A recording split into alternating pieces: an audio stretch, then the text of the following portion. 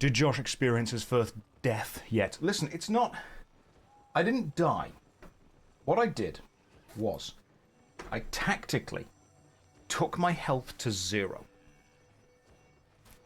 And in doing so, I distracted the enemy just long enough that my team... I mean, we didn't win, but, like, it was the correct thing to do at the time. I tactically face planted into the floor. I'm basically doing a really complicated series of moves that I don't think you guys would fully understand. But I can try and explain it to you. I can do my best. I can try and give you, like, a basic idea of what I'm doing. Hang on, why is my camera this far over? Why are we doing this? We should be doing... That is what? Hang on. That's how it should be. Beautiful. That's what we need. Okay, cool. Right, what are we doing? I've got a plan. I have got a plan. Now, here's the thing. It could be, in many ways, considered a remarkably dull plan. But I need you to just bear with me as I go through it, because maybe spending several million on Tomes of Insight is not the best way of leveling, but it is the way that we've got right now, and it's what we're doing. So, let me show you a tactic, a cheeky little tactic that you can do if you just have this small skill called a lot of in-game money.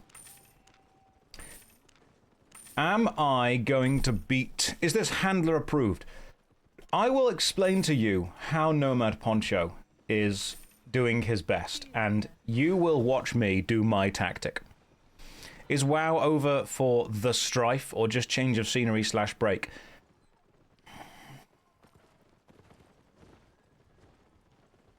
Twitch streamers are human beings, and as such, often play more than one game. Now, I know that that is difficult to understand, but I need you to understand that playing more than one game is okay. Right, I want a cool plate helmet. What does a cool plate helmet look like? What's your special ability? You know, Guardian's probably fine. I don't want to overcomplicate this. Right, axe, shield. Everything else is good. That's the one that does the special chain lightning thing, isn't it? Cool. Right, book. Book, go! What I'm doing, by the way, is spending a load of money now to get my axe fighter skill to 60, which is going to unlock the ability to use gooder axes. And then, that's cool. That seems good to me. Right, we've almost got better cloth fighter as well. Cloth shoes will be better. It's a joyous day seeing me here amongst you. You wish me exciting adventures. Thank you. Oof, learning points gone. Doesn't matter. Don't need them. Got more than enough money to just honestly brute force my way through this. Alright, cool. Seeing as we're going for how many more? We've got 50 tomes remaining. Okay, cool, that's good. 50 tomes left, this is fantastic. Now we can buy something better. So I should be able now to purchase a battle axe that is tier 7? Yeah, okay, cool. I can't do tier 8 yet, because that requires me to have, like, 100. Yeah, you got to have level 100 in the axes, which I'm just, let's be real, I'm not going to get to. That's not going to happen. But I can purchase a tier 7 battle axe, which is going to be great. Now listen, Josh, thanks for funding the raids of Nomad yesterday. Couldn't afford the gear otherwise. I have put millions in silver into the guild bank to make sure that you guys, if you're in the guild, always have the equipment that you need. Go, die, go again. That's what I'm here for. Right, let me purchase some better equipment. Grandmaster's Battle Axe. I need that. Is there a Grandmaster's Enchantment 1? How much? Ooh, okay, cool. I'm not. This is going to be basically my weapon. Oh, Enchantment 3, 6 million. It's a lot of money. Is there a Masterpiece one? 6.4 enchantment 3, that's a very expensive axe, but you know what? I think it's probably worth it. What if we were to sell 2,000 gold for 144 million? No, 14 million, that's fine. We'll do 14 million, and then I will simply purchase the axe that I need. So, Grandmaster's Battle Axe, Tier 7, Enchantment 3. I don't think... Yeah, there are no Enchantment 4s, which is interesting. Enchantment 3, Masterpiece. Yeah, 6.444 is probably fine. My current axe does how much damage? 133, whereas this is doing 149. Wow, that's a lot of money for a relatively small amount of DPS increase. So let's do that. It's worth it. It's going to be entirely worth it. Cool. Better. Now, can I get myself a better shield? That's the question as well. So, offhand, warrior, facebreaker. Can I even equip a tier 7? I can't equip a tier 7 facebreaker yet. In fact, what level am I facebreaker-wise? Item equipable. Let's have a look. Excellent quality is good enough, and it's like 60% cheaper. Better, money's not the issue, mate. Time is the issue. Money ain't the problem. However, if we do this, we can get Grandmaster's Facebreaker, which I think I need. I like the Facebreaker shield. It looks cool. It gives me everything I need. It gives me some damage. It gives me some defense. That, to me... Yeah, defense versus mobs, that's good. Good amount of attack increase. Good amount of defense increase. Not too bad about threat generation. It's not in too much PvP, but... that seems fine so far. Helmet's good. Cape's good. Yeah, let's just keep going with the books. Let's use these until we've got 50 more. And we'll see where the Facebreaker goes to, if anywhere. Right, where's the defense? Where's the old facey break? Where are you, Mr. Shield? If I was a shield, where would I be? Where are you? I bet you're up there, aren't you? Yeah, there you are, I think. Yes. No. Maybe. Where's the shield?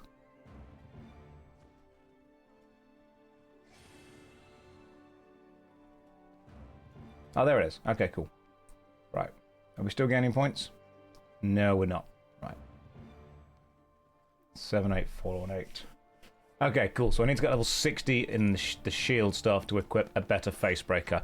As of yet, I do not have enough for that. What I could probably do is go for a tier 6 Facebreaker, which is honestly quite a bit nicer. Because right now I've got a tier 5 number 1. Could I do like a tier... Yeah, let's go with you. Unless we go with enchantment 4. Oh, that's nice. 2.2 million for a master's one with 4 enchantments. Sounds good. Let's go with that one. Who is raiding us and why? It's early in the day. Victor, I've just woken up, guys. Okay, everyone, you're welcome. Just let's lower the energy a little bit. Lower your expectations, all right? It's midday. I'm a YouTuber. I've just woken up at the crack of noon. I'm having my morning cup of tea.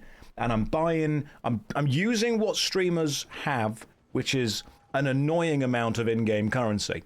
It's 3 p.m. Tigo, right, listen, I'm from the UK, all right? Which is where time was invented. Everything is in relation to the time it is in London. That's how it works. What you guys want to pretend the time is, that's totally okay. But you have to understand that time started here. Man, you sound like make voiceover for AI.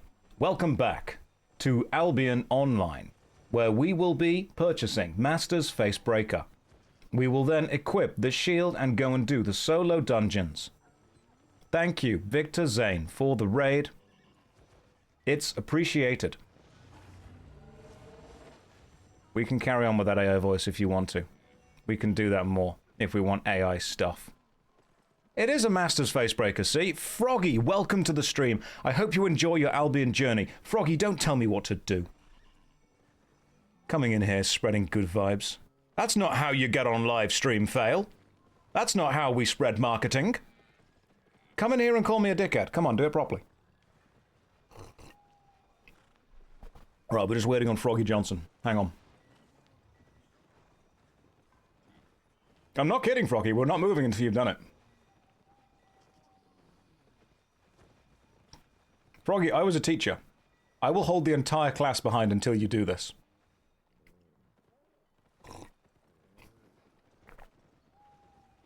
The bell doesn't dismiss you. I do.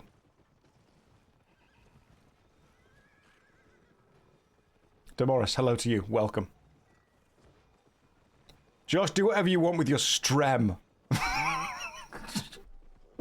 Fuck you. I will. Right, let's buy this shield. It's probably way too expensive, but I don't care.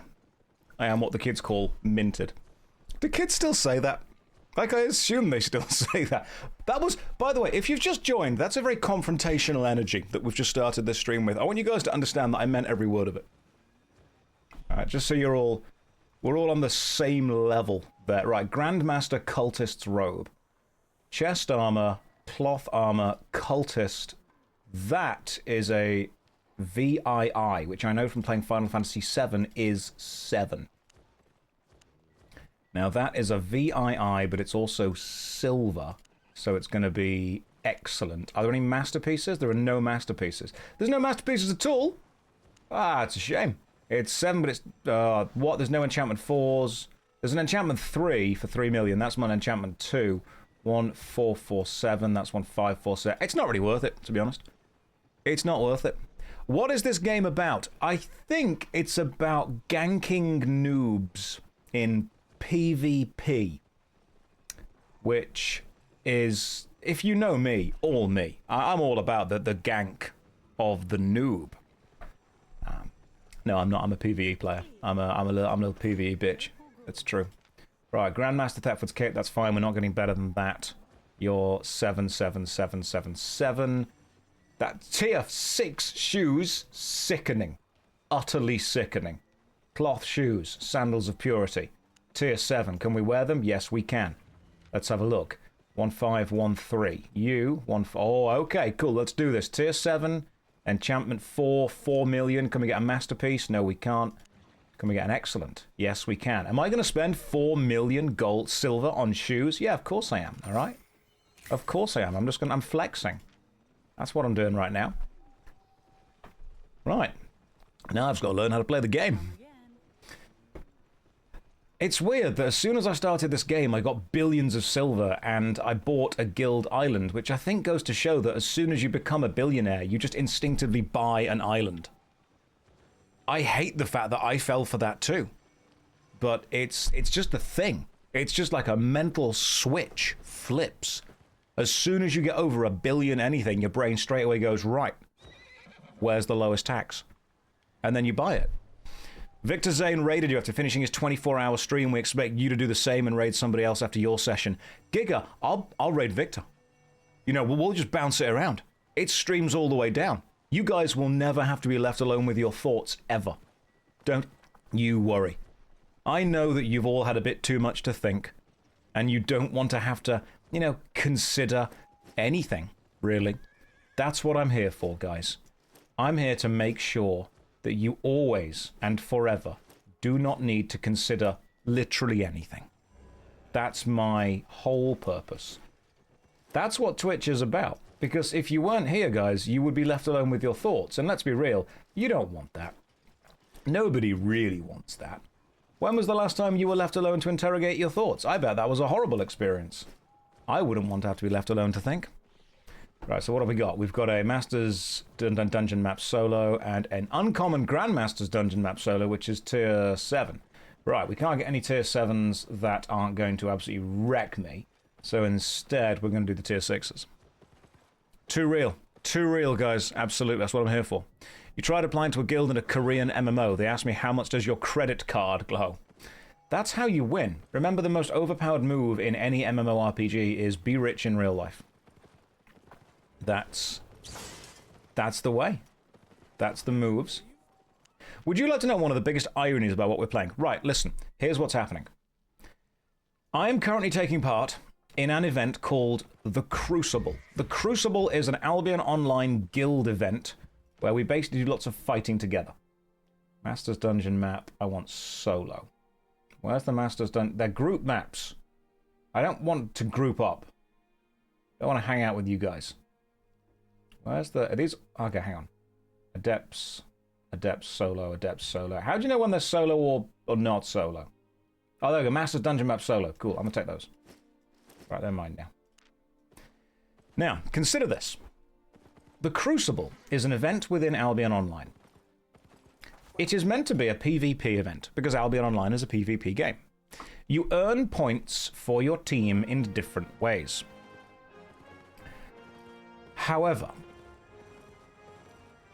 because the Crucible event has happened before, there are many people who are playing this event who have played the game before. And therefore, they are ready and willing to jump straight in. They know exactly what they're doing, all right? They're doing really well. We are a guild of mostly new players.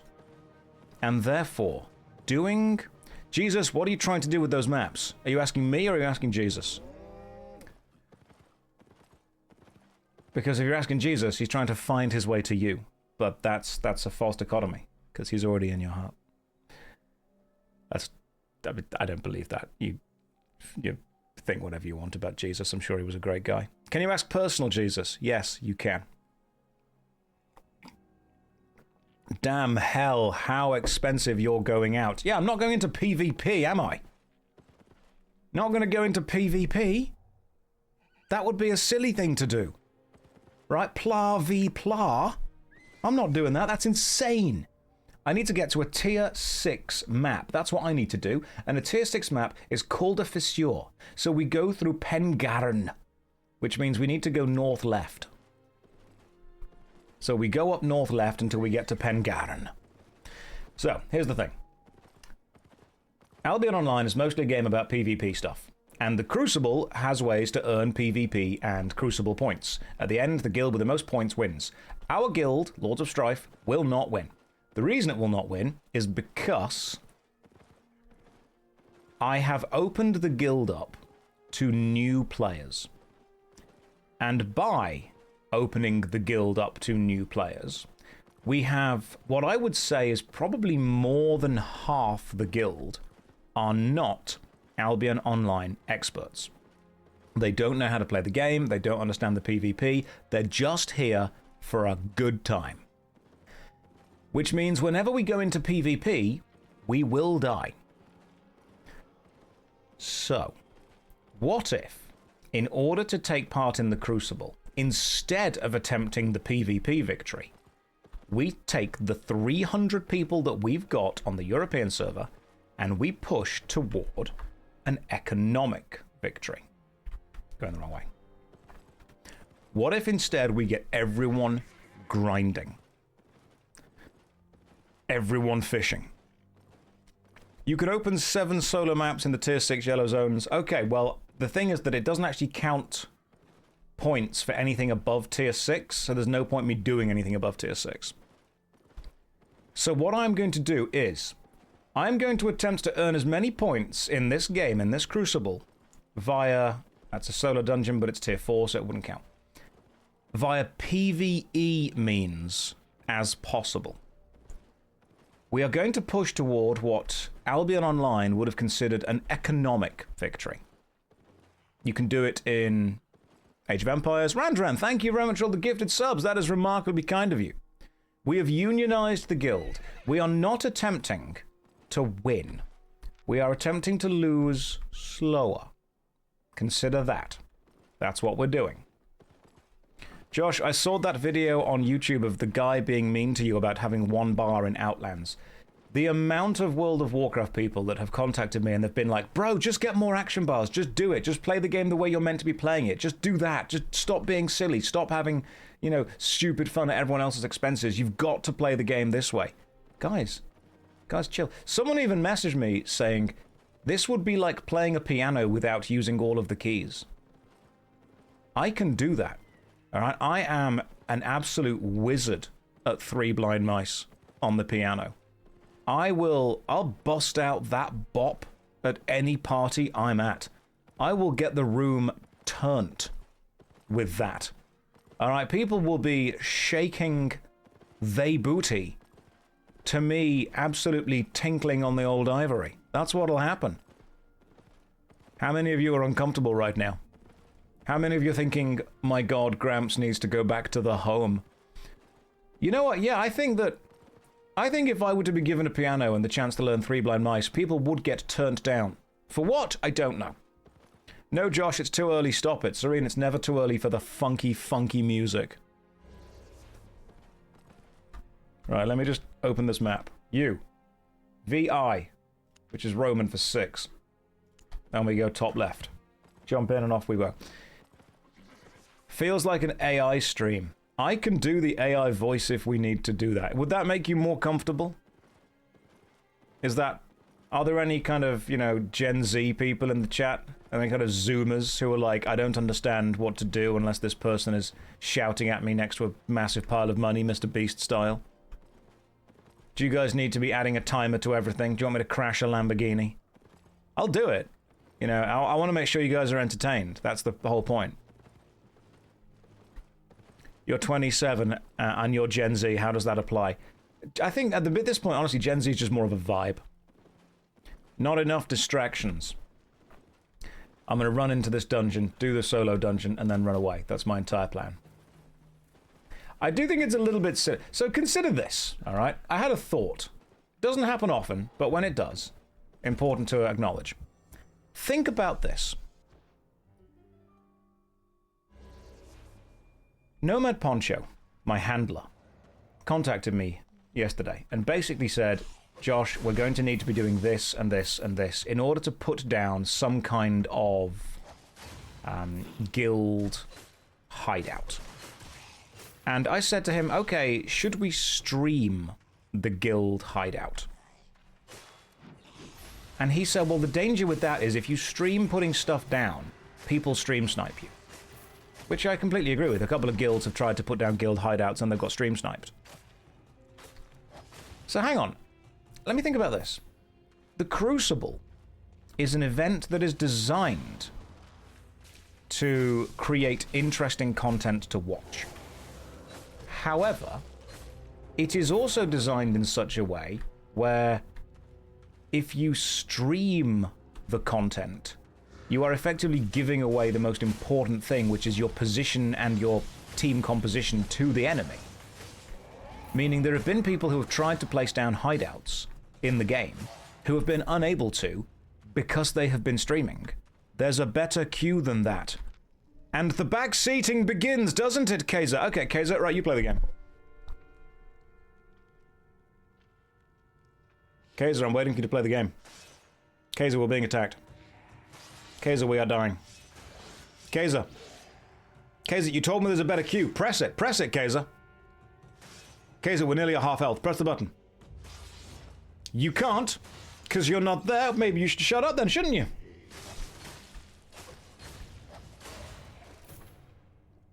I will turn this stream around.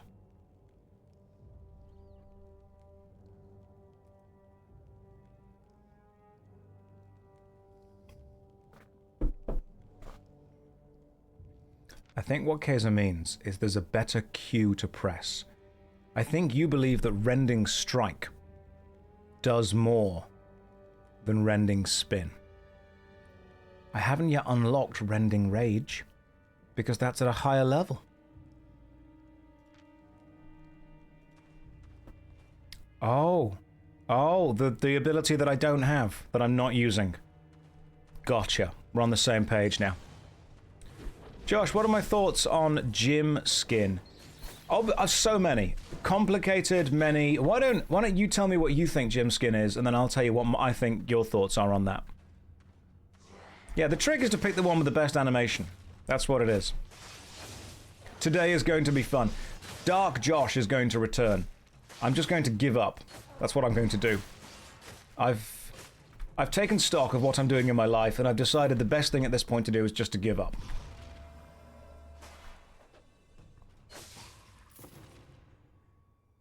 Maybe you could play the Crucible while at the Crucible. In Sheffield playing snooker, maybe we could. That would be too much power for one man. I don't need a feather talisman. Okay, right, cool. Listen, let's get back to the conversation we were having. Albion Online Crucible wants people to do PvP stuff, but streaming PvP stuff is terrible because everyone then knows where you are. So the best way to do the stuff that actually gets you points in the Crucible is to not stream it, or to do it off stream.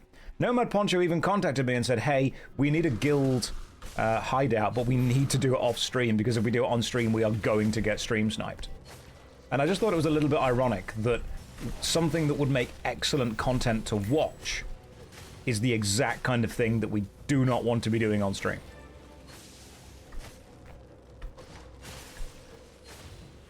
What I also love, and I thought this was amazing, Nomad contacted me yesterday and said, hey Josh, just so you know, we have contacted some of the larger guilds on the server, the ones not taking part in the Crucible, and said, hey, can we put the hideout down here?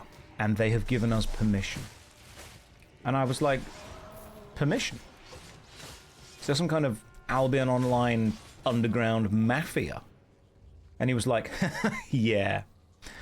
Now, that shouldn't really surprise me, because PvP games, especially games focused entirely on PvP, pretty much do end up with this kind of like secret underground cabal of extra powerful people who all end up running everything. And they're the kind of people, they're the godfathers that you've got to pay homage to. They're the people that you've got to ask permission to. Now, personally, running something like that really does seem like a full-time thing. I don't know, I mean, Eve is the same. I don't know if I have the time or honestly the energy to run some kind of underground mafia in any video game. They offer you protection in exchange for a monthly fee. Are you being serious?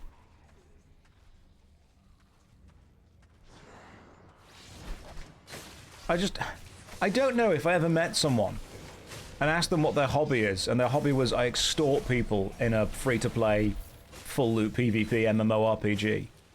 I don't know if I'd be able to take them seriously. I think I'd probably ask if they had enough crayons. That to me, it comes... I mean, hey, do whatever you want.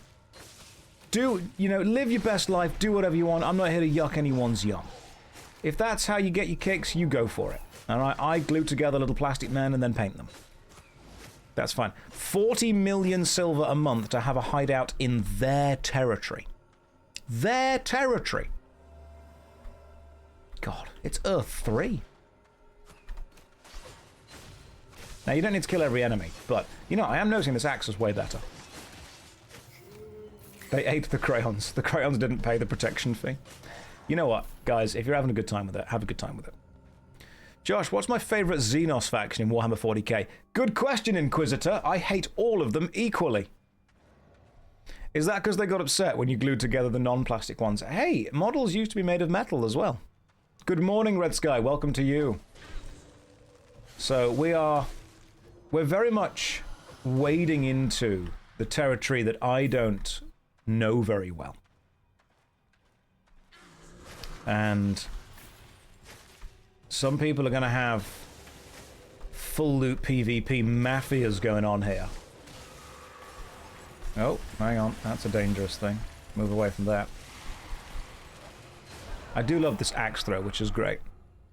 There was a massive war for control of the Outlands in a ring. This war had 35,000 player deaths and cost 160 billion in silver. I could afford that. Yeah, I'd win. Just saying. Name any player in Albion Online. Name them right now. Name who you think the toughest, best, most highly skilled player in Albion Online is. If you're in the chat, if you have any idea, the guild, the players, name them. Steve? Nah, I'd win. John Albion? Nah, I'd beat him. Nomad Poncho? I'm hiding my true power so he doesn't feel bad. XXX420 Snipe Princess XXX. Okay, they would win. Alright, I know my limits. Jeff? Nah, I'd win, mate.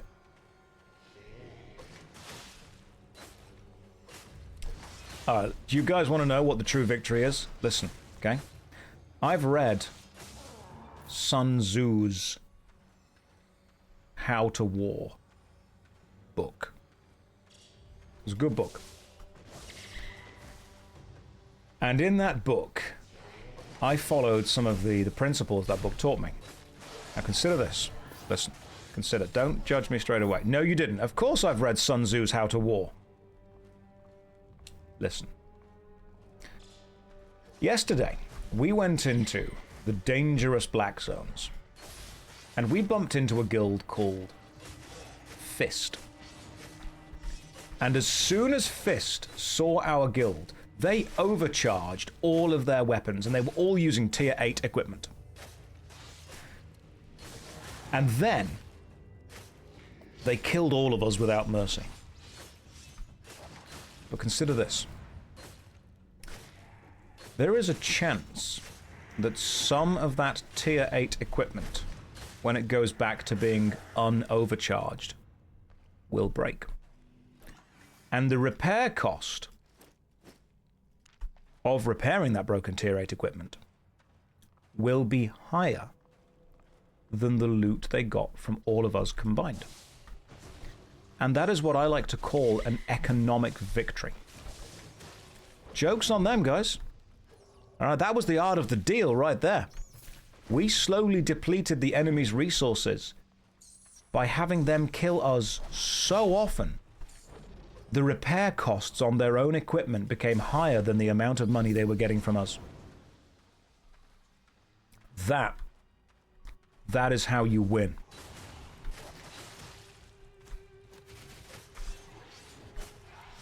Any more tactical questions? I'm playing complicated games, you know, Catan. They're playing chess, all right? While I'm playing Uno.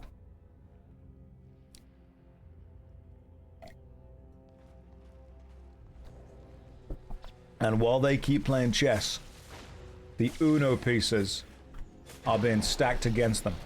And soon I'll have 3 in a row. And that is backgammon.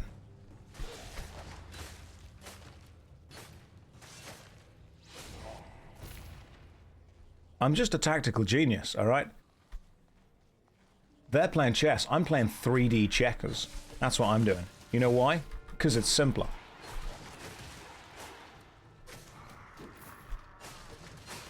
Uno reverse, that's a very dangerous spell. You shouldn't do that. Napoleon would never. That's the point. Napoleon, what did he ever do? Napoleon did nothing. What did Napoleon ever do? He was a pig. He was a pig in a book that wasn't very good. That's who he was. And then I think he invented some ice cream. That was about it.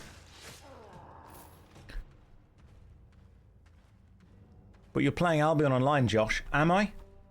Or am I playing 6D drafts?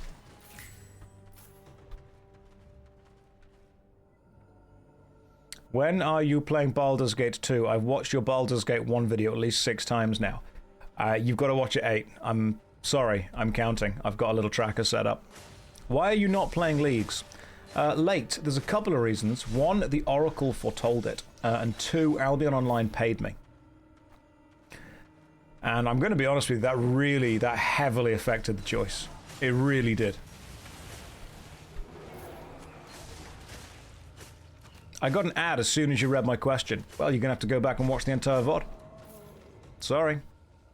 I don't make the rules. What was the question? AmmoHayes, what was the question? Oh, the question was, when are you playing Baldur's Gate 2? Gotcha. Okay, you know what would be really fun is if I play an ad right now as soon as you've asked it. I actually can't run one. Oh, what? That would have been quite funny. I would have manually run one. No, when am I doing Baldur's Gate 2 instead of Baldur's Gate 1? You said you've watched my Baldur's Gate 1 video about 6 times. You've got to watch it 8 times. I'm counting. If you don't watch it 8, I don't think you actually really care. You're not like a real fan.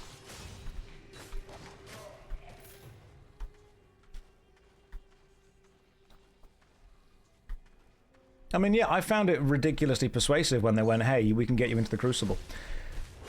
So the problem is that I want to show you guys like really exciting, really cool content and do like loads of PvP stuff, but like our guild just isn't a PvP guild. I realized that when we kept losing at PvP. And I realized that when people kept messaging me saying, hey Josh, I'd love to join in with Albion Online, but I don't want to just do a load of PvP stuff and die and lose all my equipment and have to do it again every time. And I thought, you know what? even though we have 300 people, even if we were to get 300 people on at the same time, I don't think we would have an effective 300-person PvP guild, because 100 people who know what they're doing are able to beat 300 people who don't. Yeah, the problem is that I think this guild is just a bit too employed. And that obviously is... I say that with a huge amount of disrespect to all the other guilds. That's what it is. We're too employed, in brackets, in a disrespectful manner. Thank you to whoever gifted the sub. I appreciate it, if that's what the helmet means. It is. It's an iron medium helm from RuneScape. Now, zone cap is 350. It'd be 300 versus 50. We'd still lose, because I believe in us. Yeah, that's... The problem is that this... We're too grown up for this game, which is what you say when you lose. Like, if we were winning, we'd say that we're amazing. But what I'm doing right now is I'm justifying a loss. We're above winning. We've transcended winning. I'm pretty sure Ziz's guild will be very sweaty in the Crucible. Well, Ziz won last year and is currently winning this year and has roughly triple the points that our guild has already. I did speak to Ziz. Ziz is a good friend of mine. And we did speak, and basically he said that he is planning to go for like 12 to 15-hour days of streaming every day, just doing the most content that he possibly can. And you know what? Fair play to him if that's what he wants to do. He can run his stream however the hell he wants to. I, however, will be doing solo dungeons. Because a lot of my audience... I basically realized yesterday, most of my audience is a PvE audience. You guys like player versus environment. And I like player versus environment too. You know, big fan of PvE. Let's just kill this guy. There we go. People who hate Albion are low-key cowards. Freddy, I think people who hate Albion just don't want to play the game. I don't think that you are either a brave, noble soldier or a coward for liking or not liking a video game. Wait, does that mean you do naught PvP? Yeah, I don't do PvP for a couple of reasons. One, I've explained this before. I love competition between people, but I like it when it's balanced and fair. So I love games like Command & Conquer, I love playing competitive Magic the Gathering, I love fighting games like Tekken and Street Fighter, big fan of real-time strategy games, love that stuff. I like competition. The reason that I don't like MMORPG PvP is because it's basically designed around giving yourself an inherent unfair bonus before the engagement happens, then during the engagement, amplifying that bonus. So I've got nothing wrong with taking on other players, I just like it when there is a level of balance between the teams or between the fights. That, to me, makes PvP feel more fun. Instead of saying, okay, I'm going to start this fight, but you have an inherent bonus straight away. So if it was like a balanced PvP game, absolutely. The thing with Albion is it's designed around giving yourself an unbalanced advantage. That's kind of the point. TCGs are pay-to-win PvP.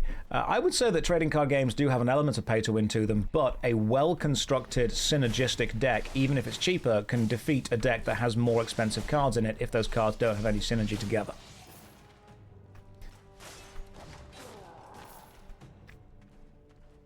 I mean, I can take a Pauper deck to a standard competition and still do pretty damn well, because Pauper is very, very powerful. That's what it is. That's for Magic the Gathering, but Draft is my favorite anyway. So a lot of my audience, they don't necessarily like unbalanced PvP, because a lot of my audience, I think I appeal to a slightly older demographic. I get what people call the dad gamers. And when someone says, hey, do you want to get involved in PvP? They're often, the first question people ask is the person I'm going to be battling against going to have an inherent advantage over me that I mechanically cannot mitigate? Basically, is their equipment going to be so much better that no matter what skill you play with, they're going to win? And if the answer is yes, people just don't want to play. Now, I absolutely understand that to a degree, skill matters in PvP. I understand that. Skill is a huge thing. I think skill should honestly be the deciding factor.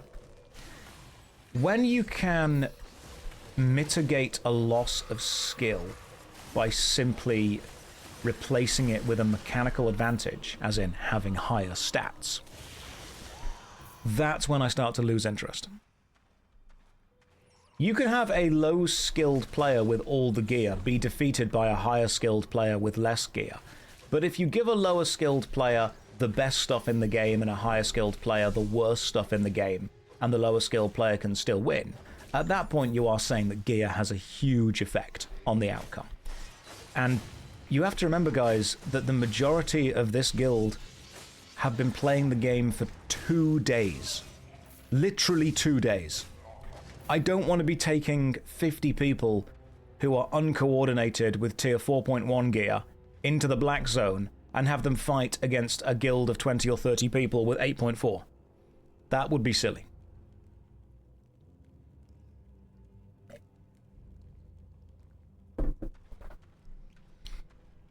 You might be able to say that PvE is an extension of PvP. I mean, potentially, but I like PvE stuff.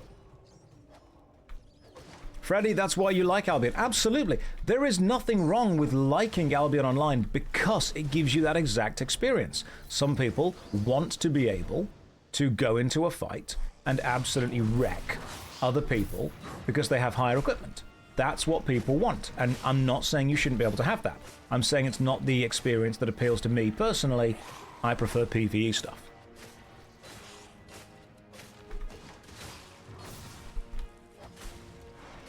And that's why I'm going to keep doing PvE stuff and earning points however I can.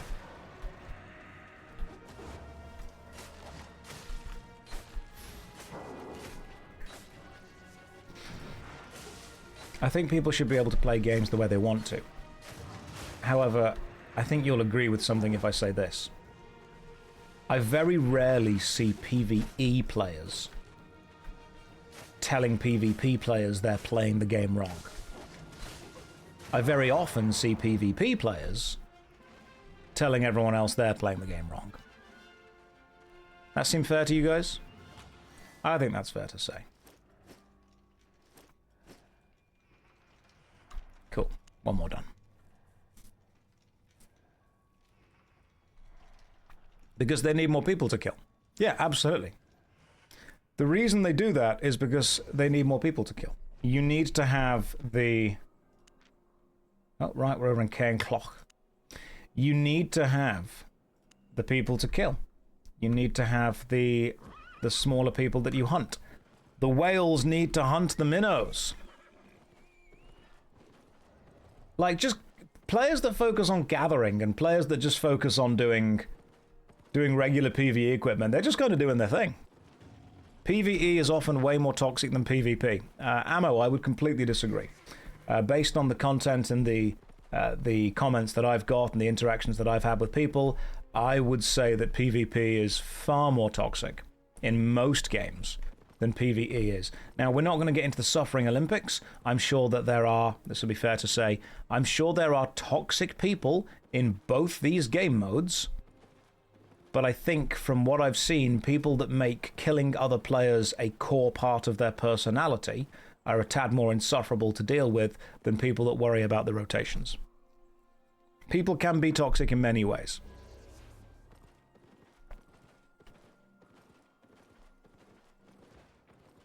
Oh, hang on.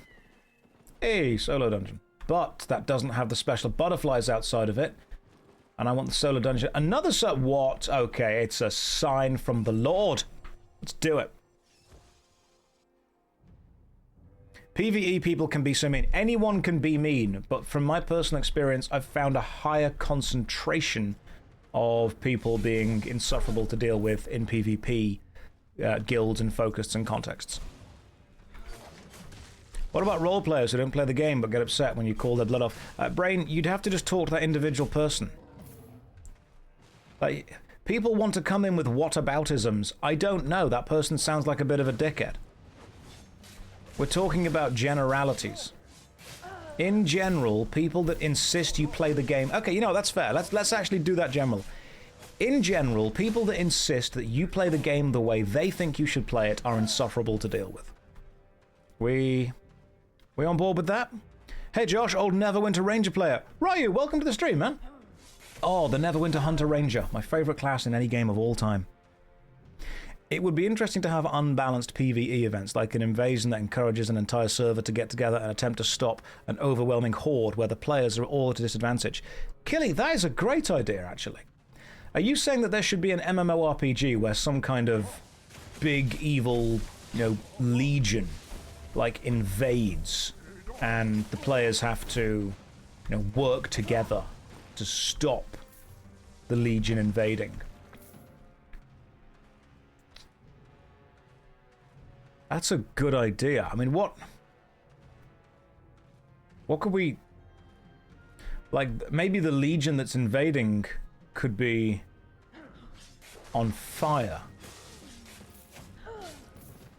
Maybe they could be full of demons. Maybe they could be burning. Maybe they could have some kind of citadel that they work out from. And then maybe all the players in the game can team up together. Some sort of war in the whole world. Some kind of world of war. But people would still need to make things. People would still need to gather and craft. So, some kind of world of war with crafting. It's got legs as an idea, but I don't know where we'd go with it, to be honest. I don't think... It's not fully fleshed out. I honestly don't... At this point, we're just not prepared to do that kind of stuff with the game. It's a good thought, but we need to maybe slow it down slightly. No, hang on, I've got it. Guild Wars. Those things have happened, by the way. Full invasions did used to happen in RuneScape for a bit. It was quite fun.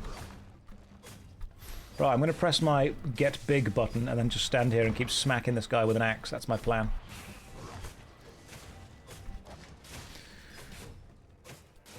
It sounds like an aggressive name. No. No, nobody will think that about it at all, don't you worry. What a foolish thing to even think. I'm just going to stand here and I'll hit you. I can spin too. Yeah, stupid fool. Anywho, yes, that's basically what World of Warcraft ended up being. So, if I can... We have 300 people in the guild. If we had every person in the guild run one solo dungeon a day, we would gain so many PvE points. If you're in the guild right now, just run dungeons. Okay, just so you know, hang on, what's the guild on currently? The guild is on 299 people. Congratulations, you have now been invited. You are in. Good job. Alliance, Overflow Guild, want to join the guild? Nope, can't join Alliance, sorry. Yeah, so we have a maxed out guild. Remember, guys, hang on. I'm going to type in guild. Remember, the battle plan is on Discord. Gather, do PvE, do your best.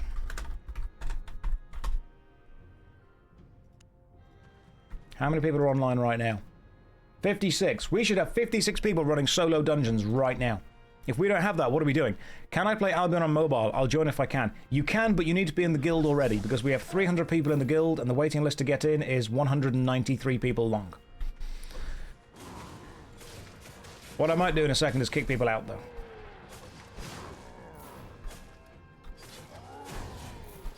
Yeah. There are 193 people waiting to get into the guild. Yeah, in fact, hang on, it might be time for a purge right now. If you've not logged on in the last 3 days... that means they weren't on yesterday. Okay. Right. Purge time. Giving you 3 days to get on board. If you're not in within 3 days, you're out. I think 3 days seems fair. Especially because we have so many people who wish to join. It's purge time. First time here, straight from the Vixane raid. Welcome. How are you doing today? How are things? I'm asking genuinely. Let's connect. Let's talk. Right. People have been out. New people are in. You, get in. I can't pick specific people. I'm just picking randomly. You can't join a guild, my goodness. You, get in. Hang on, someone's there's called the strongest mage. The strongest mage? Well, we're going to win the Crucible. I don't understand why other teams didn't invite the strongest mage. They could have had them. Players already in a guild. Wow, players already in a guild. Can't believe people are trying to join the guild and then being accepted into other... A man called Arse. We've got this. Players already in a guild. God damn. You cannot accept more people. Cool, right. Purge has happened. Absolute amateurs. They could have had the strongest mage. Instead, they had the most average of mages. I love Josh when he's live. Freddy, do you hate me when I'm not live? Am I just the little man that lives in your PC that ceases to exist? They got to do that. You would do the same when applying for jobs. Yeah, unfortunately, the Crucible event only has 13 days left. So we kind of need people who are going to log in as often as possible. I don't like the idea of being elitist with it, which is why I'm not vetting people before they log in. If you want to be involved, you can be. I just ask that you log in as often as possible for 13 days. I think that's fair. Like, if you say, hey, I want to join the guild, but I can only play like 3 days, my answer would be, you might need to give your spot up for someone who can play longer. Because we want this to be a... Obviously, it's a sprint. It's a 2-week sprint. Am I on the European server? I am. I'm from European. T-Rex says, quitting my job for you. Good! Finally, more people should. Excellent. The respect I deserve. And Ammo says, you cost $10.99 an hour. You can charge more. I did forget you streamed for a while, though. Freddy, so did I. So did I. Woke up after about 6 months of making YouTube videos, and I'm like, oh, Twitch! Twitch is a thing! I remembered. Now, basically, this is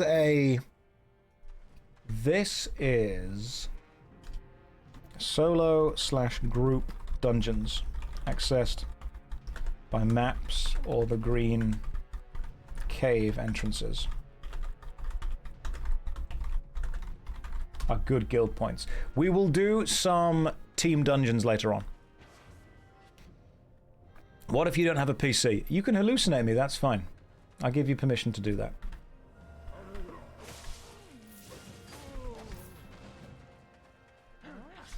Yeah, I was hibernating. That's what I was doing. It's just I was biding my time. Nice to catch you on stream. Enjoy your vids. Good luck with the Crucible. Thank you very much. That's very kind of you.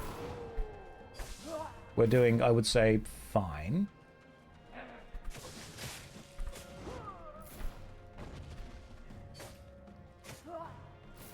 How do you line up for the guild invite? Just send an invite to the Lords of Strife Guild. But again, do please be aware that it is insanely full. You torture Albion. In death, you feed.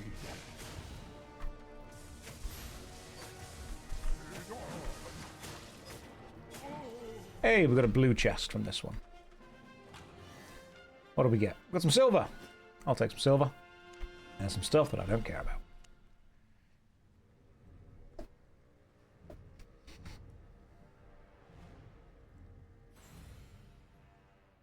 Is there any way to see how well the guild is doing? Yes. Yes, there is. You can, in fact, do this. You can go to this link, and that will show you how well the guild is doing.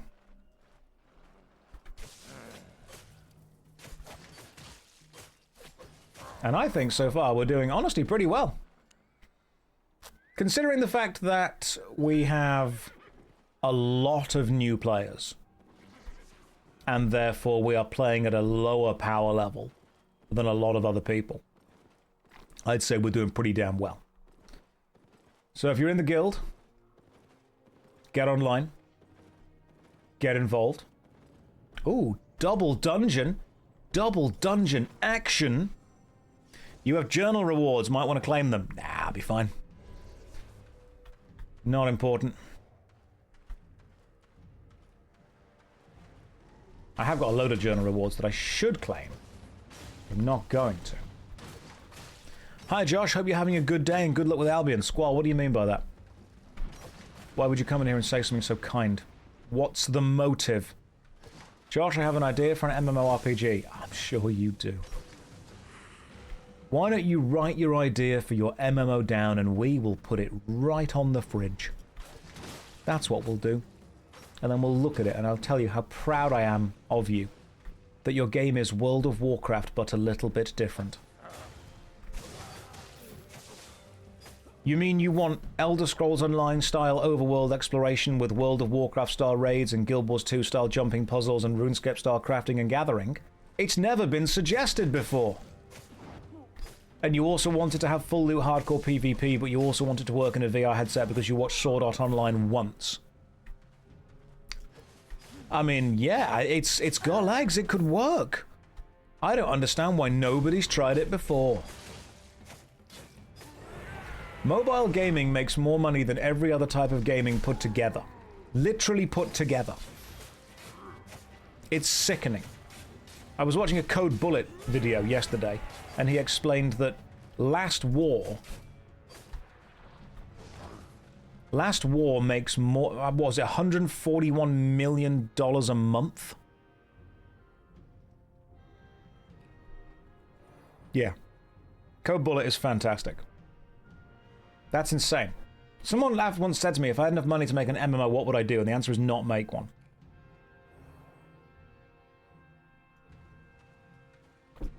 I'd make the most gacha mobile game you ever did see. Last War can't be bad. Homelander advertised it. I don't think Homelander would lie to us. Do you truly think Anthony Starr would lie to us? I don't. I think he's a bastion of morality.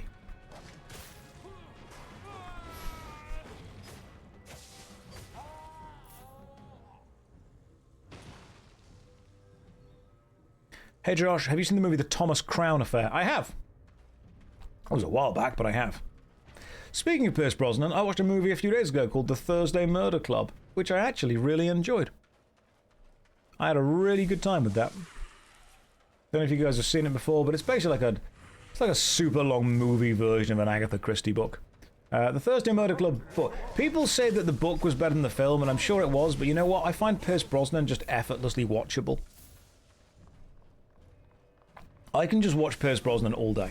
He's one of the actors that I just have so much... It's so easy to watch him act. It's a cozy crime book. It is. It's great. I had a good time with it. I also think Pierce Brosnan was the best James Bond. I know they always say, oh, you always think the best Bond was the Bond you grew up with, and yes, I did grow up with Pierce Brosnan. But I still think his portrayal of James Bond was the exact mix of suave, sexy, but also competent. With a little bit of arrogance, a little bit of cheek going on. In fact, believe it or not, that was the reason that I wanted to get into acting. So when I was younger, my family had a VCR player, which for those of you who in the chat who are too young to remember that was a video cassette recorder. And we had two videos that I would watch again and again and again. We had Tomorrow Never Dies and GoldenEye, which were both the Bond films. Tomorrow Never Dies, underrated Bond film. I know that GoldenEye kind of took the crown because of the N64 game, but I think Tomorrow Never Dies is a phenomenally good James Bond film that doesn't get the recognition it deserves. Plus, Jonathan Pryce was the bad guy in Tomorrow Never Dies, and he was also in the Thursday Murder Club. So Tomorrow Never Dies and GoldenEye, great films, and I was watching them on repeat again and again and again, and one day I said to my mum, Mum, that's what I want to do as a job. And she looked at me with so much pride. And she said, son, you want to be in MI5? And I said, no, Mum, I want to be Pierce Brosnan. And I have followed my dream. And I think that if Pierce Brosnan had failed as an actor and decided to become a Twitch streamer, we would have had similar career paths. So I think that, in my own way, was the most important thing that I did. And I've often said, guys, remember, if you order Henry Cavill from Temu, I show up. That's my career. That's my energy. That's the vibe. Basically the same thing. Tomorrow Never Dies gets flack for the media empire villain, but he was a great Bond villain. Plus, Tomorrow Never Dies ends with one of the best ending lines. Okay, so the plot of Tomorrow Never Dies is basically Jonathan Pryce is playing this multimedia villain mogul who has a cool under kind of a stealth submarine that has a load of missiles that it can launch, and the whole thing is he basically manipulates world events to be able to report on them early. To become the biggest media empire because he's the first person to report on something. Like, he's a villain who says, hey, if I cause a war in this country and I have all of the newspapers printed and all ready to go. Sorry for spoiling a film that was made in 1996, but it is like 30 years old now. And the coolest final line, if you're watching it, then step away right now. Give me like 20 seconds. The coolest final line is at the end of it, before Bond throws him to his death. He says, you forgot the first rule of mass media, which is give the people what they want. And that is true. That is something that I sometimes forget with YouTube and Twitch. People don't want to be told that they're wrong. People don't want to be confronted with ideals they don't already agree with. People on Twitch, people on YouTube, people on Instagram, people on Facebook, people on Twitter, people on any level of social media, people on any type of news website. People don't watch the news to work out what's going on in the world. They watch the news to be told that how they feel about what's going on in the world is correct. That's what they do. That's why news sites have different biases toward different ideals, toward different ideologies, toward different kind of philosophies of life. It's why they have different biases toward different political parties. News sites don't exist to tell you what's going on. They exist to tell you what you should think and feel about what's going on. And sometimes when I am Twitch streaming, I have to ask myself the same question. Do I want to challenge my audience's viewpoint and hopefully in so aid you in becoming a more fleshed out, reasoned, critical thinking focused person, but lower my view count by doing so? Or do I simply want to tell you what you already know, what you already think, what you already feel? Because there is a point where the news is entertainment. What do you guys think? You can't please everyone, though. Absolutely, you can't please everyone, but what you can do is choose a demographic to please and make sure that they evangelically support you. Do what you want to do. Do what I want to do. Ruben, the last time I tried walking onto a film set and just being involved, they kicked me out. You think it's fine to hear the opposite opinion as long as it's thought out. If it's ill thought out with poor sources, then you're going to lose me real fast. You enjoy a discussion, not an argument. Absolutely. And while I'm not saying you're wrong, everyone thinks they do. Everyone thinks they are the reasonable person. And they will be reasonable, provided that you present them information in what they consider to be a reasonable way. Everyone thinks they're reasonable. But truth is, everyone's emotional. Everyone's emotional.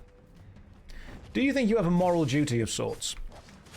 I know it sounds judgmental, I'm not trying to be. Caveman, that's a genuinely good question. Does an entertainer have a moral duty to be fair and unbiased? I think we all have subconscious bias. I think we all have inherent biases that we need to acknowledge at some point.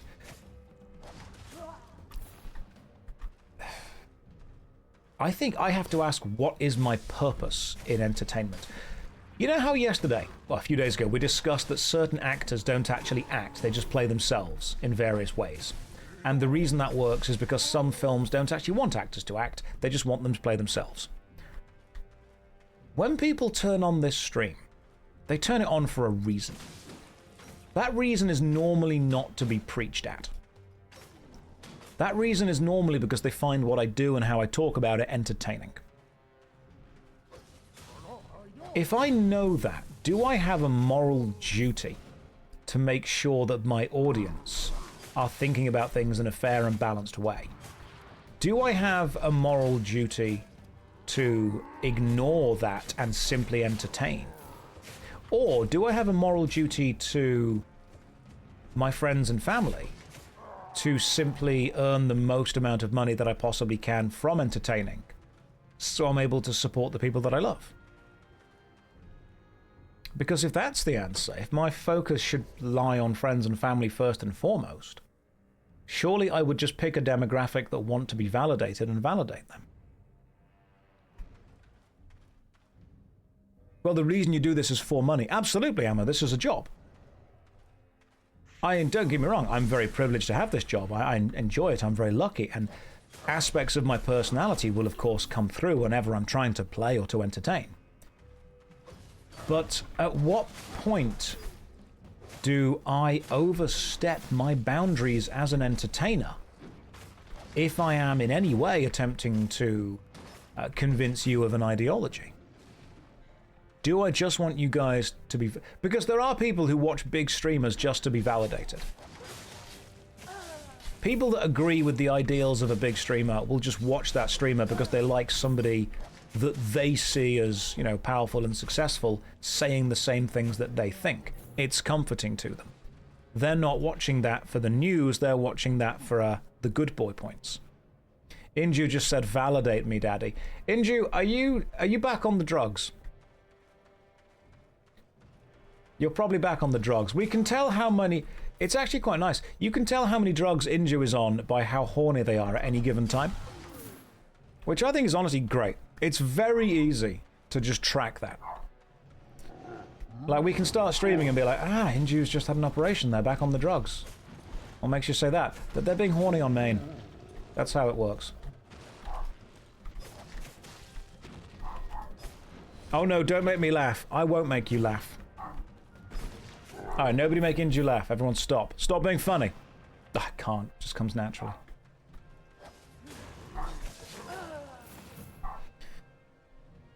There are also big stars that attempt to be the most heated just to rack the views and attention. Oh, absolutely. People love drama. People adore drama. And when people are like, oh, I don't get involved in drama, well, you might actually be hurting your own views there. Because at the end of the day, none of it matters. Like, it's all just high school stuff. Did anyone else watch the Dan Olsen video about him being invited to Beast Games? Folding Ideas, Dan Olsen put out a fantastic video about the fact that he was invited to Mr. Beast's studio. Did you major in drama? I did. I didn't. If you guys haven't watched it, it's far more entertaining than me. I would suggest going to watch it right now. Dan Olsen got invited to Mr. Beast Studios, and he made an entire video basically saying why. He's not the target audience, he's not the demographic, he doesn't like anything about Mr. Beast. And he got invited there and made a video basically saying, I have no idea why I'm here. Which I think is a great, fair thing to ask, to be honest.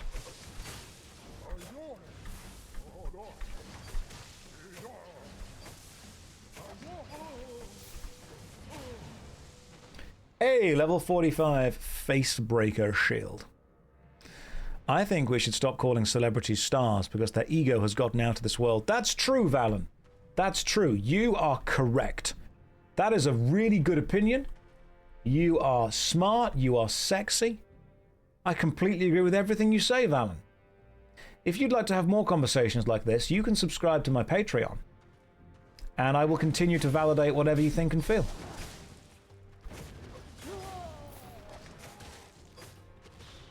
You got validated. You got validated so hard right there. Alright, that's what I'm going to do. That's going to be my OnlyFans. My OnlyFans is just going to be various videos of me saying people's names and then validating them. I do not want validate me, daddy, to become a thing that this stream says. Inju, I swear to God. If that becomes a thing, like we've already got wet ghosts. I just wanted to be a professional entertainer, and now I'm going to walk into some kind of convention years from now, and there'll be people wearing waistcoats and t-shirts that say wet ghosts, and someone just walks up and says, validate me, daddy. And I'll be like, this is hell. We all died in 2012. This is just God playing the game on randomizer mode at the minute.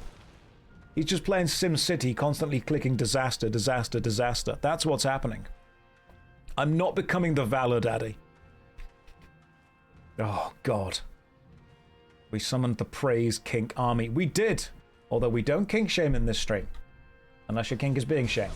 In which case you're wrong and dirty and should feel awful.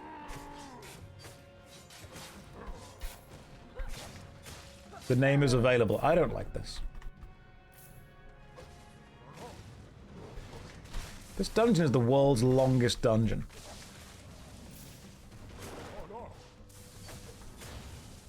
Hate this. I'm glad I'm wearing a shield, because I would have died without this. I'm not becoming the Valor Daddy. I fear I've popped in at a strange time. Hello, Twitch partner MZ Lee.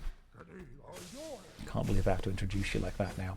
Oh, ladies and gents, if you also watched MZ playing World of Warcraft with the partner push on Twitch, you'll notice that right now she has that little symbol next to her name. Congratulations. I believe congratulations are in order for that. New intro unlocked. Yep. Well done. She hit partner. She did indeed. Got it on the first application, which doesn't normally happen either. I really didn't think you would. Not because you don't deserve it, but because Twitch just never give it out on the first application. So well done. Congratulations. What I did there was validate. Alright? Validate. First time catching a stream, and it's about becoming the validation daddy. I just wanted to be Pierce Brosnan.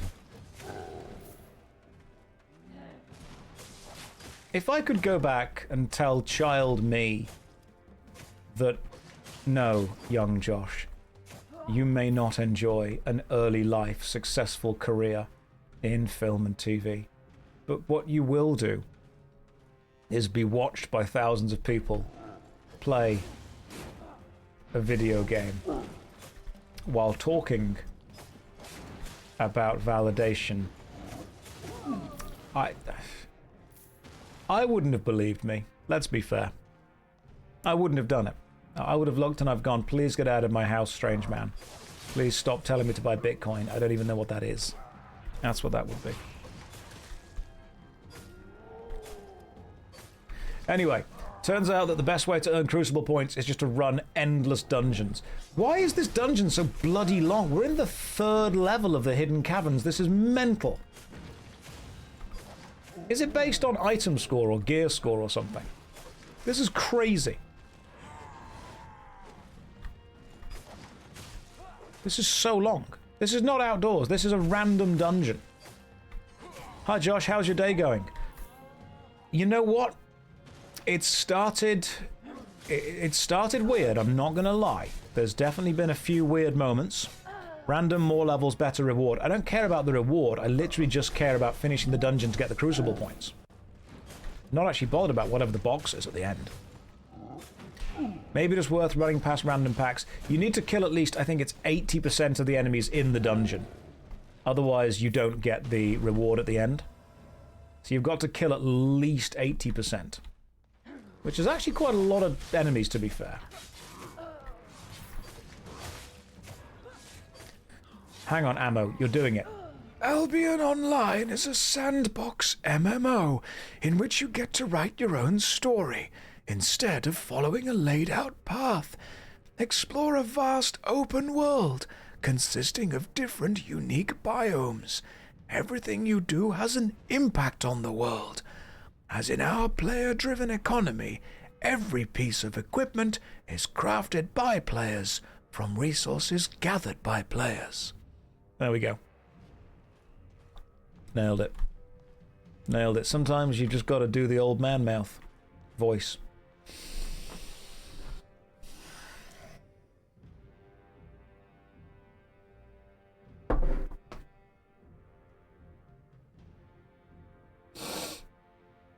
This all started with Tomorrow Never Dies. This all started with Tomorrow Never Dies, man. Everything has gone downhill from there. Everything. Thank you for validating Albion Online. Oh, that's fine. We'll go on a date, and I'll supply you with the Valadussy.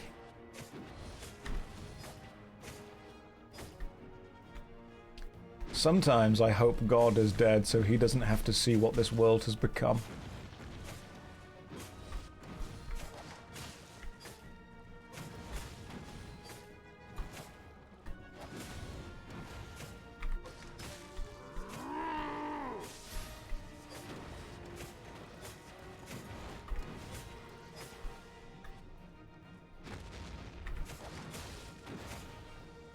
Who's promoting you? The Carver Media Group.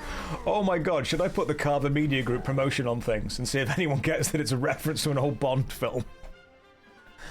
Oh, that's amazing. I could just make my own agency up and call it the Carver Media Group and see if anyone realizes that it is just the old Tomorrow Never Dies film. Ah, that might be a thing we do. I'm sure companies would love that. Alright, this is all useless. I don't care about any of that. God left this world. He went AFK. You know what? I'm going to be honest with you guys. When people say man-made horrors beyond my comprehension, I can comprehend the horrors quite easily. I think it's a skill issue that you can't. If I remember correctly, there was another dungeon over here somewhere that I didn't do. Can someone keep a count of how many solo dungeons I've done today? Right, that was... I think we're on 2 at the minute. I feel that currently we're on 2. There we go. That's the 3rd one. More than 1. Right, you know, let's keep a track. Let's keep a track on here. Right. Daily solo dungeons. We've done 2, at least. So I'm going to stick that just there. Cool. We've done 2 so far, and we update that every time we do one. We do a dungeon, we update the thing.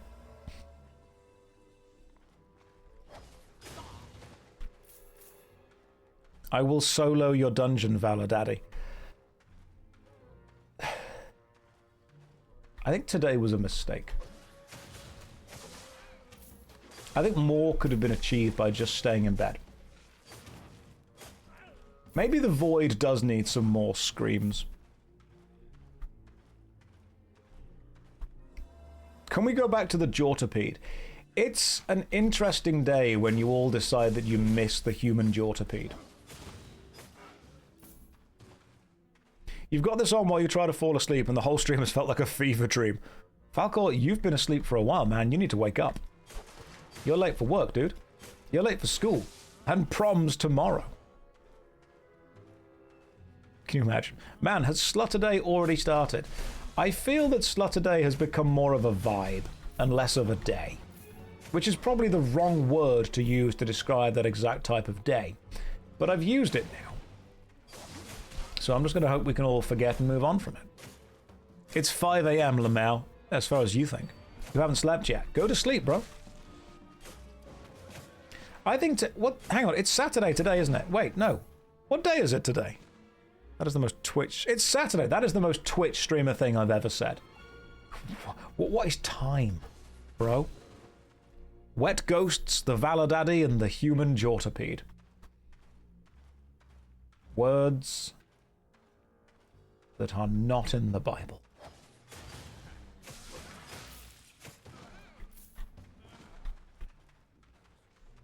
It's Saturday for 2 more hours. It's Saturday for a lot more hours here. I don't know what you're on about. I'm still surprised Josh was awake before noon. Believe me, I've got issues with that myself.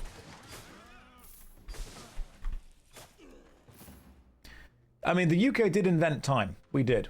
We started counting to 12, then we gave up, went to have a cup of tea, and then said, that's probably that. That'll do. That's a wrap. When do I get up usually? Arctic, I think I tend to get up whenever the voices subside and whenever the sun is streaming through the window. Whenever the vibes are right.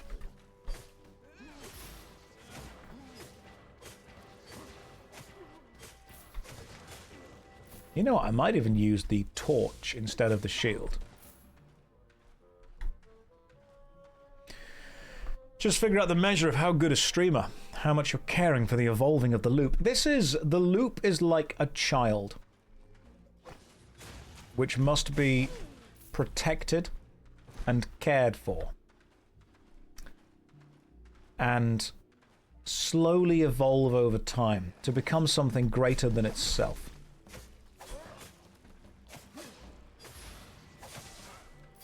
The loop truly is all of us. That's what it really is.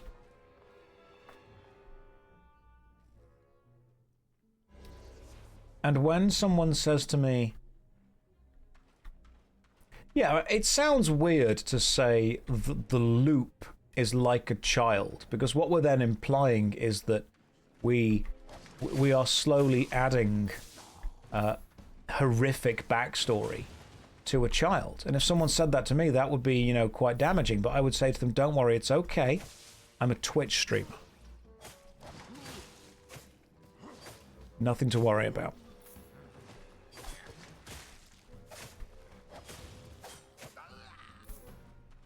The true loop is the friends we met along the way.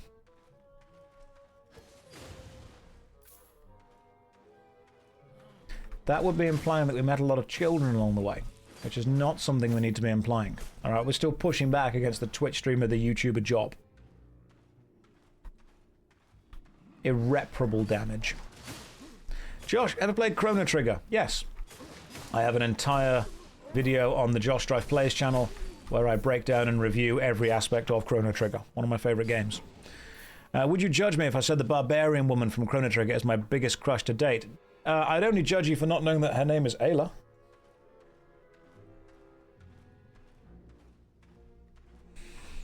The problem with the loop is watching long-form VODs on YouTube and you're not sure if you've already seen them.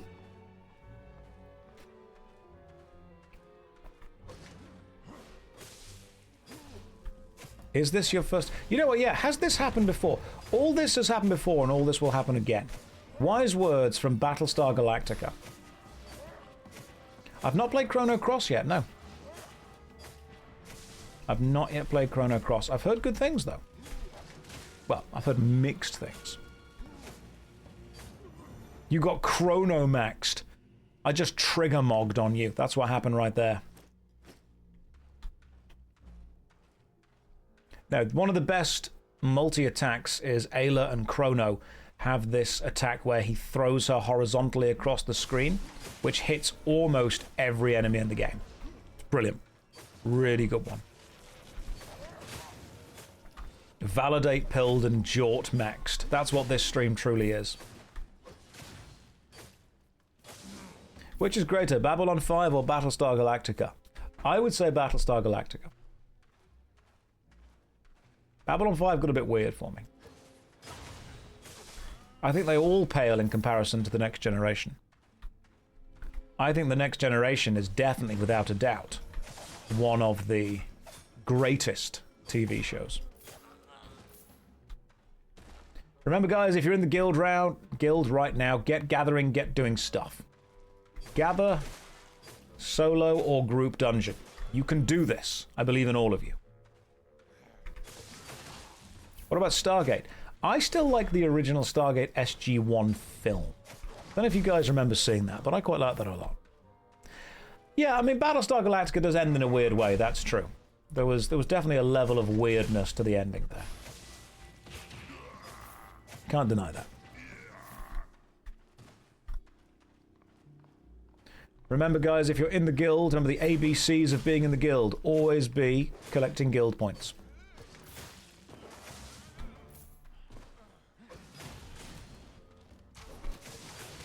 You find that animal tracking can be quite safe. Scriv, is it being tracked for you? Because double check the... If you say you've done 6 so far, if we open up the guild points and we go to open world, it's actually not tracking that many things. It says that... Are you doing tier 5 or tier 6 tracking?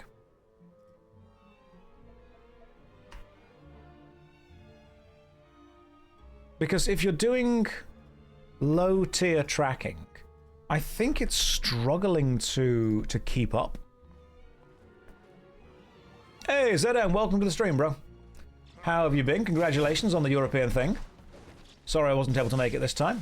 Unfortunately, I was pre-rented by Albion.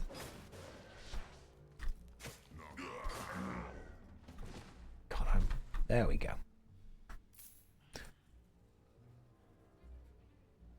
You think each progress bar filled gives the points. Okay, gotcha. So it's the progress bar being filled. Right, so you just need to keep doing lots. See, as far as our guild goes right now, we've got the most points from gathering. Gathering and PvE is where our points are. They are the big ones. Gathering, PvE, and solo tier 6+ dungeons. You got to keep going with that. So really push into them, guys.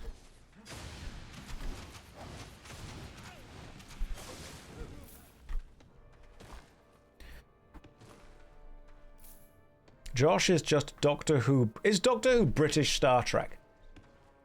I haven't watched a lot of recent Doctor Who, but I do enjoy that it is campy sci-fi.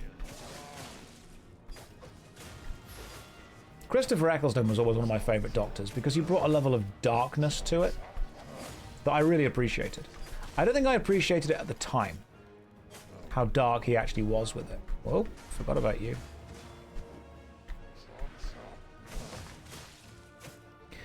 I would say that Doctor Who is about travelling around, finding an individual problem that kind of links into the sci-fi world as a whole and meeting individual powerful, in some ways magical things. Whereas I think Star Trek The Next Generation was often about finding very, it's going to sound strange, human problems within fantastical sci-fi settings. Because a lot of Star Trek The Next Generation is actually the discovery of the human condition. That's what I would say it is all about. The human condition and finding out what it is and how we, relate to the universe that we live in. Right, cool. Got another one of you. Let's do another one of you. Okay, we're over in Call de Fissure. That's fine. We're actually quite close to that. Oh, Darmok is amazing. Darmok and... Is it Darmok and Khalid Tanagra? When the Walls... Chaka When the Walls Fell is a phenomenal episode. I think Measure of a Man and the When the Walls Fell episode is brilliant. Absolutely brilliant. Because they're about the human condition. If you haven't seen Darmok and Jalad Tanagra, there is an episode of Star Trek The Next Generation where Captain Picard finds himself stranded on a planet with an alien that is intelligent and is also from another exploration ship. The problem is that they don't speak the same language. Not necessarily... Oh, a rare quarry track. No, I'm good. Not necessarily as in it's not English, but as in the structure of the language itself is different completely. And so the entire episode is about them trying to work out what the structure of the language is so they can communicate. They don't trust each other at first, but then they slowly start to understand how they communicate. And it's beautiful. Because at the very end, when Picard obviously goes back to his ship and everything's fine, they get a call from the other ship, and they actually communicate briefly in that language, which is gorgeous. Absolutely gorgeous. That, to me, is one of the best things about classic Star Trek. The human connection. It's worth it. It's very much worth it.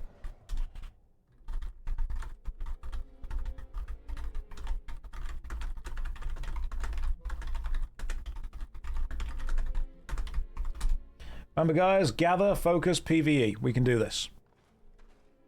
Oh, the Alistair Beckett King sketch with the Federation. Your ship's at a jaunty angle. When we meet in space, we're normally like this, but you're like this. Yeah, brilliant. What color is the fifth light? There are 4 lights.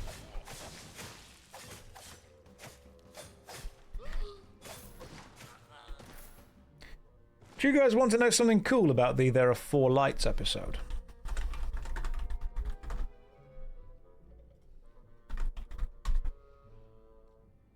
So it's Chain of Command Part 2.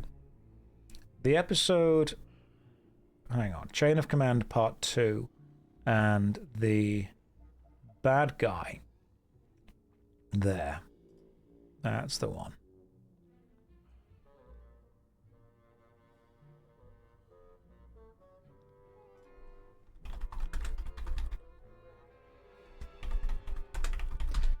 Yes. Okay, cool. Have you guys seen Chain of Command Part 2?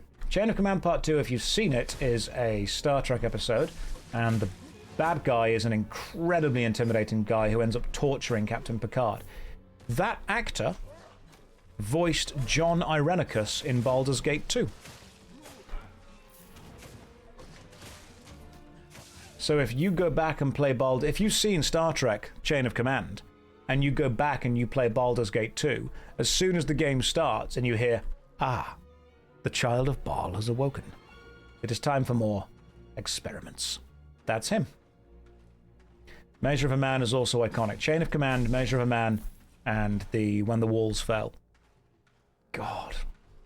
This is why I love old Star Trek, man. It was basically about saying, hey, we're going to put you in positions that make you question your humanity, and you survive it by embracing your humanity, but also combining it and becoming something better, becoming something bigger.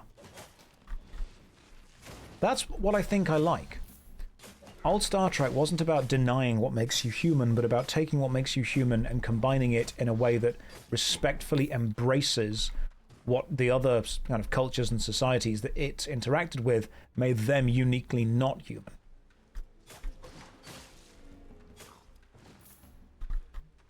It's why I love the fact that Q was so chaotically unknowable. I think that Captain Kirk is the captain that you want to read stories about, but Captain Picard is who you want to serve under. You know, Q was only in like 16 episodes. He wasn't in a lot. The character of Q was not like a main dude. He was in, you know, the important episodes. But he wasn't in a lot. Did I ever play Halo 1? I did. How the one-to-one designs after the first Alien movie ships. Oh, from the... Yeah, strange idea. Do you think most sci-fi these days copies alien looks instead of doing something new? I think sci-fi these days copy human designs. I'm not saying that sci-fi today sucks. It doesn't. There's a lot of really cool sci-fi coming out. One of my favorite recent sci-fi films, I know it's not super new, was... it was a Tom Cruise film called Edge of Tomorrow that got renamed to Live, Die, Repeat. Sometimes it's nice for an alien design... We're talking about sci-fi stuff now. One of the most important things that I think an alien design has to have is a level of unknowability. It's going to sound silly. Something where you just, as a human, don't get it. You just don't understand it. And the reason I like aliens with stuff like this is because when you look at it, you say, okay, as humans, we try to connect everything we know to a frame of reference that we understand. And if you can do that, it actually removes a level of fear. Because you're saying, okay, I don't understand you, but I do understand this, and I'm going to imprint you onto this. So to me, one of the best and most interesting alien races is when an alien race does something that is not human. And that's why I like the Borg in Star Trek before they had a queen. I don't like the Borg queen. And the reason that I don't like the Borg queen is because I think it allows me to imprint a level of human hierarchical understanding on a creature that is not meant to have that. They were scarier when they were more unknowable. I mean, you can disagree with me, that's fine. I think some of the most interesting and scary aliens are literally the ones that we just straight up don't understand. And can't understand. Because we can't imprint a level of understanding that we have onto them. But what do you guys think? Yeah, the Borg Queen was the branch between human connection and the Borg. Whereas I think that they were actually much, much scarier when they didn't have a level of connection. I think they were far more scary. This guy is super annoying to fight. It's why I like Lovecraftian cosmic horror. You can't know it. By its very nature, it is unknowable.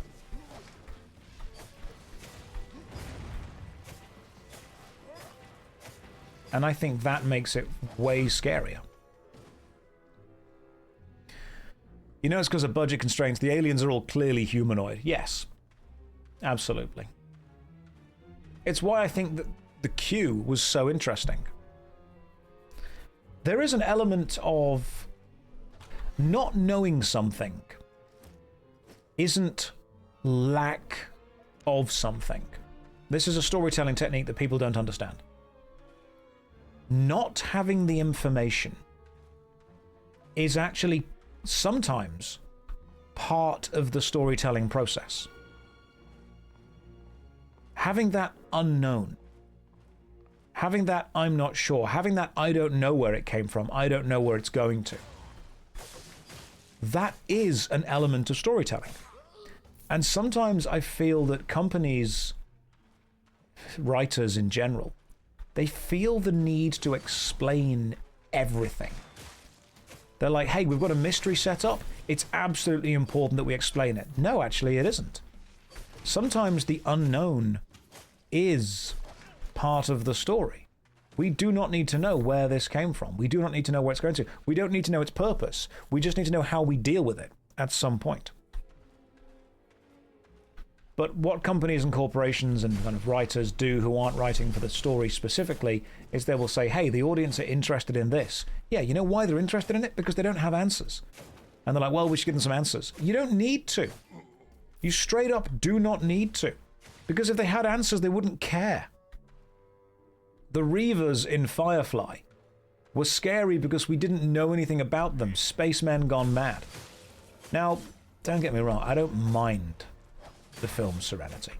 It's fine. But I don't think that, oh, it was a government experiment gone wrong, hits the same as there are just people in space who are crazy and we've got to avoid them.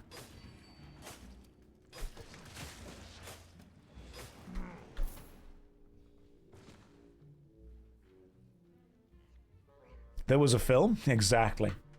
Random fact, actually. So, Joss Whedon lost the rights to Firefly after the first season had finished. And so the film's Serenity, technically, isn't a Firefly sequel. It is, but legally it isn't. Because if you go... So, Serenity is the film that Joss made in order to wrap up the Firefly storyline. But if you go and watch Serenity, they never use the word Firefly. They never reference the ship as a Firefly class ship. They never reference any of the events of the TV show. And if you read the back of the DVD box, they don't reference that it's a Firefly ship. They don't reference it's a film to that TV show. They don't do any of that. In fact, if you watch the film Serenity, the opening scene of that film is the camera panning along inside the ship. And there are some crates in the ship stacked up as cargo. And on the side of these crates is printed, "Do not destroy, do not destroy, do not destroy." That is actually a joke because after Firefly Season 1 finished, they destroyed the set. And in order to make the film Serenity, they had to rebuild the set. So as a bit of a kind of in-joke, they made sure to paint "Do not destroy" on any important part of the set.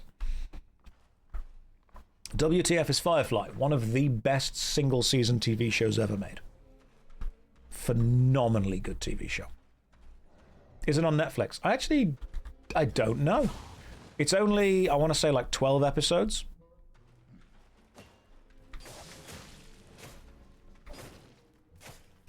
Did Joss have to sign away the rights? I'm not sure. I'm really not sure. But the Firefly film Serenity, when it came out, they didn't even advertise that it was a Firefly film. It's on Disney Plus. Gotcha. Worth it on Disney Plus. TV show, excellent. There are some enemies in the TV show, some super creepy guys called Reapers. And... Oh, Reavers. Sorry, Reapers is Mass Effect. And Reavers they're scary. They're terrifying things. Genuinely quite scary things. You would argue about the Lovecraftian unknowable stuff. It's sometimes about the inability to comprehend what is known. Imagine you say you're a singular ant, and there's an ant you like, so you pray hard to a human, they just had to trash the entire ant hive, except you. Yeah, I mean, I get it. I think that it is the inability to comprehend. There was a saying that, a sentence Lovecraft had, that was something like, we should consider it a mercy that the human brain is unable to comprehend itself.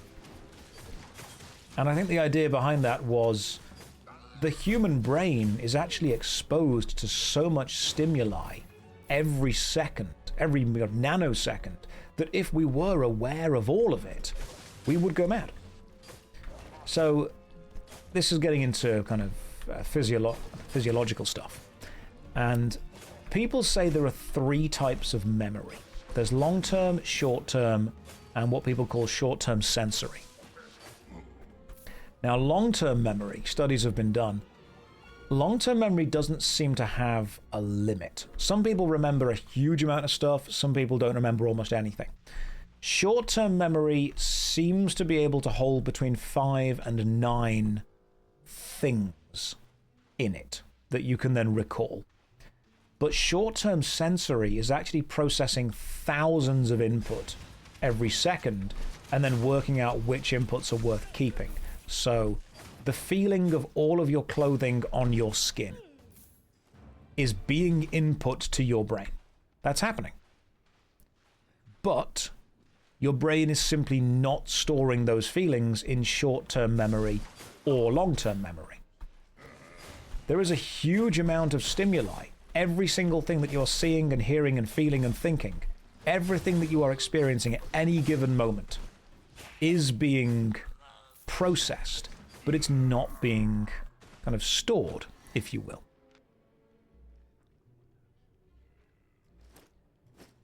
And so what Lovecraft was getting at was, imagine what would happen if you could feel the position of all of your organs in your stomach. Imagine what would happen if you could feel the physical movement of an atom or a neuron as it goes through the paths in your brain. That would be... you'd go insane. Imagine if you could feel the sensation of your skin as your hair grows through it. That would drive a man mad. And that's what the idea of it is a mercy that the human brain is unable to comprehend itself means. Imagine if you could feel food moving through your intestines all the time. The constant flow of blood through your body. The mites that live on your eyelashes. That would be terrifying.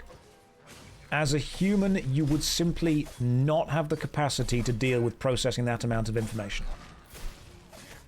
And when he said it's a mercy the brain can't comprehend itself, that's what it means. You actually always see your nose, you just blank it out. That's a great way of putting it. You are always able to look down, cross your eyes, and see your nose, but your brain simply does not process that as an image. Some people are going to say, oh, but I always see it there. It's like that kind of ghost image just below, but you don't think about it or process it. There is a spot in your eye that you cannot see because it's where your optical nerve connects, but your brain fills in the image. I mean, if you close one of your eyes, you will be able to see your nose to the bottom left or the bottom right of your vision, and you realize it takes up quite a lot. Then you open it and it goes away. You have a blind spot in your eyes because of your optical nerve, but your brain just fills it in, which I think is fantastic. Fascinating stuff. So imagine if you had to process all of this all the time, forever. That would drive a man mad. How did we get here? We were talking about something before this. I completely forgot what it is.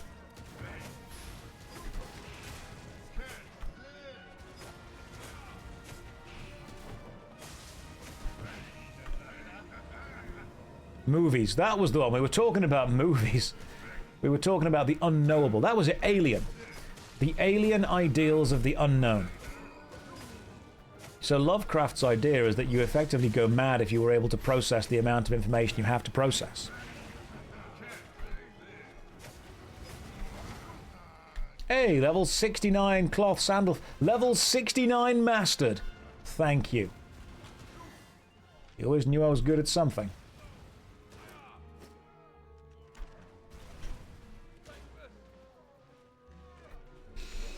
You talk about short and long-term memory, that was it. How do you explain me knowing all the Lord of the Rings extended lines? Autism.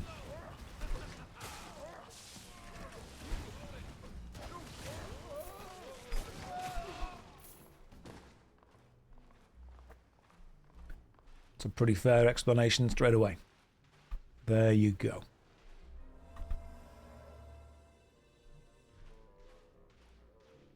Just realised this shield, because it's a higher tier, has cool spikes around the edge of it. I like that.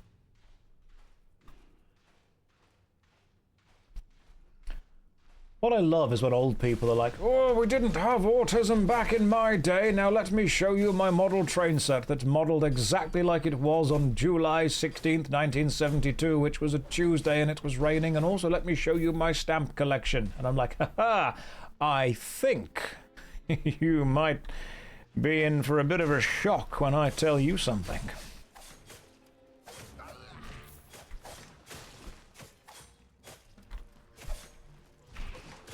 Love that.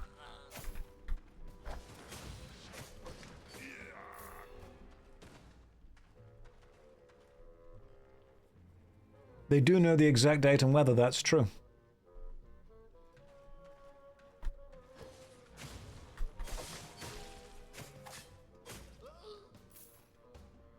I mean, it was a thing, people just didn't understand it. Absolutely.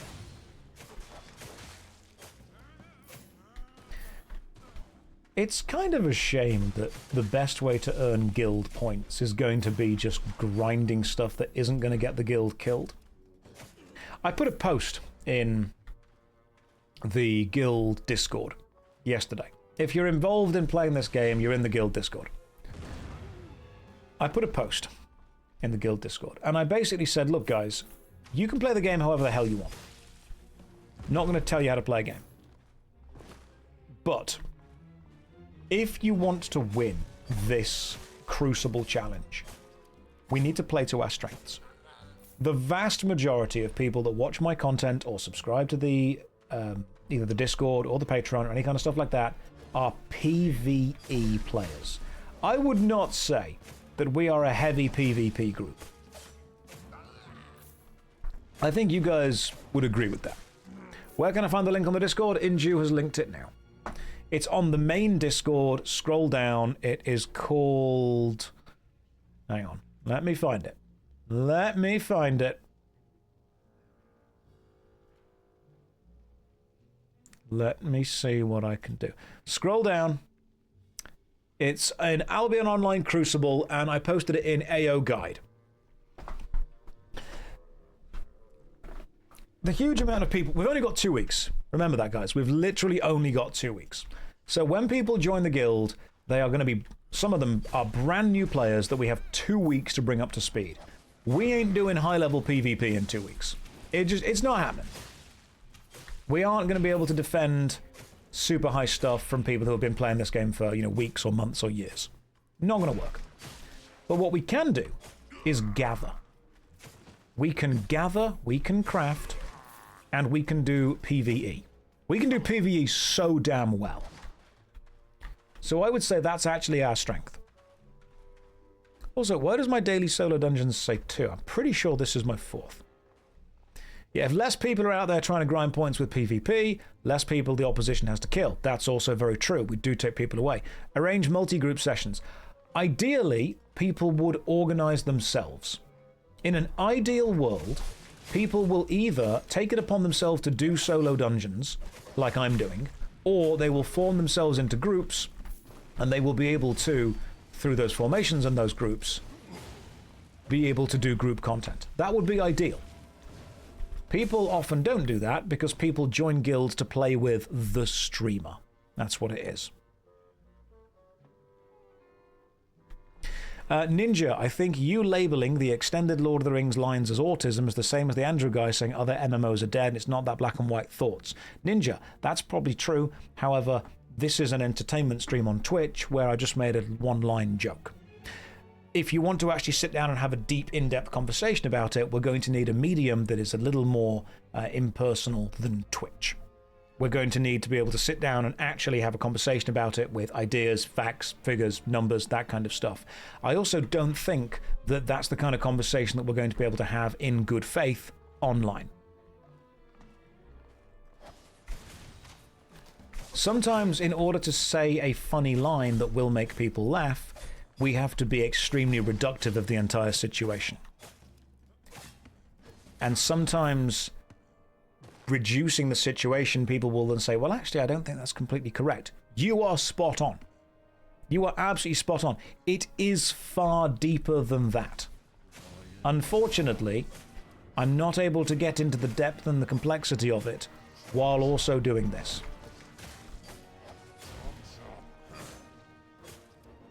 You didn't even notice I was streaming. Well, that hurts, personally. Why would you not notice that? Okay. Now we run away from the guy spinning round. So yeah, I agree that it is definitely more complex than I made it out to be, but I believe that line was said in order to get a laugh, not to diagnose. Right, that was the 3rd dungeon. Mission complete. Earn 100 season points with your guild. Damn, son. New guild challenge reached. 60 season points. Got it. Right, done more. Let's leave. Daily solo dungeons goes up to 3. Right, I've done 3 solo dungeons today alone. Sure, I've done more than 3, but you know what? Maybe not. Cool. Let's jump on. Carry on having a chat. It's easy to chat with you guys while doing this. Have you heard of hardcore expeditions yet? Non-lethal endgame PvP. I've heard of them, but I'm not going to be able to get to them because we only have, and I will say this again, 2 weeks. We have 13 days left of this specific challenge. I do not believe in 13 days we're going to be able to get to the high level that is required to do a lot of that stuff.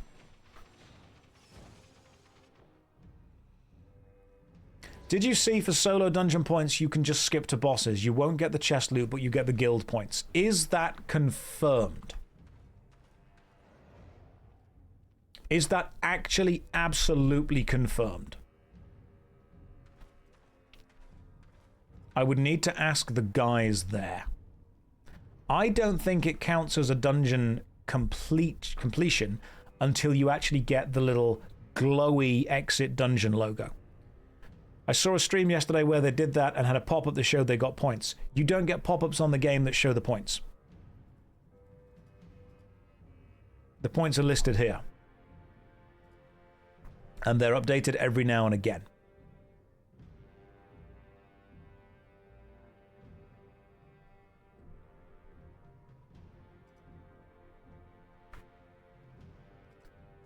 They are listed here. Ammo, are you okay?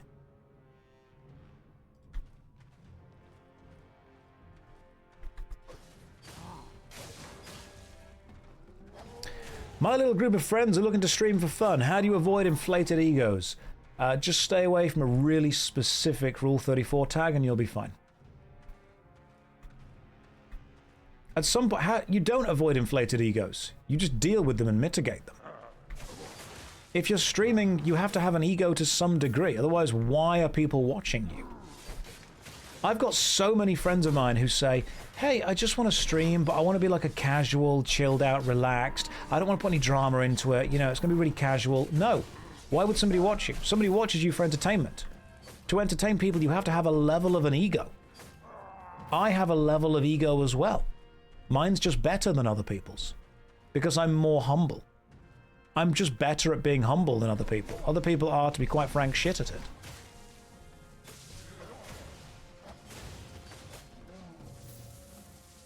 Did I say ego or ego? Both will work. Some do say the most humble. That's true. They do. They truly do. I do need to know, however, if this does count dungeon completions or boss kills. I'm humble maxing. Josh, can you start beef with the chatter for content? Sidis, if we wait long enough, they'll start beef with me. That's fine. I don't need to go out my way to search for that. It will find me. Worry not.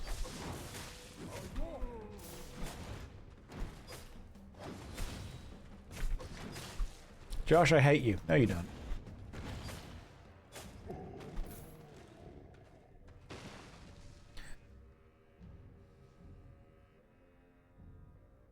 Let's just read up with the chat to catch up.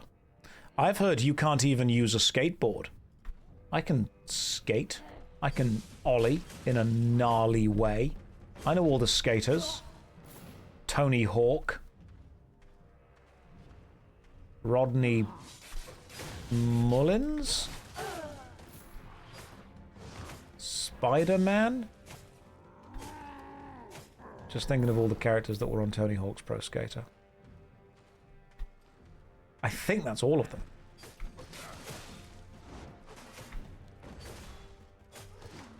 Solid Snake, he was, yeah, Snake was, he did the skateboarding, didn't he?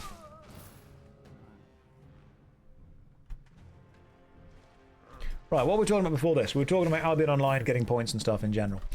So, yeah, PvE points, do it.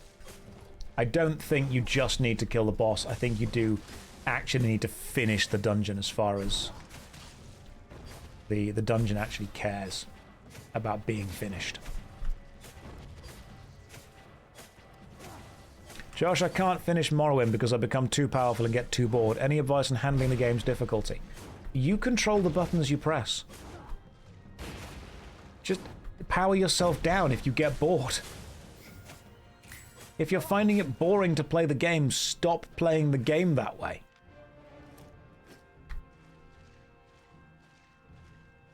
Guild Might category, 200 season points. Gathered. Well done. Good job, guys.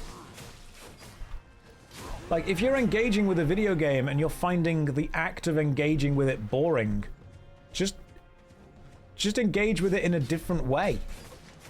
Just play dagger only. At some point, you do have to kind of take responsibility for the way that you are playing the games. Have you heard about the Avalonian raids? For a T6.1 or 6.2, you only need 20 players in T70 equipment. Okay, cool. Idre, this is a brand new guild of people that have never played the game, and we have 13 days left. People aren't getting to 7.1.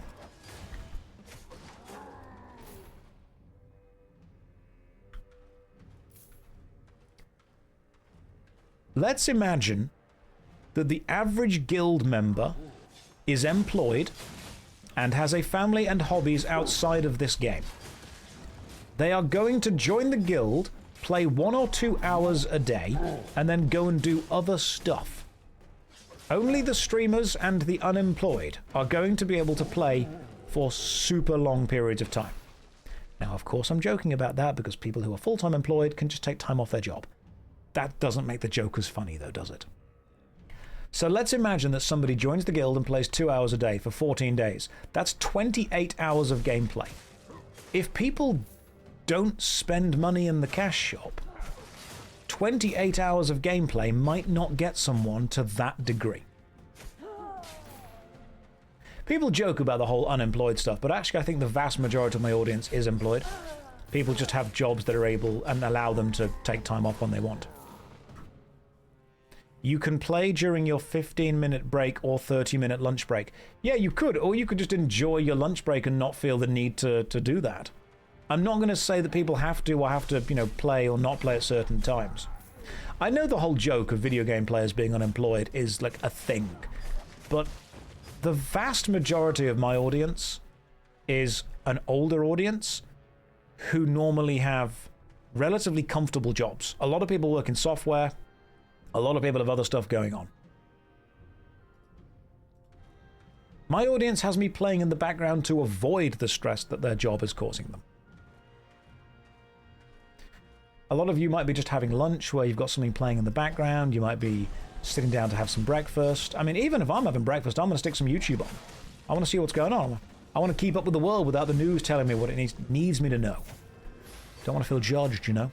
Any good movie or TV show suggestions? If you haven't seen Firefly, I would definitely say give Firefly a go. definitely worth doing it. Right, milestone mastered, axe fighter. That didn't actually give me a number on the axe fighter. It just said milestone mastered. So what is the number of the axe fighter milestone that has been mastered? Scroll back. Oh, we're at level 70 now, which means we get... Cool! Raging Blades. Create 2 magic blades that circle within a 5-meter radius. Very cool. Is that a better Q? Do I have a better... Nope, that's Rending Rage. We don't get that yet. Oh, hang on, we do get that. Raging Blades. Create 2 magic blades that circle within a 5-meter radius. They deal damage. Increase all damage by 4% per enemy hit. Sweet! Let's give that a go. Quick question now is, when do I get that? You can't use Rending Rage. You need to unlock the relevant mastery in the Destiny board. Show me where that is. That's at level... Oh god, 85. Yeah, we're not getting to level 85. That's insane. That's ridiculous. Level 85, Jeremy. That's insane. Always watch your worst MMO ever vids, and when you caught up, you come here. Oh, that's nice. Okay, cool. So it's just a way of doing a load of AoE stuff. And you can use it way quicker. I love this. Okay, so it's just a much faster cooldown. Yeah, that's going to make mob grinding way easier. Josh, when Baldur's Gate 2? I won't stop asking, even despite the ads. Ammo, you have used a lot of capital letters in a lot of messages you've sent today. I think you're hitting your daily limit on allowance of capital lettered sentences.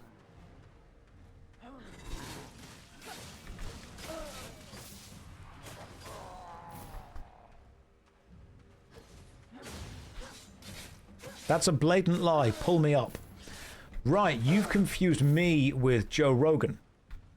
No, I'm not going to have Jamie pull you up on the specific messages. Just going to ignore you for a bit. That's going to be the best way to do this. Jamie, pull me up. Ah, right, gotcha. Jamie is going to mute you for a little bit.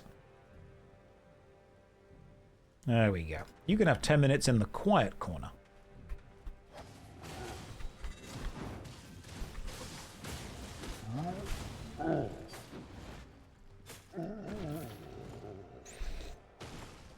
Yo, Albion, nice indeed. I enjoy it. It feels like a Saturday stream. The Saturday feeling was starting, wasn't it? The Saturday feeling was definitely beginning to creep into it. Wow, ego streamer. Hell yeah. There's nothing wrong with having an ego, guys. Just got to make sure you point it in the right direction.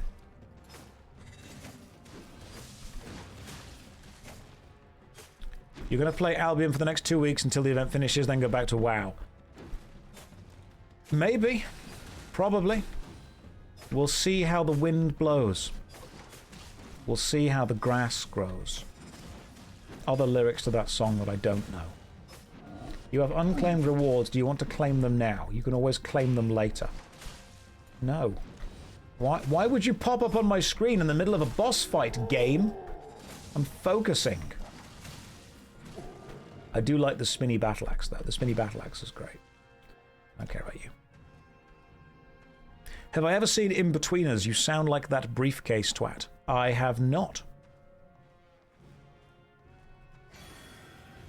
The In-Betweeners was on TV slightly after it would have really appealed to me. That's the... Oh my god, the boss's ability to bring up annoying UI elements would be amazing. That'd be such a clever use of design. If ghosts walk through water, do they get wet or just become more ghost?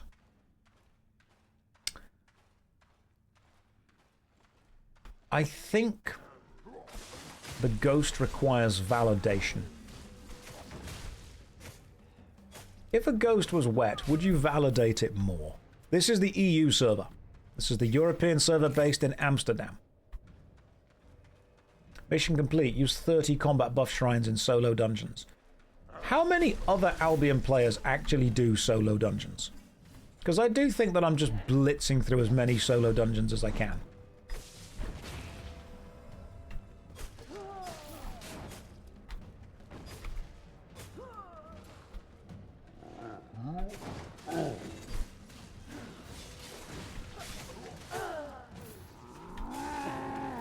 You live in the mists. I do, but I'm a non-optimal player. Cool. Did your first tier 4 solo out. Well done. Remember, if you're in the guild, gather or solo.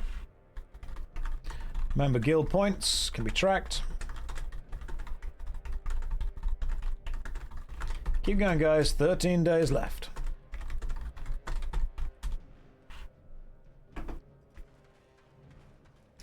What did you just type? If a ghost ever gets wet, it was already validated. I think some of us are different people before and after we joined this stream. Don't think the boss is that way. I think it's this way.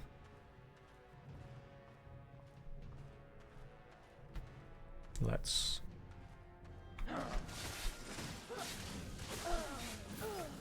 Yeah, AoE is fantastic. AoE is my new favorite thing ever.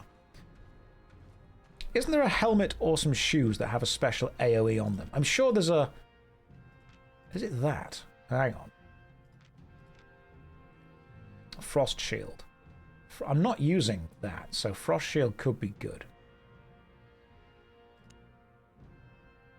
Levitate above the ground, restore max health and energy while channeling.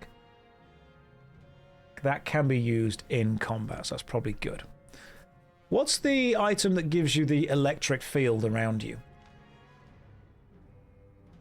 There is an item that gives you like a damaging AoE electric field.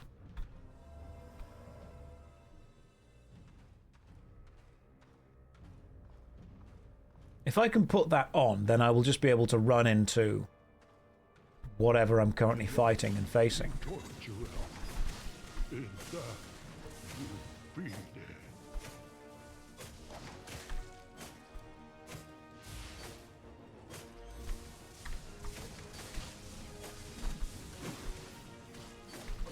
The Stalker boots, that's the one, thank you. The Stalker jacket, maybe? It's the Stalker something, isn't it?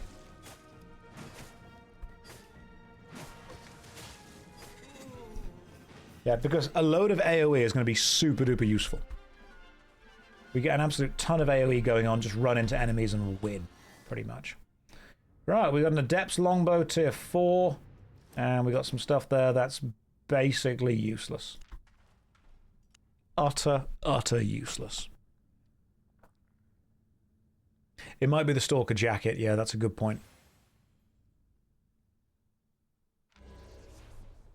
Right, let's have a look at the unclaimed rewards. That's a referral reward for somebody joining in. I see what's going on. If people use my code to sign up, I get referral rewards for it. That's what I've been spending the gold on to do the guild silver. I'm putting pretty much what I get back into the guild, by the way, just so you guys know. Sand, thank you very much for the gifted subs. That is remarkably kind of you. Very, very kind. If you guys want to join in with the Crucible, you'd be honestly out of luck, because we have 300 people currently online, and the waiting list is 191 people long. So good luck to everyone. I need to do another. That was, oh, hang on, solo dungeon daily count. Let's just update that. That was the 4th dungeon. Lovely. And now we just keep going. Reveal hidden entrance. Let's go. We're over in Cairn Cloch. So off to Cairn Cloch we go. If I already have an account, will clicking the link still help you? No. No, it won't. But you know what? You can, if you want to, do that. Like, I'll support you doing that. It won't help anyone, but I'll support your right to do it. Like, do it if you want, if it makes you happy. Yeah, I appreciate the enthusiasm for wanting to help, and I doubly appreciate checking in about whether it will or won't help, but, like, you could still do it. I'm not going to hate you if you do. What is that? That is a group dungeon. We will have to do a group dungeon later on today when more people are around and on and ready. The only thing with group dungeons is, of course, you need like 5 people that are going to consistently just run it. Guys, go on gathering adventures. Go on group dungeon adventures. Does Knights of Strife contribute to the progression? No, it does not. You are not allowed to have multiple guilds linked together.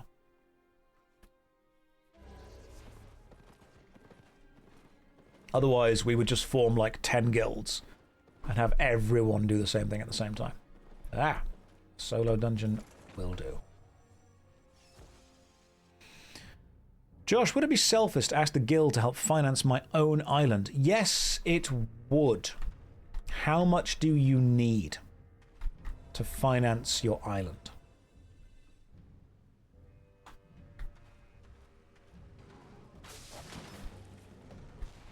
Tell me how much you need. Mission completed, 1,000 keepers. Done. Level 1 island is 20k, so it's pretty affordable. Okay, if you need like 20k silver. Level 2 is 500k, and then 1.25 mil. How about this? I will give you the silver you need to buy the island you want. But you need to give me a business value proposition about why I should do that. I'm willing to listen to you. I'm willing to have that conversation. But I'm going to need you to convince me this is Dragon's Den. I will give you the silver. However, you must explain to me what it's going to be used for. And how it's going to help me specifically. I am on... This is Shark Tank. I've not seen Shark Tank, but I assume it's where people with ideas pitch them to rich people, and if the rich people don't like them, they drop the poor person into a shark tank. And if it isn't, then you can have that idea for free.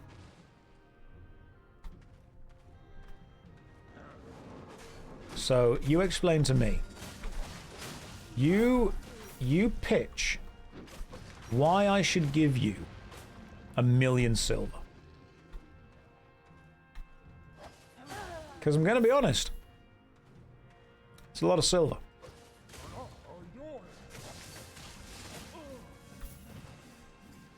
Spot on. Good.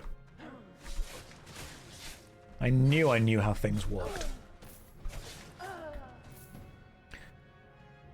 Ninja, ever played Turtle WoW? You know, I was just thinking that it's been a while since someone explained that they played Turtle WoW. How do you know someone plays Turtle WoW? Don't worry. They'll tell you. No, I haven't, Ninja, because you are not allowed to play private servers on Twitch, and the more people play the private servers, the more likely they are to get shut down by the company. I'm fine, Josh, thank you. Didn't know it was 40k, thought it was 1.2 million. No, Forrest, that is the wrong attitude. Forrest, you have started this, you will finish this. You wanted to know if we could fund you a guild island or a person island. We can. That is not how you're going to get ahead in business, by saying, oh, I've got enough money. You will write and you will pitch why I'm going to give you 1,000,000 silver.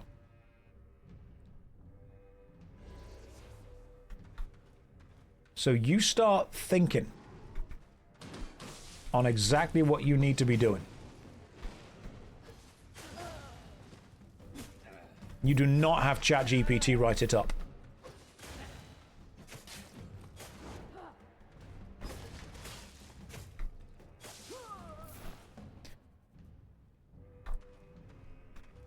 How would me giving you 1,000,000 silver be beneficial to me? And if your immediate answer is, it wouldn't be, you are not going to make it in the business world. Josh, can I have 2 silver for a Kit Kat? It's enough to finish this dungeon. Enough energy to finish this dungeon. Umbral, you're not asking me for enough. I'm not going to take you seriously. Alright, get in the Shark Tank.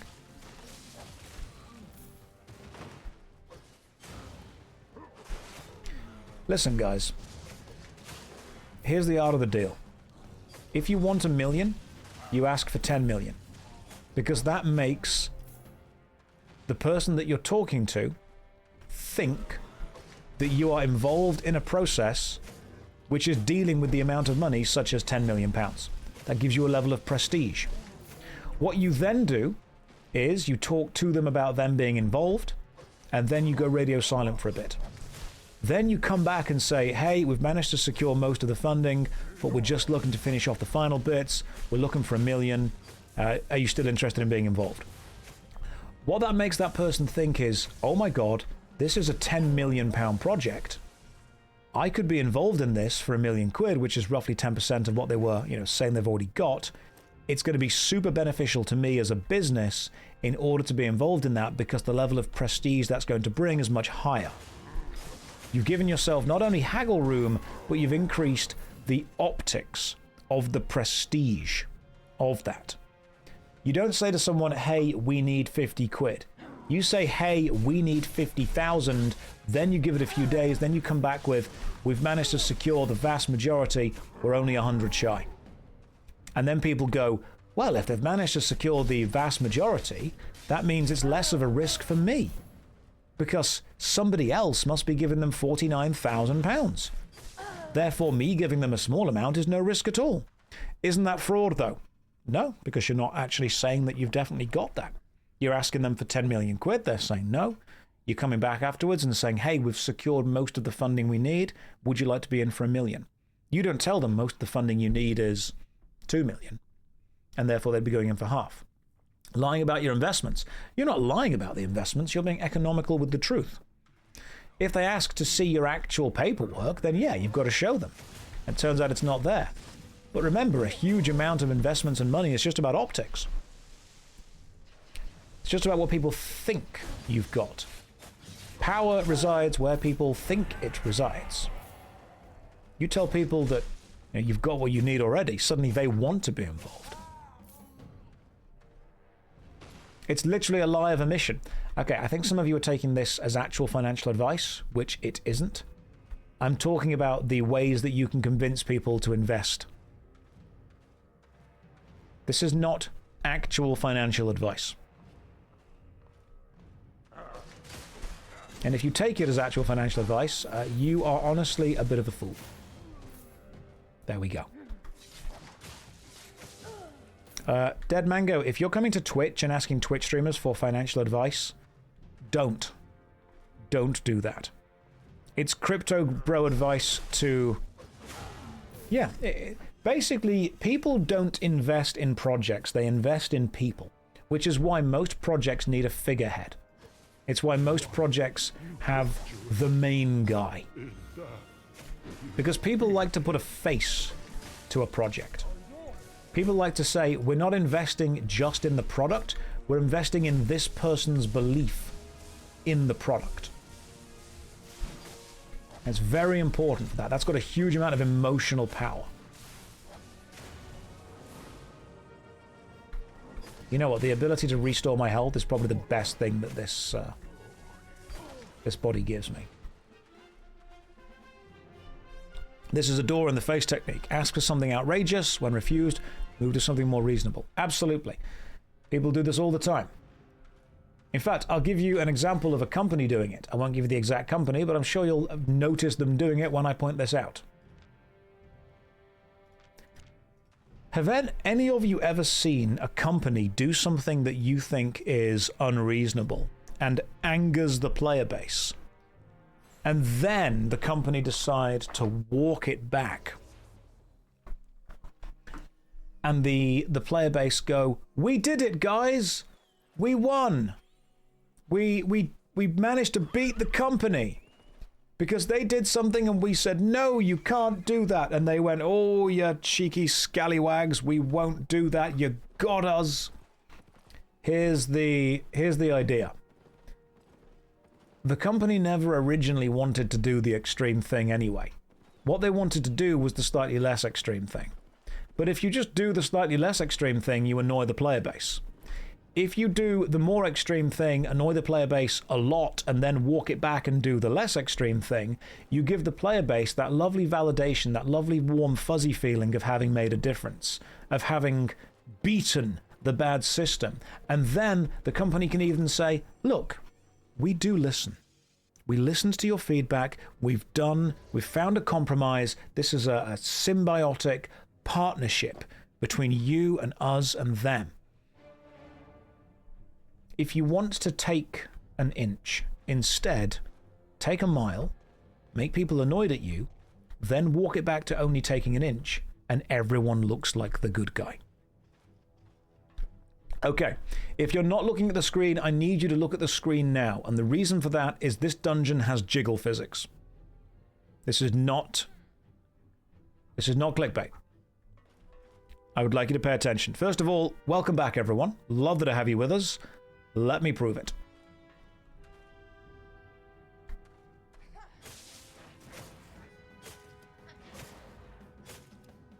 Even when they die.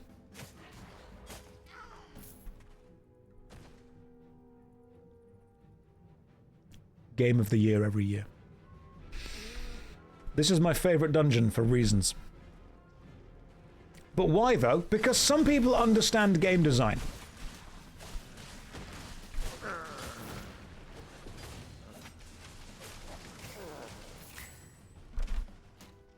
Is this going to be a VOD?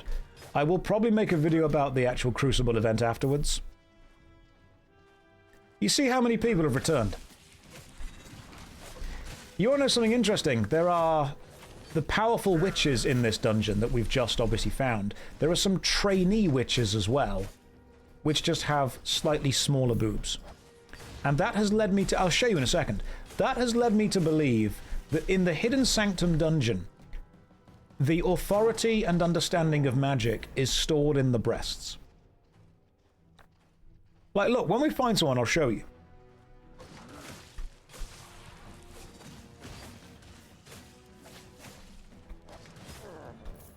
Hey, level 70 Sandal Fighter. Fantastic. I think that gets me some new stuff. I think so.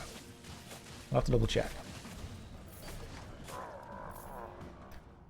Okay, let me just see if I can find a lower down level witch. Okay, there's one over there. Right, let me show you. The first witch we fought was a high level witch. That witch over there, these two that are standing by the table, these are lower level witches. And they have a boob window that shows, as you can see, slightly smaller boobs. Which means that canonically, magic in Albion is stored in the boobs.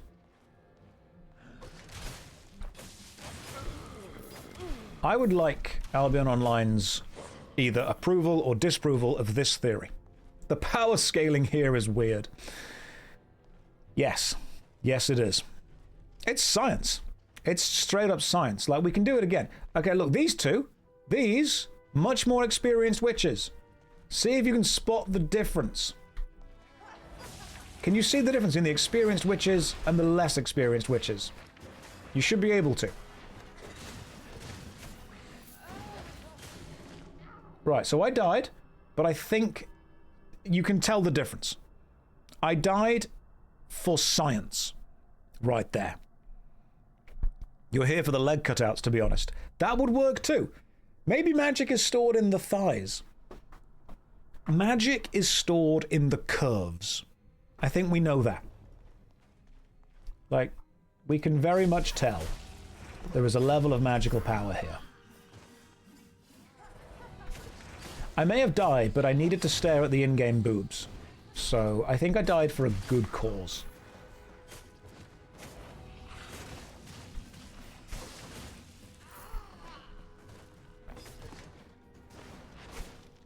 Sometimes books become demons as well, which is proof that books are dangerous.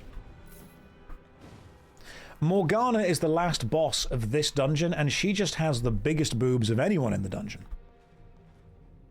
Ammo, no, I've not yet watched Ross's Courtroom on the Stop Killing Games thing. I have a lot of stuff on the list of things to do. Still trying to move house as well. So there's lots of things that I need to be doing, and I will eventually get there.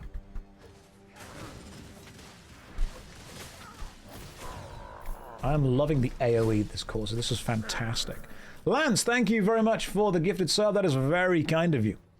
Is this what my TED Talk will be about? Oh my god, can you imagine? Walk on stage. Ladies and gentlemen, magic is stored in the booba. Exhibit A. Exhibit B. Exhibit C. Exhibit double D. These exhibits all have increasing magical power.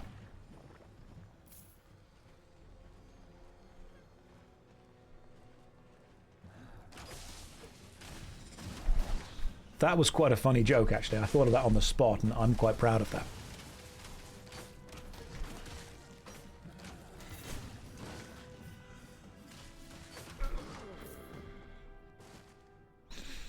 Cheering, crying, standing ovation, 5 out of 7, no notes. 5 out of 7, a perfect score.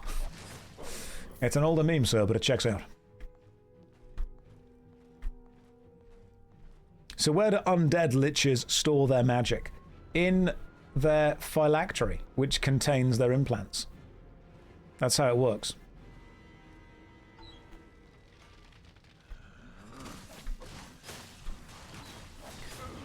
My theory has a lot of weight to it, because, I mean, look, 2 trainee witches over there, small boobs. These guys, no boobs, no magical power. Having to use crossbows, like a pleb.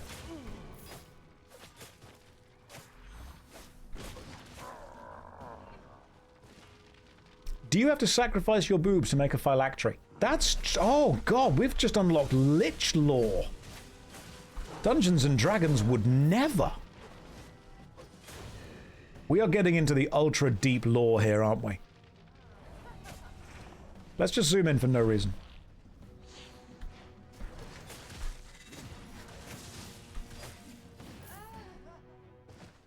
That's a lot of bounce. I feel that a lot of people have now started looking at the screen again, when they weren't before. I zoomed in for no particular reason there.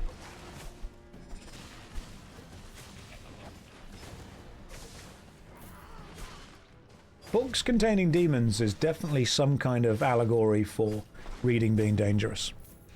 Josh, why are you always eating? Do you mean on stream? Is that like a cool thing? Is that like, OMG bro, he ate? Or are you asking, well, I've got no snacks. I mean, I've got 1 Baby Bell in front of me. This is like my daily protein intake. That's what's going to happen. How powerful is the final boss? Amazingly so. You will be...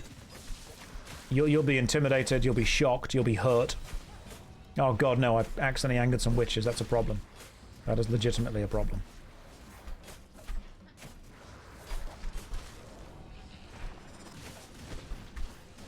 I need to actually go and kill these guys first. God damn it. Stop casting magical stuff. Stop it. I can actually restore my health in combat, which is amazing. Completely forgot that I can restore my health in combat now. This is the first time I've seen this game. Is it worth checking out? It looks chill. I mean, I'm contractually obliged to say yes. So, yeah, it's fine. I'm doing the PvE stuff. Most of it's PvP. But I am doing the chilled out PvE. We're just doing dungeons. We're hanging out. We're having a good time. We're discussing the origins of magic. Very important origin to discuss, to be fair.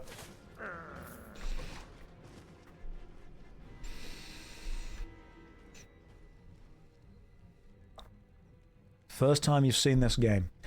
What you should do is you should contact the Albion. I mean, look at this. You've got Expert Witch, Learning Witch. The mammary magic. That's what's happening right now.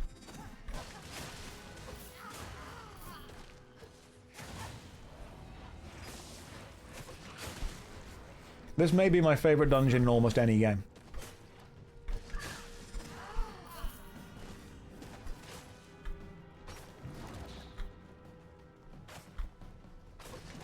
I think Albion Online definitely... They understood the assignment. That's true. Just be careful when you exit the dungeon. Thetford have taken the area. I don't know who Thetford are, and I am in a tier 6 yellow zone. So even if they do kill me, which they might do, I'll just get knocked down. What you have to understand me about me with PvP is when I do get knocked down, this is the core essence of who I am. I actually get up again. Straight away. Because you ain't never going to keep me down. Now when I do, I'm going to reiterate this for those who are in the back. When I do get knocked down, I do get up again.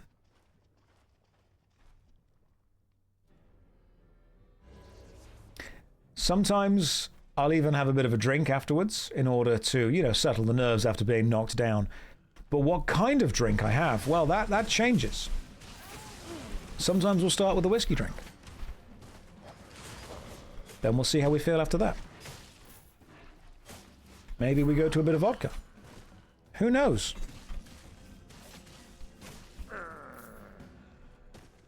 This is slam poetry, which is singing for people who don't want to learn to sing.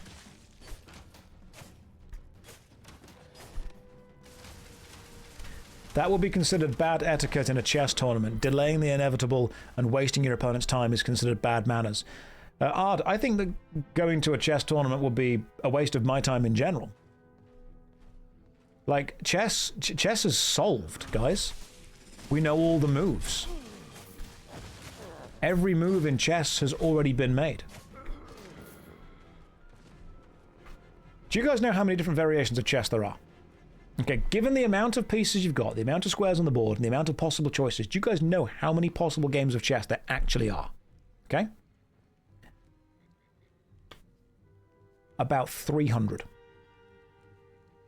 Everything else is a variation on that. There are more pages in a book with 301 pages than there are possible games of chess.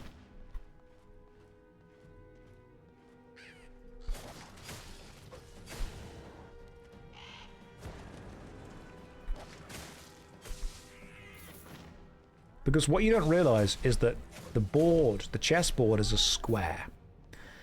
And therefore it has a level of rotational symmetry to it. And so when someone goes, oh, these 4 games are totally different. Nope, they're exactly the same. You just haven't rotated the board.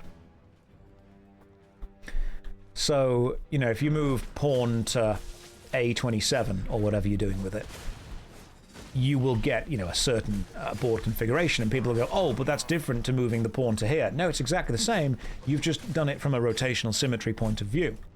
And what you also need to understand is that if you flip a chessboard upside down, then there are squares on the bottom as well, which means that you've got a kind of an axial rotation form of symmetry. So every chess move is actually 4 chess moves. So when people go, oh, there's like 4 million games of chess. No. There are 300. How many possible board states are there of Catan? 2. You're either winning or losing.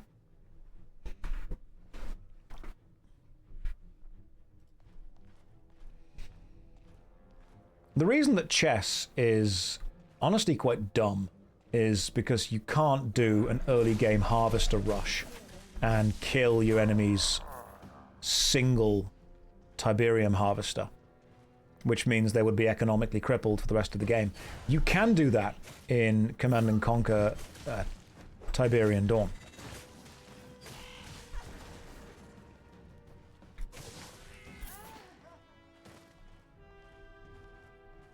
There is no such thing as a Zerg rush in chess, and therefore it is objectively a bad game. If you die in chess, you actually die in real life.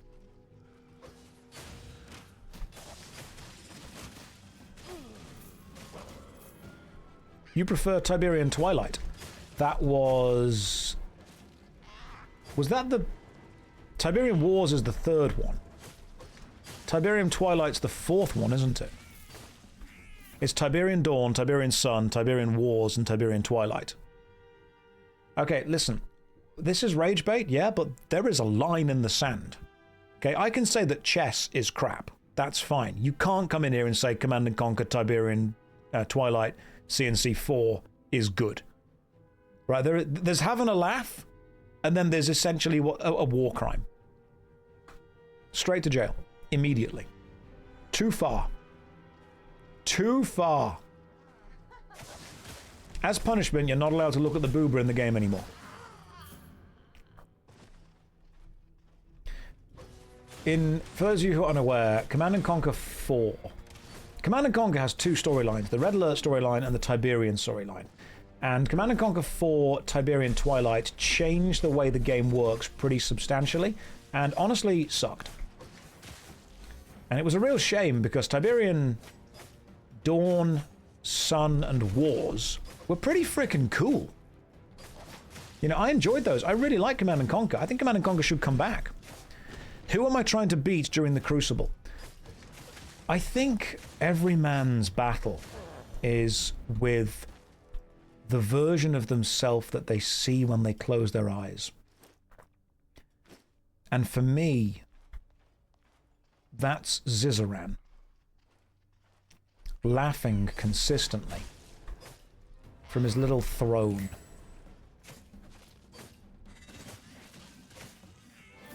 Now, will I beat Zizaran? No. Which means I have to follow the age-old saying.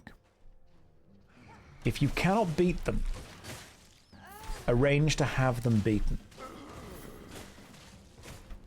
So I will be contacting the Albion Online Mafia. And we'll be seeing what we can do from there, don't you worry. We'll do some stuff.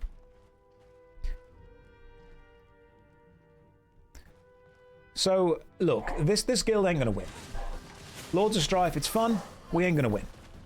We don't have the PvP experience, we don't have the high-level players, we don't have the mass understanding of the game's mechanics, we don't have a foundational set, if you will. But what we do have is a can-do attitude and a lot of people who want to gather. Yes. The diminishing return is each time we complete one of the infinite Crucible challenges, the requirement for the next one goes up. Yes, there will be diminishing returns on stuff. But I still think they will be easier to achieve than mass PvP. Than mass PvP success. For example, we need 150k total fiber since we have it 3 times, but we need 300 count stone because we have 6. I agree. And focusing the early points is good. People should be self-organizing and chasing the possible rewards. But I do think that we have too many people who are PvE focused. If you are good at the game, do PvP. Absolutely. But I think we also have to play with the team that we've got and lean into the strengths that we've got. And the strength of this community in general is PvE stuff. If we go for PvP, we lose a lot more often than we win. You're sending me good thoughts. How many points is that? Mags, that actually loses us points. Here we go. This is the big magic girl. You can tell that she is the big magic girl because she contains all of the magic.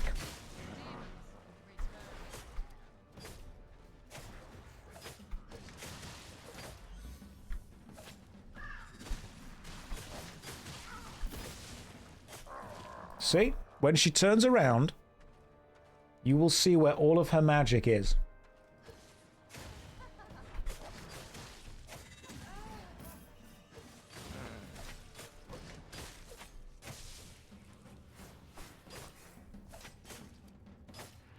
Sometimes I say something and you have to think. I want you to think. Guys, focus now. Do you see where her magic is stored? Do you see why she is the queen of the witches? When she dies, you'll understand.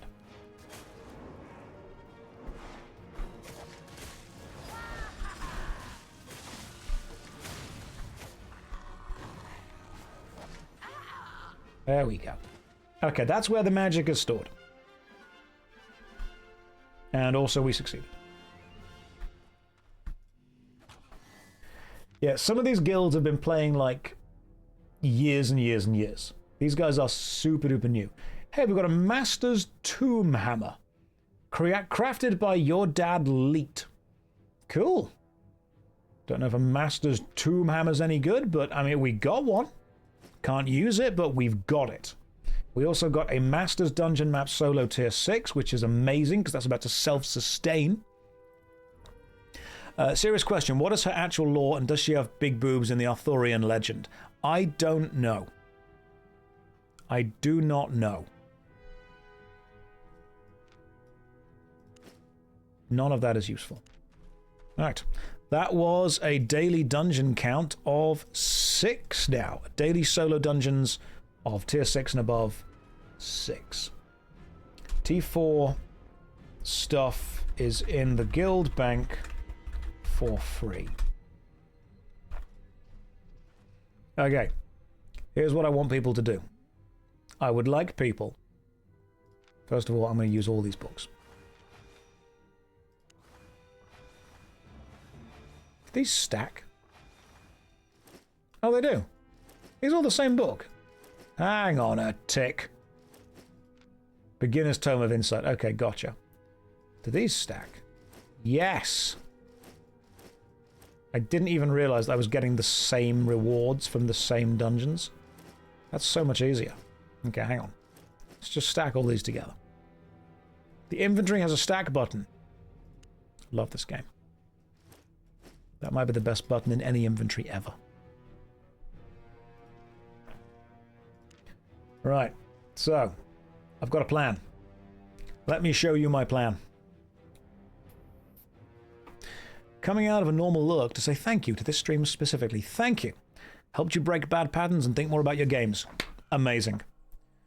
Have I ever been on Britain's Got Talent? I feel that I've got too much talent and I would actually hurt the show by being on it.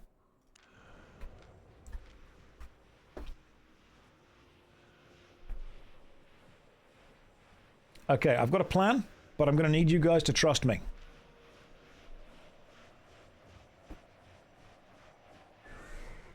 I've got to give everyone else a chance. The thing is that my backstory is so sad that it would immediately win. Because you know that these shows are pretty much just won by whoever has the saddest backstory. You can't just come on and say, hey, I've got a talent.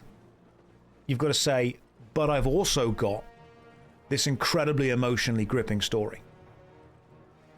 I mean, how sad can I go?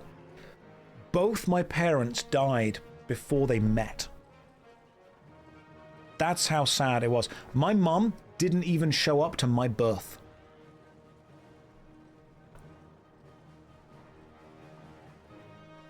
I've got so much trauma. So much trauma. Inju, you'll lend me your wheelchair. That won't even help because I don't even have usable hands. These hands you see on stream, an actor that I've hired to be under the desk at all the times. And you think, oh, that sounds sexy. It's not. Like, I could walk on stage and I could talk about how following my dreams and my passions has got my nan spinning in her grave. Which is impressive because she was cremated.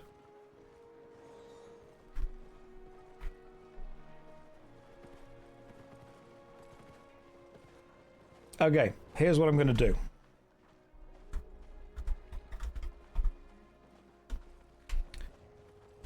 I would like you guys to do me a favor. Travel to the Guild Island. If you are able to help, travel to the Guild Island.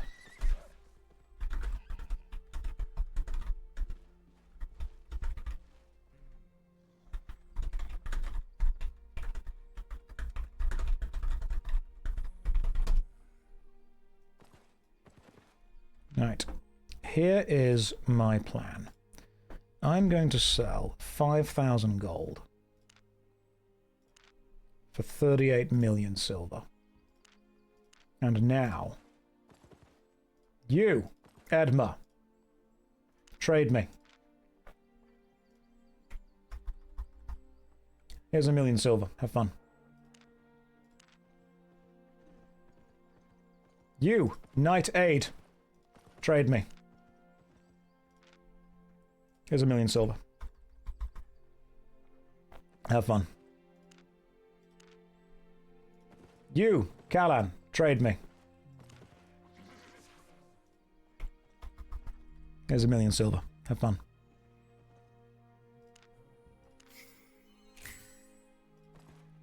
Okay, cool. Who else has not been traded? You, Fusspawn, trade me. Here's 1 million silver. Have fun. Trade cancelled? Coward. Do you want the money or not? You can have it. It's fine. Look, we're going to win the war the one way that I know how. The British way. I'm going to fund other people to do it for me. Right. Who has not yet had some silver? Please queue up for some silver.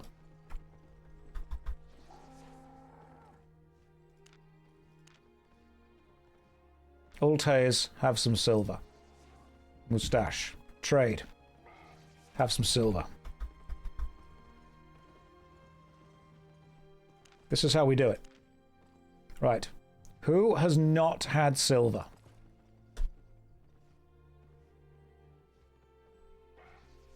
Happy Christmas, everyone. Who needs it? Alzerion.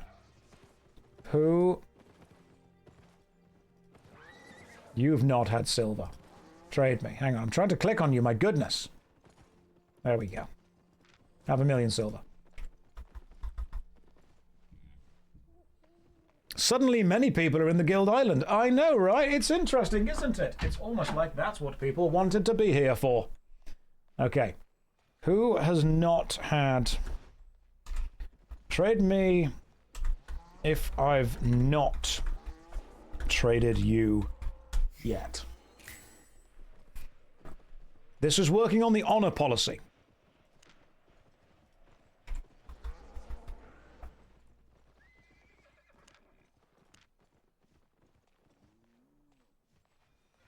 I mean, okay, yeah, if you want to give me a tome of insight, that's fine. Thank you.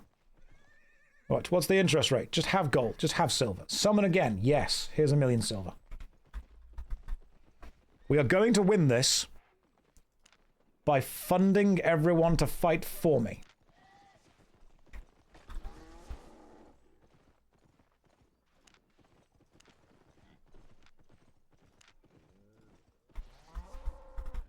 Now, could someone be a dick and just trade me multiple times to get multiple bunches of silver? Yeah, probably.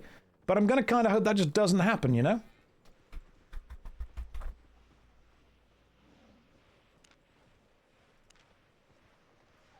Maybe they're going to be a dick and do that. Maybe Stream will catch it.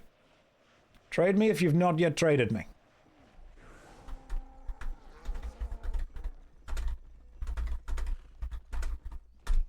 Trade me if I've not given you silver yet. We're doing things the British way. Which is we are funding people to fight our battles for us.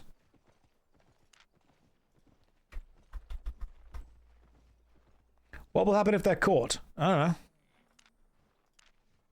It's an online PvP game sprint for the next 13 days. I'm probably going to forget. The thing is that a regular player will be able to use 1 million silver far better than an endgame player will, because that is a big amount of silver to them. It's not a huge amount of silver to me. So, it's super useful. Oh, cool. A thing. It's more useful to you than it is to me. Trade me if you have not yet received that. It challenges me to a duel. No. Not bothered about dueling, bothered about giving people silver. Trade me if you have not been given silver yet. Cool. Gee. Come to the Guild Island for some silver. Unredeemed. Have some silver. I saw your video on why you stopped playing WoW, but would you mind explaining it again? I enjoyed that video. The great thing about that video, Faber, is you can actually just go and watch it again. Like, the cool thing about making videos is that I don't need to keep repeatedly saying what's in the video. You can just go and look at the video again. Is this how we win this game? No. This is how the friends we make along the way win. I am just giving silver out to the peasants. This will be put to good use, my lord. Immediately goes to hire all of the goth girls.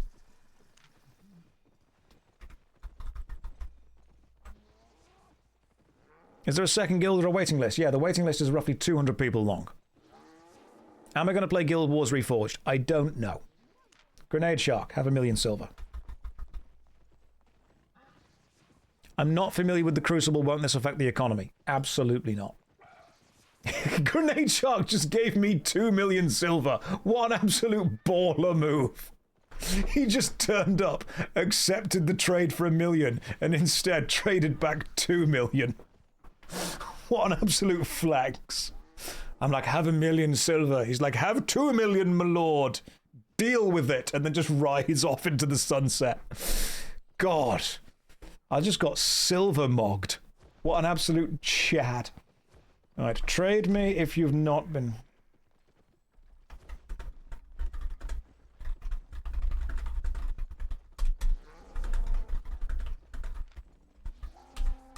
Standing by the bank chest. Tail, haven't I traded you earlier? Have I traded Tail? I don't know if I have.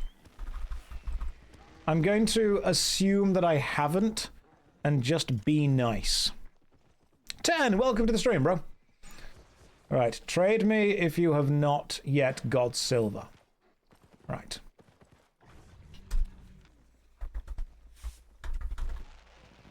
Trade me if you have not yet.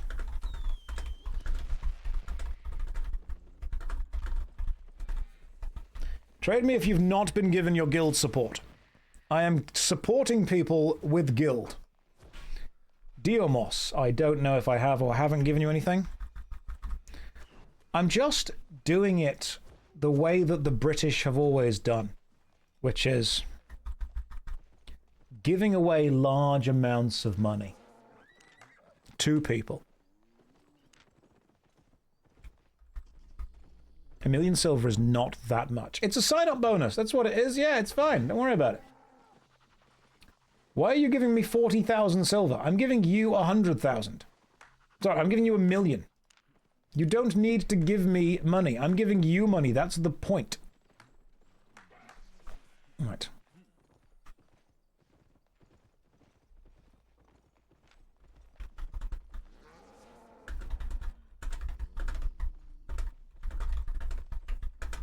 Trade me if you've not got your bonus yet. Blagson, have 1,000,000 silver. If this is EU server, do you have space in your guild? Absolutely nowhere near. Sorry. What do I spend this on? You spend it on support. Spend it on armor, weapons, or gathering. Or save it. It's yours. Miss Braddock. Have I traded you already? I don't know. Spend it on hot goth girls, whatever you want to do. This is your silver. Go wild. Right? Just put it in a bucket, throw it over a rainbow. Whatever you want to do. Anakuma, thank you very much for the raid. Welcome to the stream. I'm supplying people with silver. I am supplying silver. You supply the grind for Crucible points. I've also filled up the guild bank, by the way. So if you do access the guild bank and you change it to guild gear, I have put 79 Adept Hunters hoods in there. I've put a hell of a lot of mercenary jackets. I've put loads of Guardian armor. This is tier 4.1 or 4.0 stuff.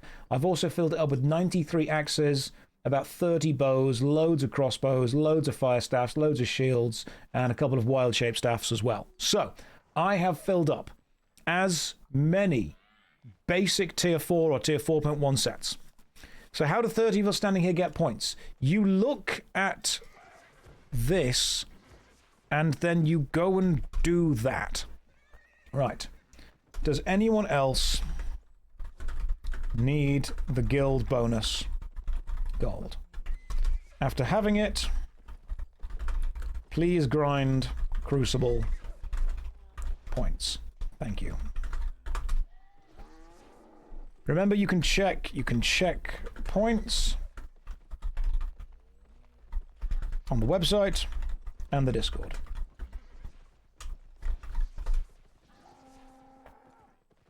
I need it, but I'm corrupted dungeons now. I'll give it out later too. Don't you worry about that. Right. Anyone here?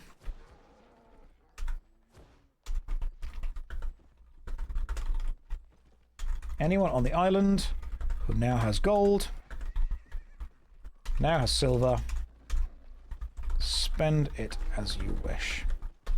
Cool, right. I'm gonna carry on with some more maps. What Anna is going to do is go die for a minute. What's happened, Anna? Tell me, I'm listening. I'm here. Adepts Dungeon Map Solo, that's 4. We want the solo, which is green. Masters Dungeon Map Solo. Yeah, I'm taking those. They are mine now. They will do tier 6 dungeons. Cool. Right, let's go.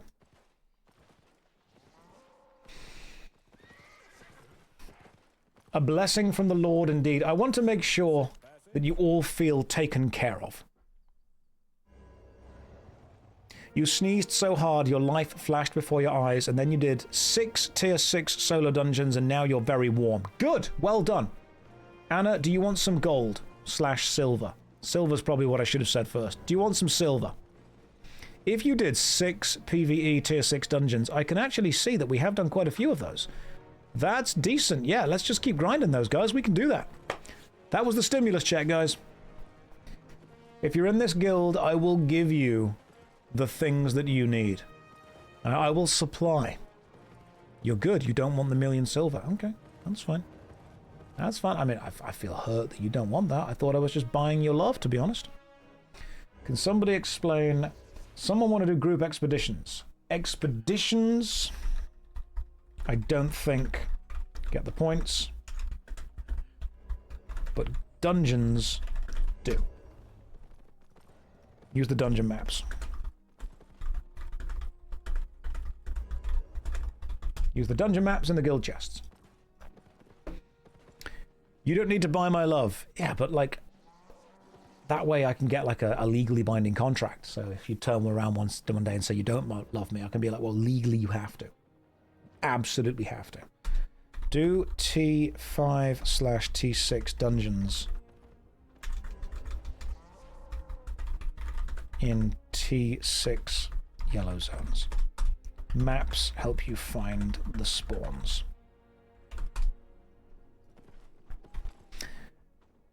Can I? No, probably can't use that one yet. I think we need to go tier 5. Where are we currently? I'm there. So let's go to Pengarm, which is top left. So up this way.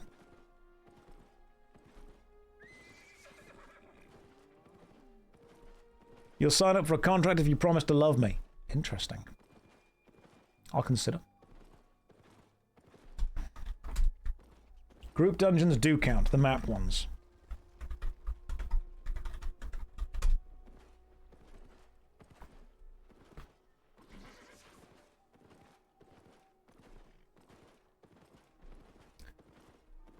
Those of you who are watching, if you're unsure what kind of dungeons you need to be doing, they are the ones that look like...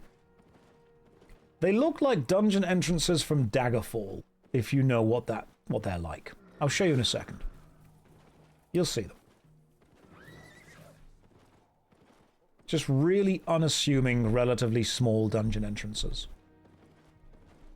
There's even wetter Ghost on the Panther. Love it.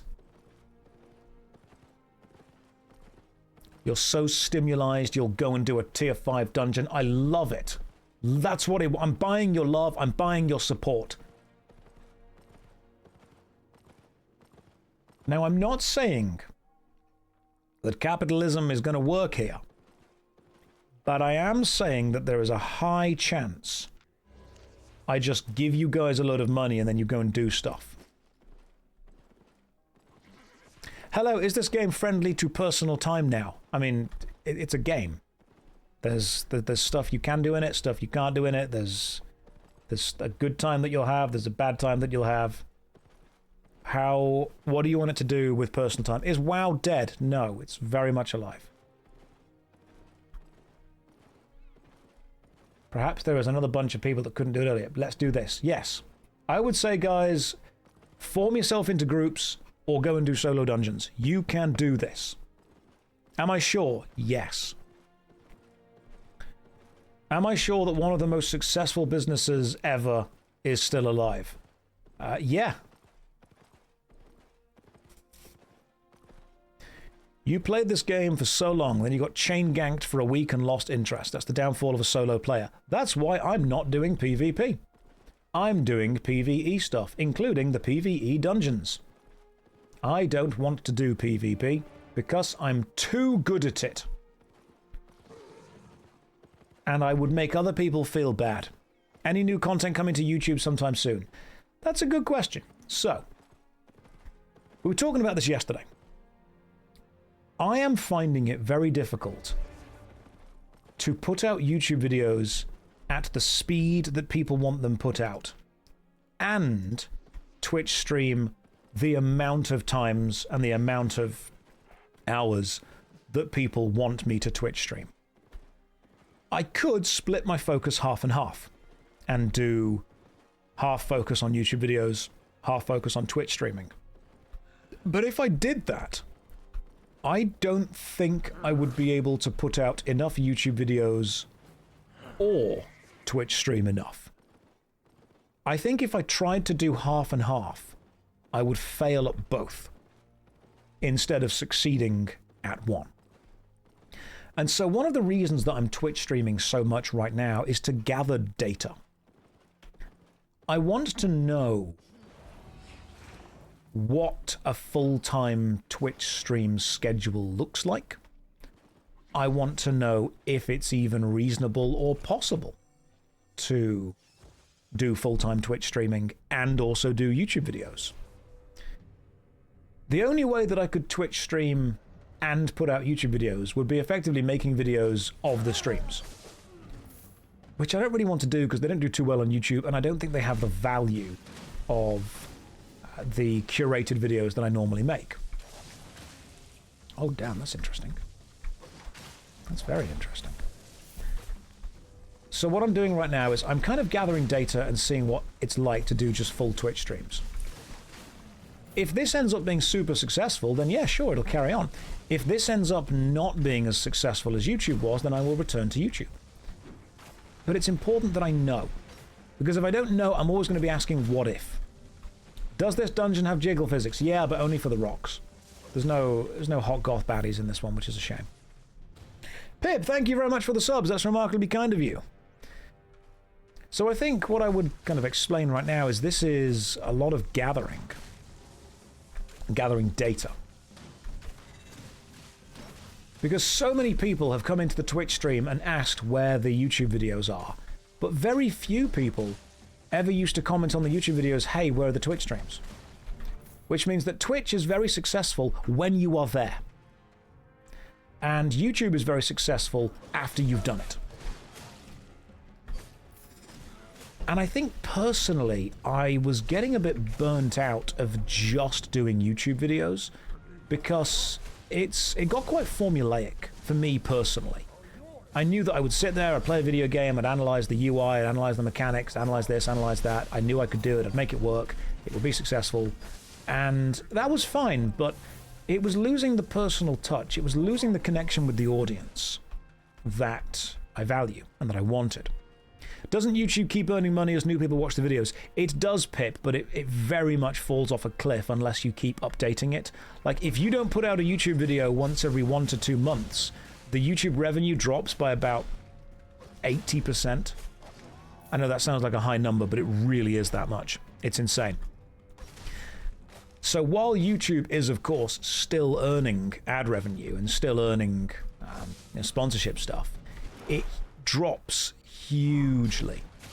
And if Twitch is able to mitigate that and to make up for that, then fine, great. YouTube's algorithm discourages you from taking too much time off. And Twitch's algorithm discourages you from not streaming on a consistent schedule.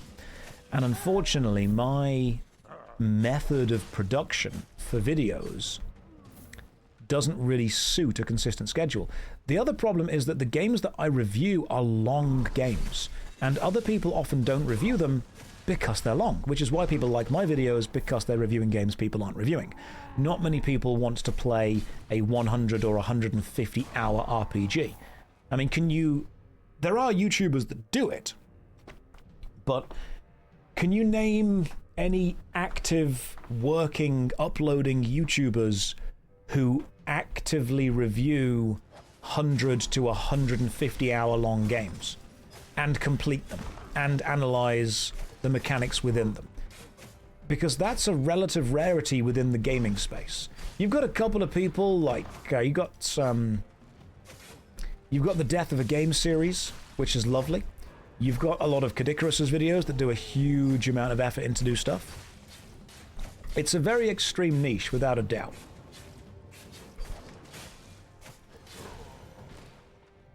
You've got Zanny. Oh, Zanny's fantastic. You've also got Ross Scott with the whole Game Dungeon series. Never Knows Best as well. Yeah, that's true. Mandalore Gaming. Yes, these channels are doing really well. But you'll notice that these channels are also not full-time Twitch streaming. These channels are not putting 6 to 8 hours a day, 5 days a week into doing Twitch streams. If they were, they probably wouldn't be putting content out at the rate they're putting content out. Some of them do Twitch, but not a lot. YouTube is very lucrative and very successful if you can keep doing it constantly. But what it does mean is that you're spending a huge amount of time not interacting with the gaming community because you're either playing the game, writing the script, analyzing the game. And sometimes I feel that I was losing touch with the people that I was making the videos for. And I don't want to do that. Is the PvE side better so you can actually be a full-time PvE player? I am. I don't want to feel like I'm just becoming an out-of-touch gaming content creator who, you know, gets invited to the events and gets to play the games and then makes a video where the voice actors help him out and stuff, which is great. I love being able to do that, but I also want to be able to talk to the people directly who actually watch the videos and get reminded why you guys watch the videos, because they're fun. Rick Plan Glazer. Oh, thank you. When you cross the bridge, taste the grass on the other side, will you come to the dark side? When will I review Roblox? I won't. I won't review Roblox on YouTube because it will change my audience demographic substantially and my income will go down hugely. It would also mean that I get lumped in with Roblox creators which have a ridiculously low CPM. What are my PC specs? Good. Overclockers UK built me a PC. They built me a very good PC. The problem as well is that so much YouTube content now is just AI-generated slop. And what annoys me as a creative is how remarkably successful that is. I watched a video about MMORPGs from a channel that I didn't realize until I was like 5 minutes into the video was just producing AI slop. And I think what irritated me the most was that you take away the AI aspect and it's actually a pretty good video. I could ask AI to simply write me a 20 to 25 minute script about the MMORPG genre. I could ask for that every day. And I could record the audio for that. I could get that edited on cheap, you know, by a cheap editor. And I could put out a 25 to 30 minute video every damn day. And that would suck. That would suck because that would push the channel so much. I don't want to do that. I want to produce content that I think has value.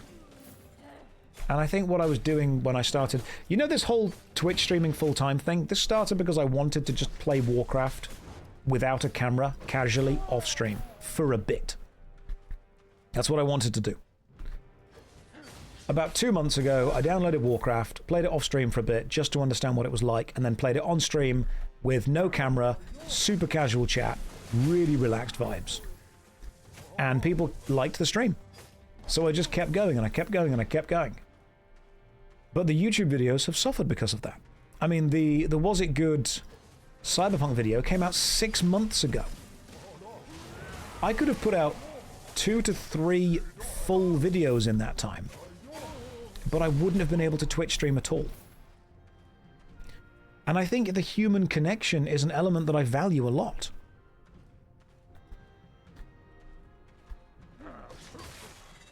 The human connection is huge. However, YouTube has been very successful for a very long time now. And so I'm not willing to throw that away, but I do have to balance. People say just find the right balance and the right time and do an amount of YouTube and do an amount of Twitch. And that doesn't always work, because what you then end up doing is not enough of either of them. You need to find that balance where you can do enough of both. And I think at some point that I mean, you guys will understand this. Imagine you're working on 2 projects at work, and your boss says, hey, I need you to do both these projects equally. And you end up saying to them, look, I can either succeed at one project or I can fail at both. What would you like?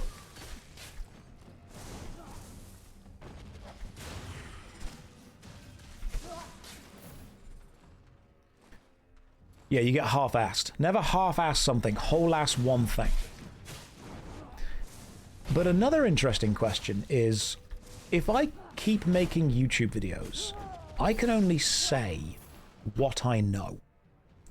If I Twitch stream, I can learn what you know. And I have gained so much from these streams. I have learned a hell of a lot. I've changed some of my opinions. People have sent me messages where they've explained concepts to me in a lovely way.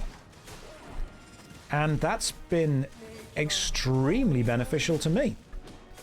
Because otherwise, you end up... I mean, have you guys ever noticed that sometimes YouTubers and Twitch streamers, when they don't engage with something beyond their small bubble, they end up just repeating the same things and they become massively out of touch? I don't want to become massively out of touch from things that I'm working on. Don't ever want to have that, you know, super privileged content creator bullshit going on. Am I saying YouTube comments aren't filled with a wealth of knowledge? You can feel yourself get dumber the more you read YouTube comments. It's a physical feeling.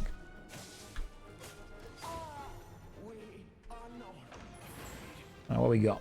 We have got a Master's Holy Staff and some money.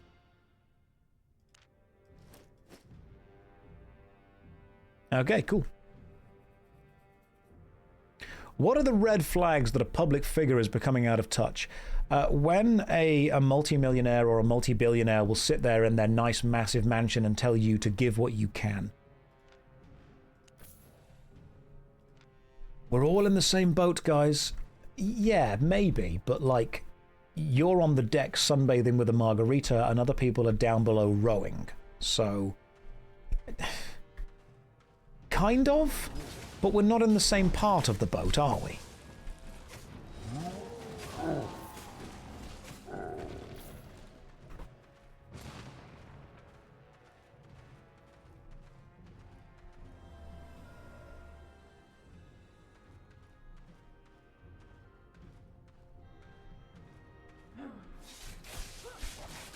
Exactly. When the celebrities, I think, are becoming out of touch. Well, I mean, what do you guys think with that? Personally, I think celebrities are slightly out of touch when they start treating the world as if it hasn't changed in the last 20 years.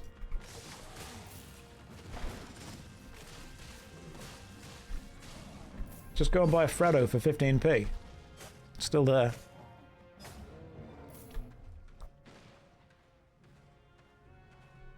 What to you is a sign of somebody being out of touch? Is it when they aren't skibbidying the Riz correctly?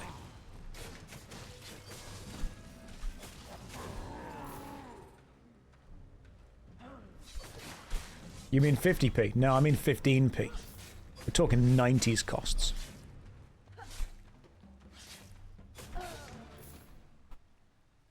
When they don't comprehend the path they took to success is now closed. That is a beautiful line. Pulling the ladder up after you is absolutely a thing that successful people do.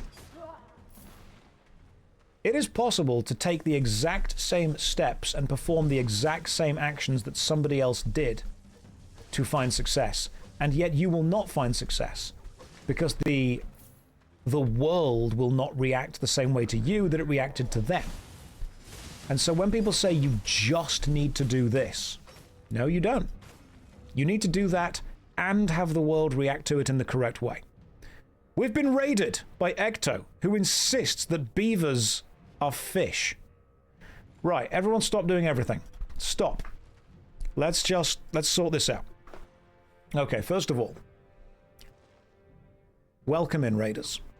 Raiders from Ecto's channel. Ecto, what were you playing? What were you doing? It doesn't matter, I don't care. If you have never seen this channel before, raise your hand. If you are from the raid and you have never watched my content before, make yourself known.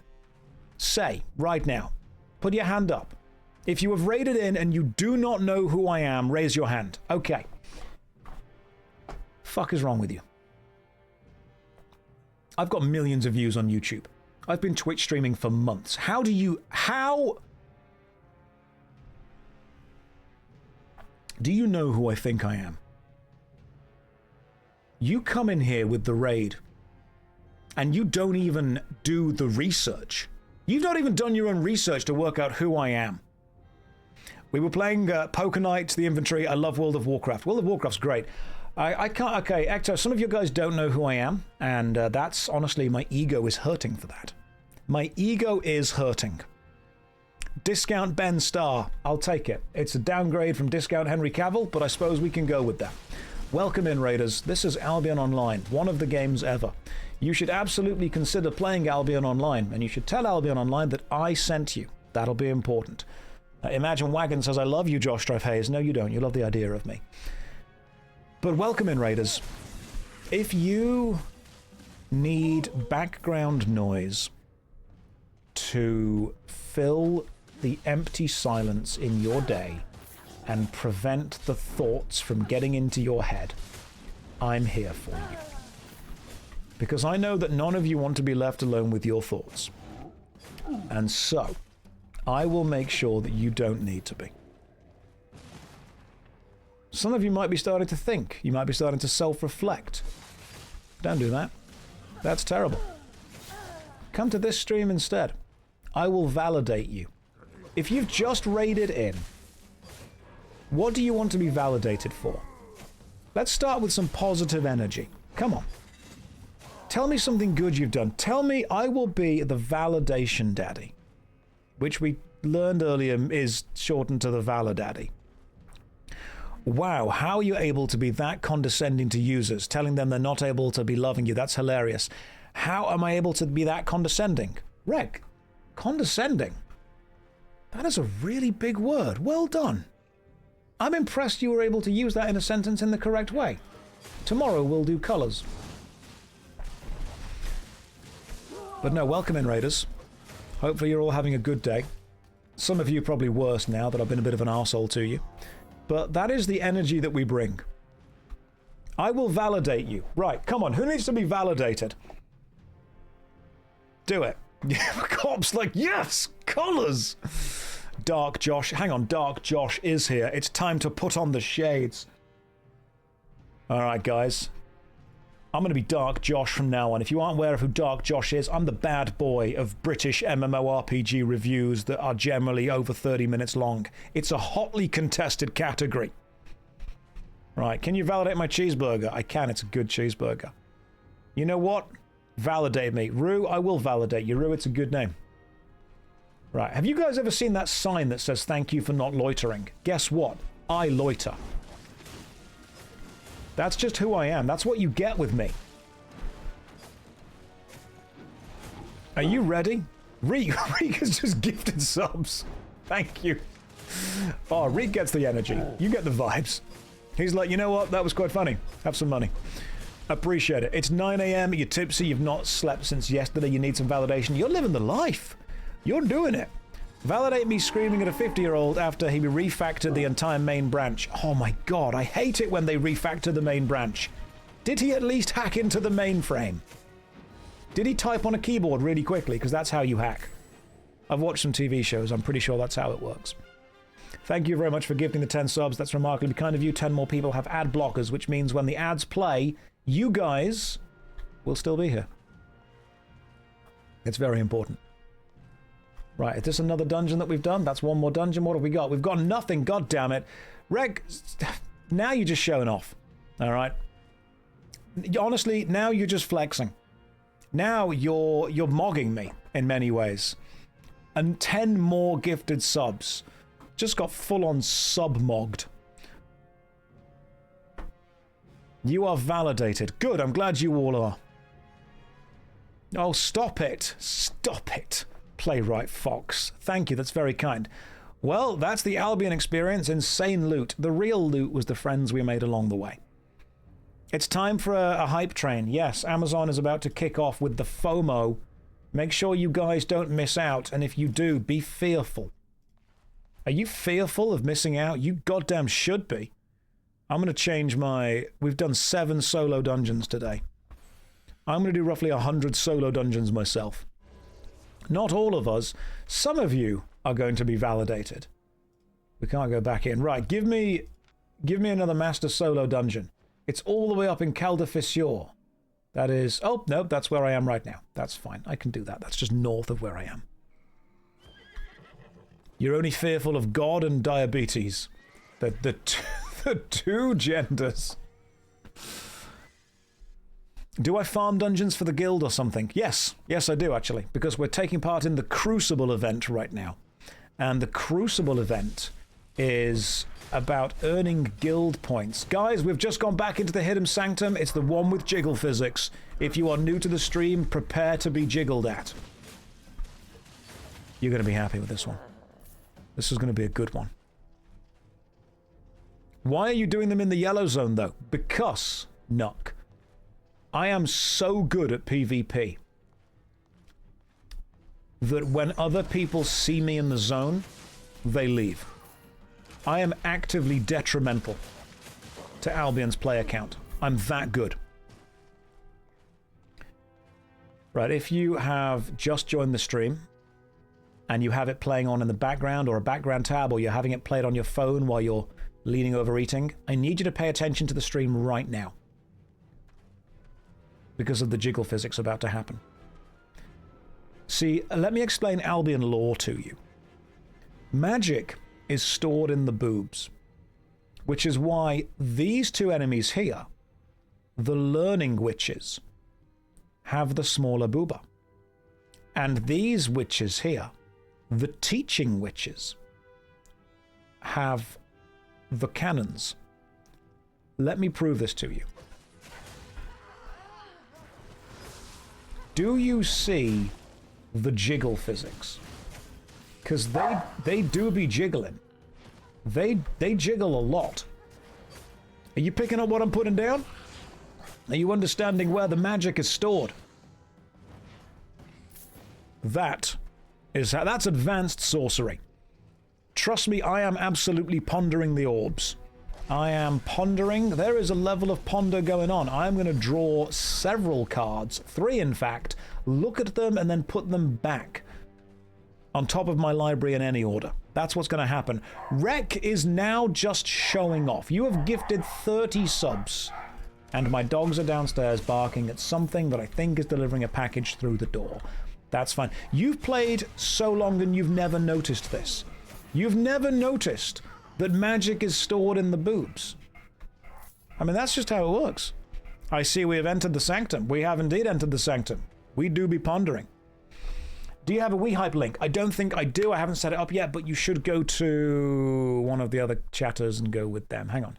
You should go to... I was going to say Zizaran, but no. Actually, yeah, no, go to Zizaran. No, go to Nomad Poncho. Nomad Poncho is currently streaming. If you want to see an actual talented streamer, then go and check out that guy right there. Nomad Poncho is my handler, which means that when I was assigned as a content creator to get involved with the Crucible, I was given Nomad Poncho to support me. For the back. People agree. There we go. Sorry, I left the... We could just watch him, couldn't we? In fact, yeah, no, I'm going to put the Nomad's audio on. Nomad, just entertain the stream for a bit.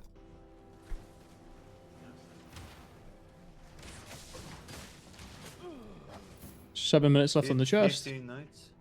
7 minutes left on the chest, indeed. I think we can all agree with exactly what you've just said. Did we all have a good time? I had a good time. How does Poncho feel about our chances to win? I need you to stop looking at these things like winning and losing. Rek, are you okay? Like, you've now gifted 40 subs in the channel. You've proven your point.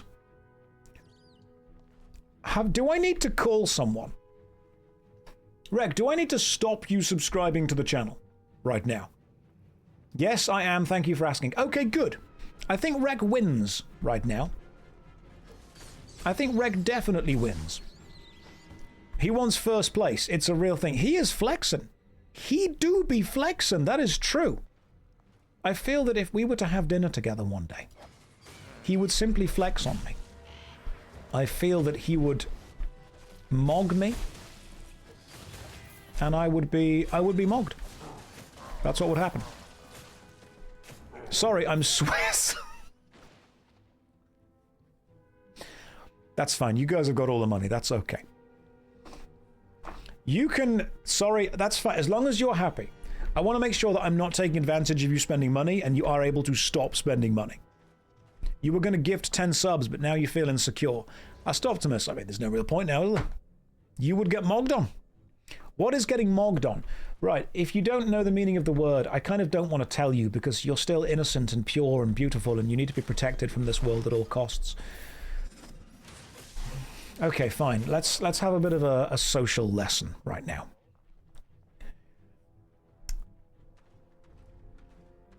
Insecure people turn everything into a competition.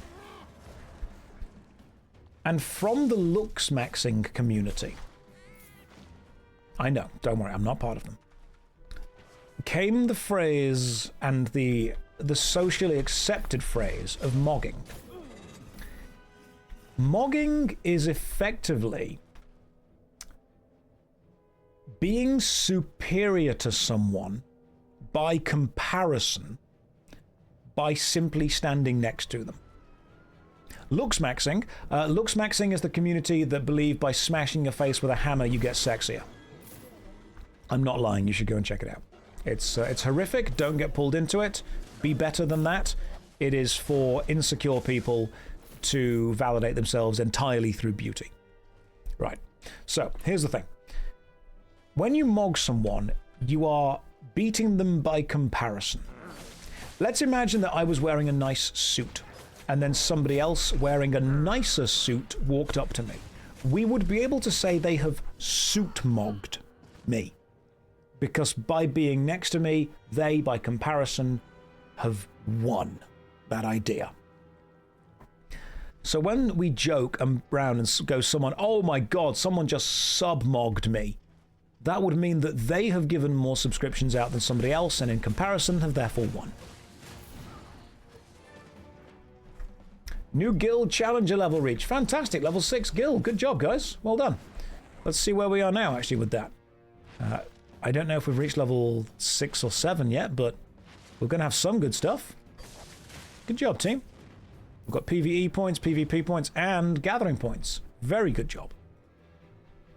Every insecure person tries to find something to mog you with. Rek has done it again. Rek is Swiss and apparently rich. Did I just say the two numbers? Oh no. Oh no, I said the two numbers next to each other. Using the word mog is a form of slop maxing. Artform, I hate the fact that I understand exactly what you mean, and in order to understand that, you need to have relatively deep knowledge of meme culture. You ever realize that you speak a language that you never realized that you spoke? That's what it is. Sometimes someone will say something to you in a series of words that you know are English, but you absolutely didn't realize that you understood. Is it worth joining the guild if you're not into PvP? I hope so, because I'm not doing PvP. You will, however, struggle to get into the guild, because we have, let me finish this fight and I will show you, we have a 300-person guild with a waiting list of 201 people. So I will kick people tomorrow. You worry about that. If you've not been active in 3 to 4 days, like look, Cephas, they were active 3 days ago. They weren't involved in the main thing. We're going to have to start kicking people soon. We're going to have to cut the fat. That's what we're going to have to do. Maybe we do need to. Maybe we've got to kick some people out. The problem is, when we kick people out, the problem with that is we don't know when they're going to be back in. Like Crispy Boy, you were online 3 days ago. We've been streaming for 2 days. You've got to go. I'm sorry. You've got to go. 3 days is the limit. If you don't log on within 3 days, 2 days, 23 hours, you're safe. You're totally safe. And now we go to the guild invitations, and we literally just accept people randomly from the top. I mean, do we want to have a guild without the Warden of Baal? Of course we don't. We need the Warden of Baal. They're involved. Who else is looking after Baal? Let's talk about Dreki. Dreki can get involved as well. Damn, I didn't know I'll need to justify my application. I want to contribute. Good. You're already in a guild. Gruklav. Brazilian flight control shenanigans. Get involved. You know what's going on. The Slayer. God damn. Players already in a guild. How? We're just inviting random people now. Watching on Twitch. Want to join in the fun? Good enough. You're in. Kayam, I'm pretty new. Go for it. Get involved. You can't accept more people. We'll back up. We are straight back up. Josh, being a Warhammer model, have you ever assembled a Gunpla model? I haven't, but I do have some. I brought back some Armored Core models from Japan. The Slayer is a mod. I saw them talk in game. Well, why are they not part of it? I can't believe that they applied and didn't get in. Well, they're in a different guild now. Our guild is not part of an alliance anymore. That's great. You have a Gunpla model behind you. Sweet. Show us your most valuable Magic the Gathering card. Do you mean valuable in terms of monetary value or valuable in terms of personal value to me? How would you prefer femboys objectify you? Honestly, with a level of reverence and fear at the same time. A healthy balance between both of those, and I'm fine with that. It's a good question. How do I prefer to be objectified? With a level of awe. A level of awesomeness, level of fear, level of reverence, level of power, level of authority. I think as long as you are keeping the shrine to me clean, dust-free, and relatively well respected. Do they need to cry and wimp a bit? Trick question. They're femboys. They're always doing that anyway.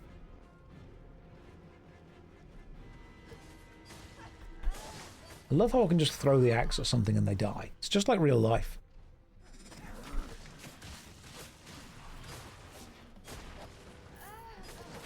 Is the Holy Ghost wet?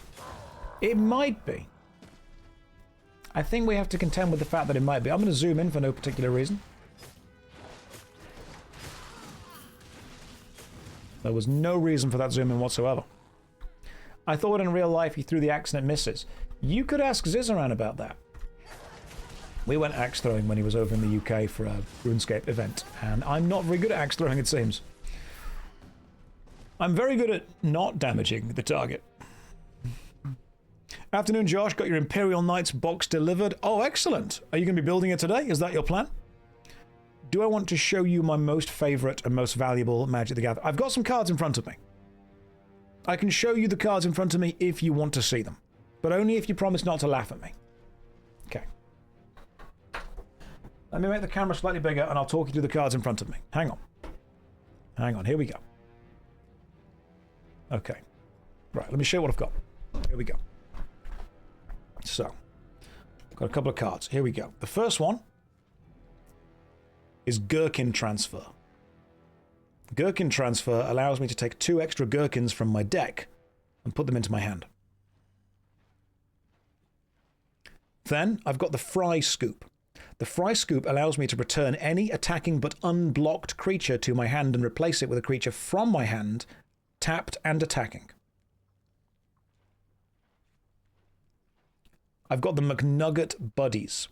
The McNugget Buddies is a 0/0 creature that enters the battlefield with a +1/+1 counter on it for every creature called McNugget Buddies already in the graveyard. And I've got the Coin Spin, which honestly is just a token. This doesn't do anything.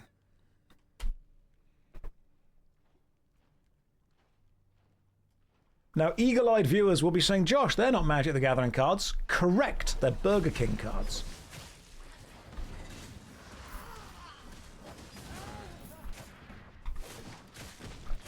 You like to imagine Poinskin... You might have... Poinskin? Oh no, I did it again. Coin Spin. A spoonerism is when you try and say 2 words quickly and you mix up the beginning phonetic of each of those words. Coin Spin. Poinskin. I hate this. I hate this so much. Rex, stop gifting subs! You're distracting from me. Alright? I am the streamer and therefore the main character. And you are out here just throwing your Swiss money around, being like, I will support this man. I will be his wealthy patron. Continue to perform, streamer. Guys, respect me more. Respect me. You're not having the power here. This is not becoming a battle of wits, all right? Because that card requires you to have 300 other cards in your library to win, and it's a bad card. You said that Coin Spin, not Poinskin. Coin Spin was Pot of Greed. I was going to make a joke and say, what does Pot of Greed do? But you know what? It doesn't even matter now, does it? It doesn't even matter. I can do whatever I want. You've got to ban me. You've got first place with the gifted subs. Now, obviously, I'm very happy about that because that means that I make more money. But I'm also kind of... I've been mogged. And emotionally, I am now in distress. Is it a wattle of bits? Dark, don't do this to me. All right? You're meant to respect me.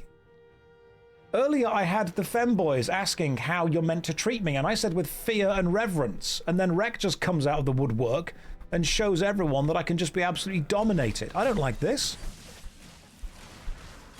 Oh yeah, I did. Okay, Rek, so just so you are aware, okay? I need you to know that you may be in... You may be in danger.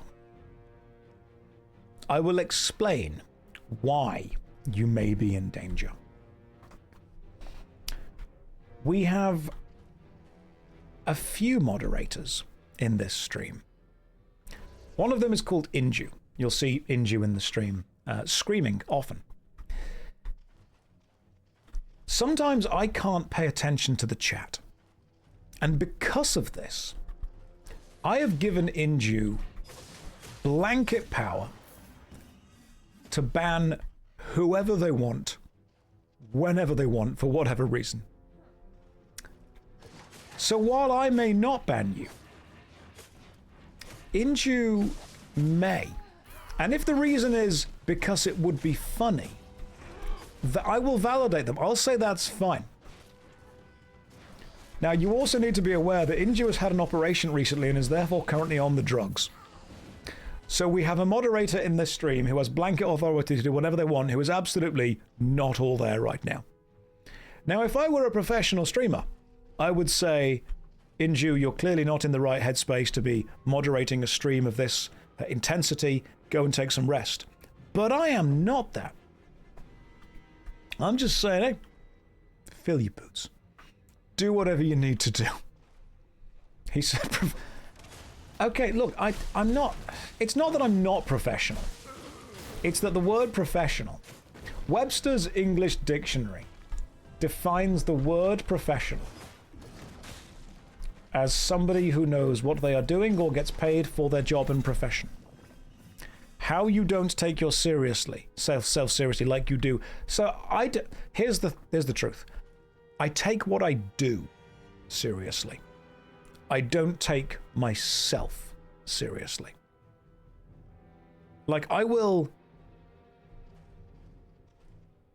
take entertaining seriously. But I won't take myself as a person. I'm happy to joke at myself and laugh at myself. What I will do, though, is genuinely I mean, you're trying to be, and I respect that. Rec, out of character, genuine, natural question. Do not feel the need to give or donate money that you do not have. Take care of yourself, your friends, and your family first. Twitch streamers will be fine. When I say out of character, I'm not acting in character. I just want to make sure, because I have had people message me who, and I'm not trying to, this is not like a flex, this is not like a pushback, this is not like a competition thing, this is a genuine thing. I have had people message me with things such as, hey, this is my birthday money, hey, this is the last bit of cash I've got, hey, this is money I was going to use for rent. And I'm like, don't do that. Use that on you first, man. I don't know your life circumstance. I hope you're doing really well. If you are, fantastic. It's your money, spend it however the hell you want. But I have had people that I've had to actually be a little bit careful with. Like I've had people donate over £1,000 in one go to the PayPal, which is why I've removed the PayPal link from Twitch. I think that's I didn't want people to have the ability to do that.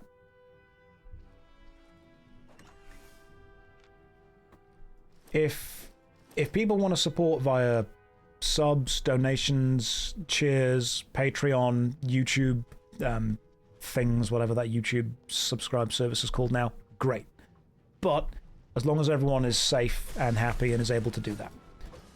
I don't want to feel that I'm financially responsible for people watching the stream, because I think most people here are a little bit older, a little bit more mature.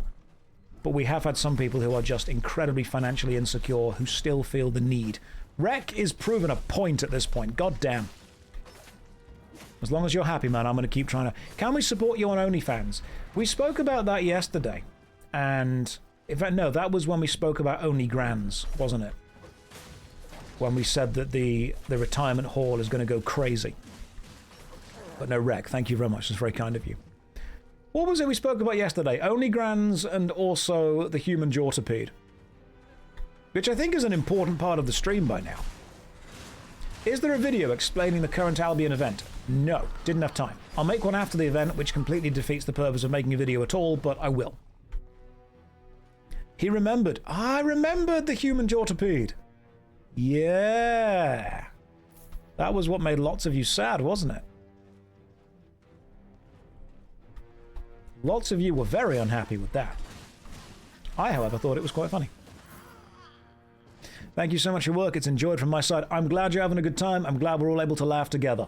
There's a lot of shitty things going on in the world right now. Sometimes it's nice to come together and just make a couple of jokes, play some games, hang out, and most importantly, grind for the glory of the guild.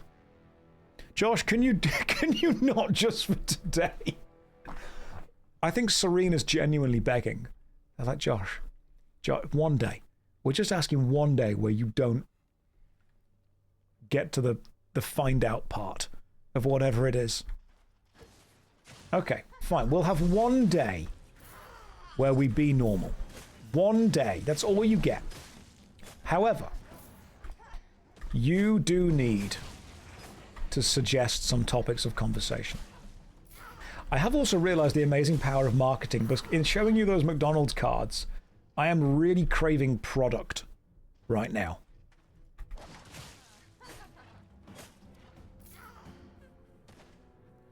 Inju says, are we ever really immune to those jokes?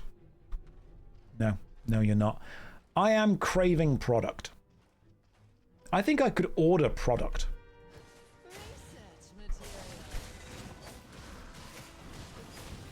I think ordering product might be the right thing to do. You don't deserve product. I do deserve product.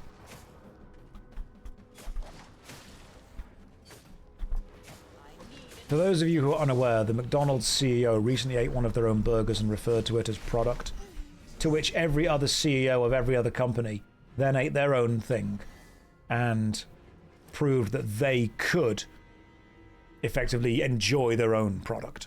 He got full on burger marked. The hype train has happened. What has gone on with the hype train? Let me double check, see where we are currently. We have hit level 5. You know what? I think that more CEOs of more companies should be forced to eat their own product and enjoy it. I want to see the CEO of Boeing eat a plane. I will not be satisfied until he is chowing down on a 747. Requiem, thank you so much for getting us back up to level 6 at some point. You'd pay for that. I'd pay for see that. That was straight to level 6 from the gifted subs. You need the gritty goose. Who has the gritty... What's Elon going to chow down on? I don't know, make him eat a Tesla. Do it. Bill Gates needs to eat an entire computer. If you've got the gritty goose, hit the gritty goose right now, which is probably the most cool kid thing I've ever said. If I keep saying that, I'm going to be invited to Beast Games next season. That's what's going to happen. And here's JoshStrifeHayes, and I'm walking, I'm like, yo, kids, hit the gritty goose. And then they will say, Josh, we need you to stop. Bill Gates should eat an entire computer. That's what should happen.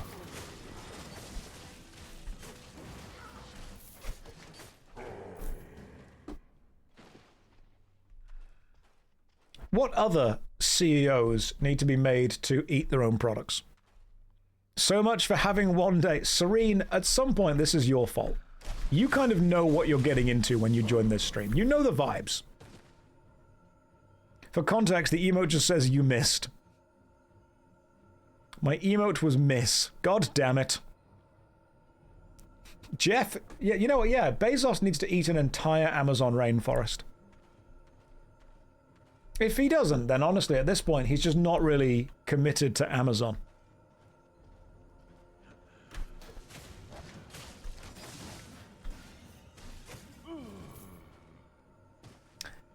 Is Strife your actual middle name? No.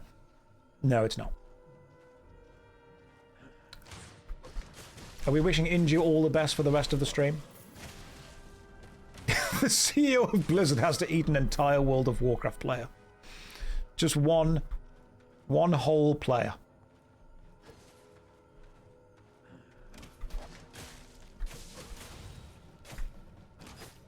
Do I like rhythm games? I am, in many ways, a slave to the rhythm.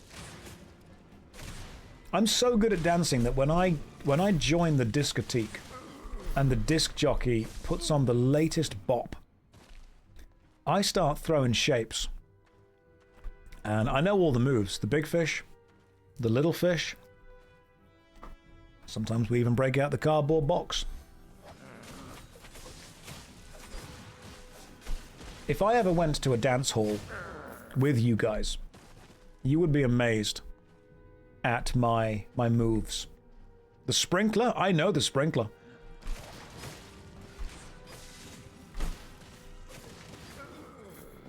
Todd Howard needs to eat a complete armored horse. You know what? I would respect that. I go to the club. Vetlas, if you see me in the club, I've got what you need.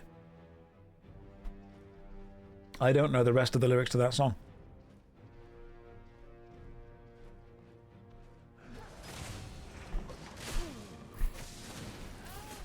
I assume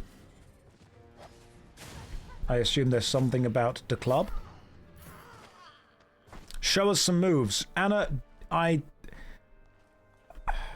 don't want to take responsibility for my audience but I feel that if I showed you my dance moves on screen, everyone would immediately get pregnant. And I'm going to be real with you guys, I can't afford that. Even with Rec here, I don't think I can.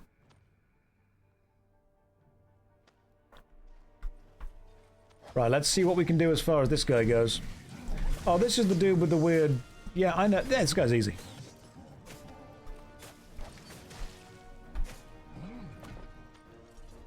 I know what I'm doing with this guy. Why are you earning... Why are you walking that way, my friend, when I'm here? Oh, okay, so he's... I was going to say weirdly glitched out. Oof. Let's just... There we go. Get some health back. God damn. That was a close fight. That was a very close fight. Finish an enchanted dungeon solo using a special map. In Albion, you see icons and 16 days. Are there subscriptions? Yes, there are. Yes, there are. You do not need to have them. Is this an optimum build for an axe? It's not even an optimum build for me. It's just a load of stuff put together. It's not optimum in any way, to be honest. I don't know what the optimum build would be.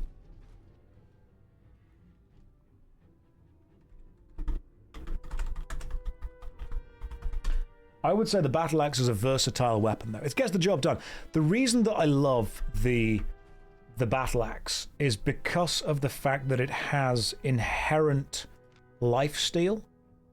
Every auto attack steals 15% health the enemy has lost. I like that a lot because that allows me to sustain my damage. And glows red. And the shield glows blue, which is very important.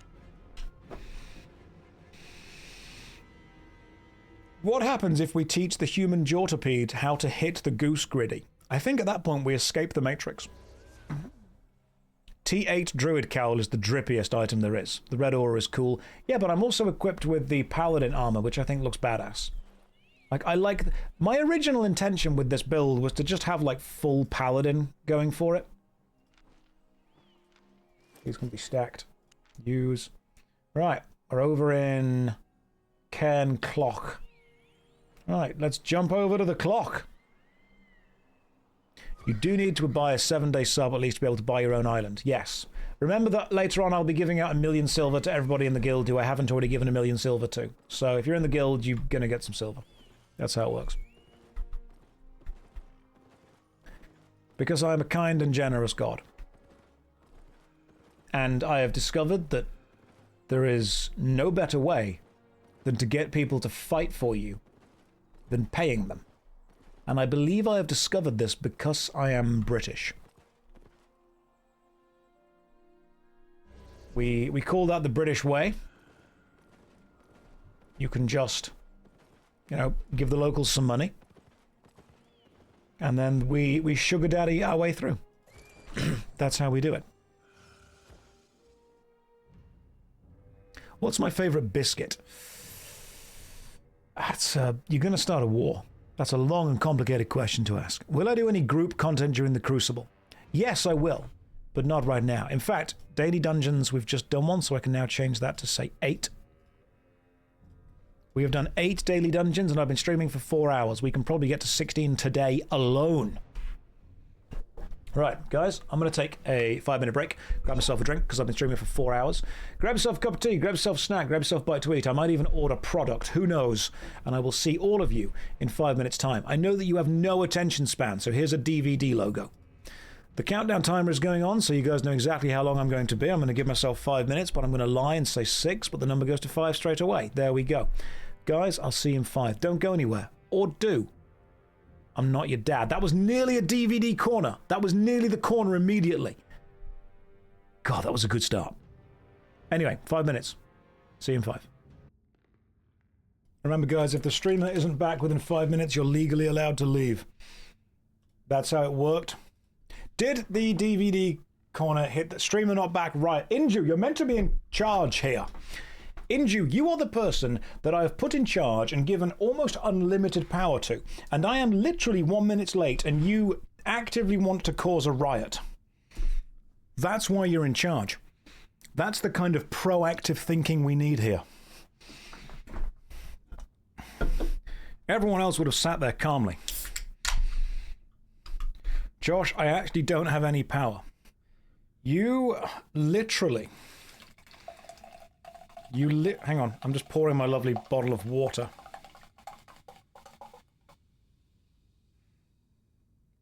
Was that a beer? No. You're a beer. Shut up.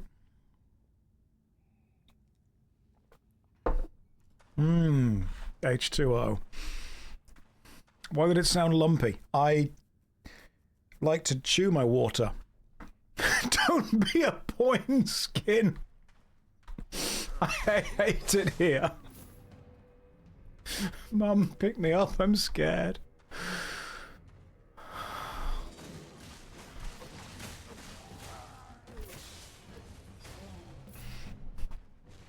It's moist water. It's just it's fine. It's just moist water. Don't worry about it. Right, we'll do like a few more solo dungeons, then get a group together to do a group dungeon.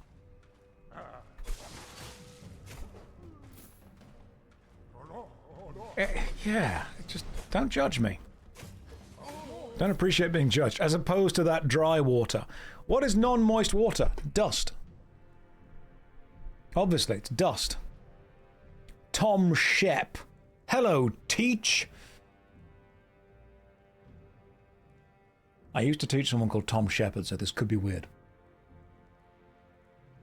It could be the exact Tom. Have you done your homework? Have you? Have you done it? It's almost dinner time. Or someone wearing his face. What? Pip, why is that the first thing you jump to? I say, hey, this could be somebody I know, and you walk in and go, or it's somebody wearing his face. Do you live in the Scream universe? Is every day Final Destination for you? Why is that the first thing that you think of? I'm sorry, are skinwalkers a massive problem right now? Kids in the 90s thought that quicksand and being on fire was going to be a big problem. Do kids today fear the skin? Why are you so defensive about it? I'm not defensive about it. I just think it's funny that the first thing somebody suggests is the least likely thing to happen. The chance of somebody finding someone that I know and wearing their face as a mask is 1 in 4. Possibly even 1 in 5, which is quite low. It's not what a skinwalker would say. It's not.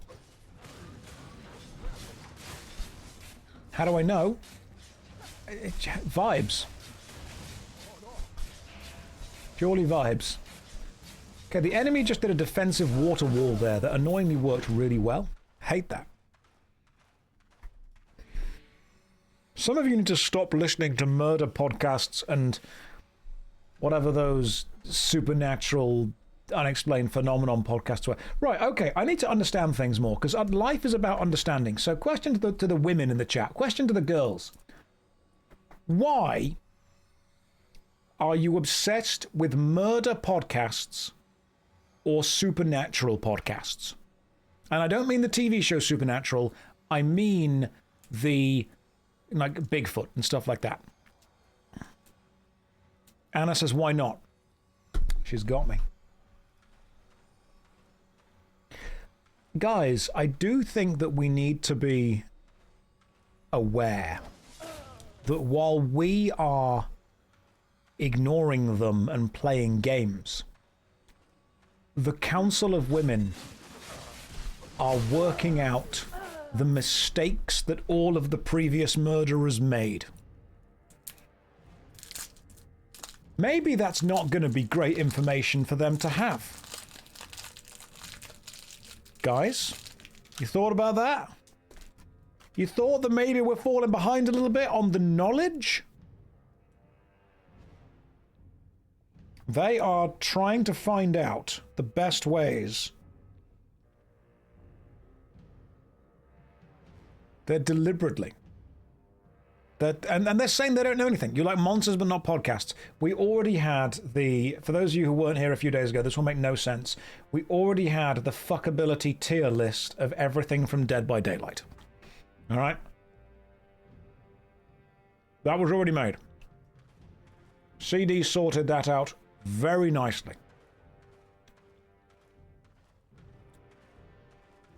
It was a good tier list. CD might still be in the chat. If she's with us, then she can explain to you what's going on.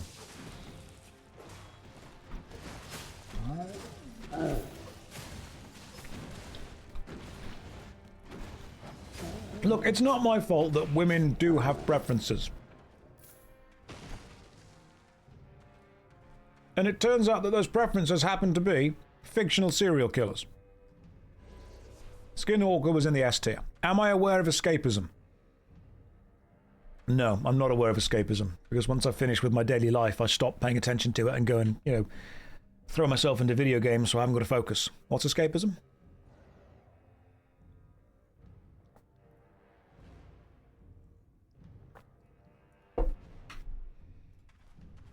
Do you get the joke? The complexity was that what I said was escapism.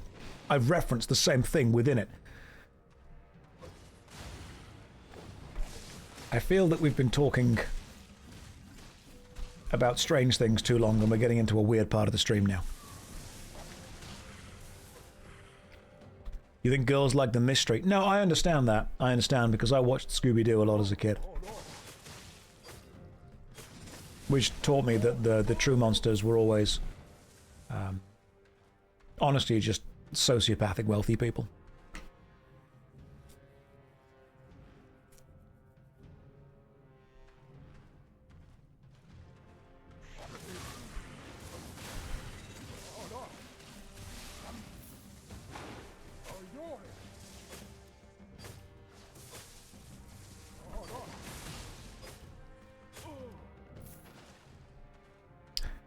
Who was the sexiest member of the Scooby-Doo team? I think that I'm about to learn something about all of you. Don't be shy. Josh, are you a professional streamer? Yes. What are your streams like? Oh, we spent a while discussing the sexiest member of the Mystery Machine. Remember, the Mystery Machine, the car itself, is also a member. I say car, van. Now, some of you are saying, a lot of you work with Shaggy. Daphne, Velma, Scooby-Doo. Shaggy, Scrappy-Doo. Okay, we'll discuss that later. The van was sexy. You can talk about whether it's original 1980s, 1990s, reboot, film, game. I had a weird PC game, Scooby-Doo PC game called like The Haunted Theme Park or something. It's like a murder mystery, click to move, crappy, included with a kind of serial pack game on the PC. Fred is a himbo, but there's nothing wrong with that, you know? You can be okay with that. You had the same game. That was amazing. You had to work out where the kind of ghost and mystery were in the... I'll see if I can find it. It's got to be some kind of abandonware by now. Remember that Scooby-Doo takes place in the same universe canonically as Supernatural. So you could choose the versions of the characters from the Supernatural anime. That's true as well.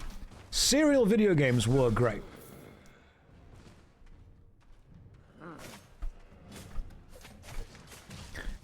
So, Velma, obviously, hot. Daphne, yep, hot. Shaggy, got that attractiveness to him. Fred, bit of a himbo.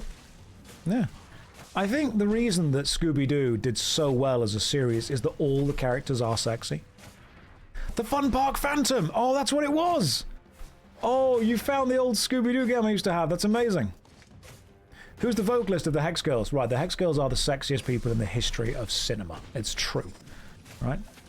And I believe you're talking about Jennifer Hale, who went on to do Femshep in Mass Effect, who I met briefly, very briefly, at a kind of Comic-Con meet and greet thing, who was lovely, by the way. The Hex Girls were a magical moment in a lot of people's lives. Why are Brits so obsessed with Scooby-Doo? We don't have much, Stop Thomas Crime. You've got to let us have what we need. British culture is basically bouncing between Greg's, Scooby-Doo, Black Books, and occasionally the In-Betweeners.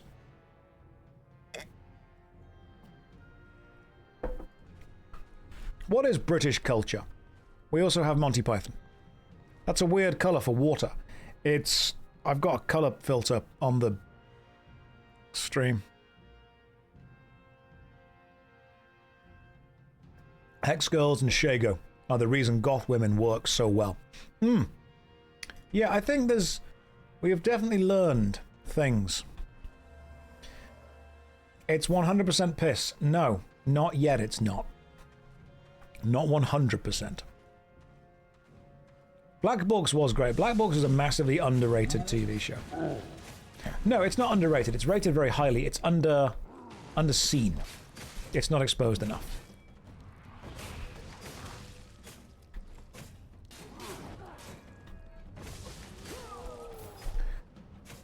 Right, so which characters in fiction, and I feel that we need to just fill time now. Which characters in fiction were the characters that changed you? As the Little Book of Carl from Black Books. So the Hex Girls was obviously a moment of change for many people. Totally Spies characters. Totally Spies is fetish content. I'm not even kidding. Go back and watch Totally Spies. Realize just how many of the episodes are just straight up fetish content. It's got almost every single fetish in there. Go back and watch. Zoe from SSX Tricky. Ghost Ship. What an absolute gentleman's answer. Do you mean when she walks toward the camera at the start of the game and says, "This is going to be very, very interesting"? That one? Yes. Yes, absolutely. So, SSX Tricky was amazing. Also, what was the name of the...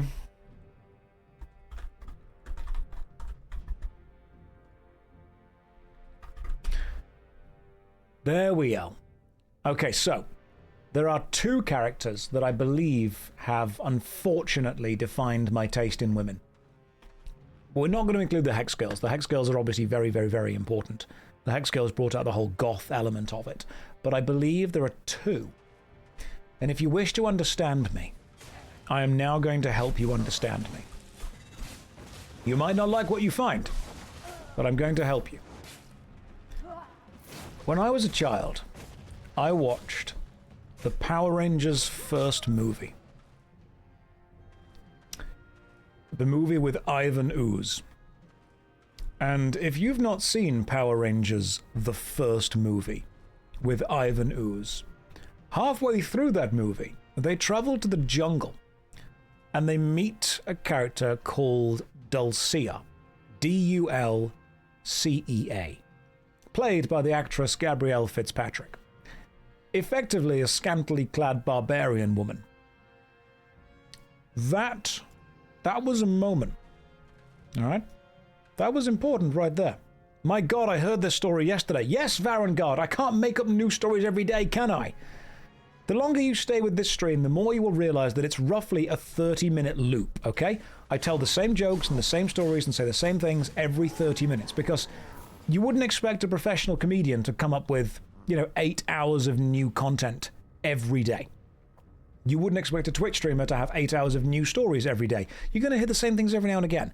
Like when I would say, choculent Chinese meal instead of succulent Chinese meal. Or I said the phrase tank stance wrong by mistake, and I said tank, hang on. I said tank, I'm trying to do it and I can't do it. Stank tance, that was the one, thank you. I said stank tance. Or when someone said about the Draenei starting area being the goat starting area, because it's both greatest of all time and also goats, because Draenei's are goats. You get the idea. Anyway, Gabrielle Fitzpatrick. Was that her name? Yes, Gabrielle Fitzpatrick as Dulcea. And did anyone then watch the animated Treasure Planet? Because if you watch the animated Treasure Planet, you may remember Captain Amalia. I think Captain Amalia was the moment that I realized that competence was sexy. Now, I'm not a furry, which is something that a furry would say, but I'm not. Because she's just human enough, and it's fine.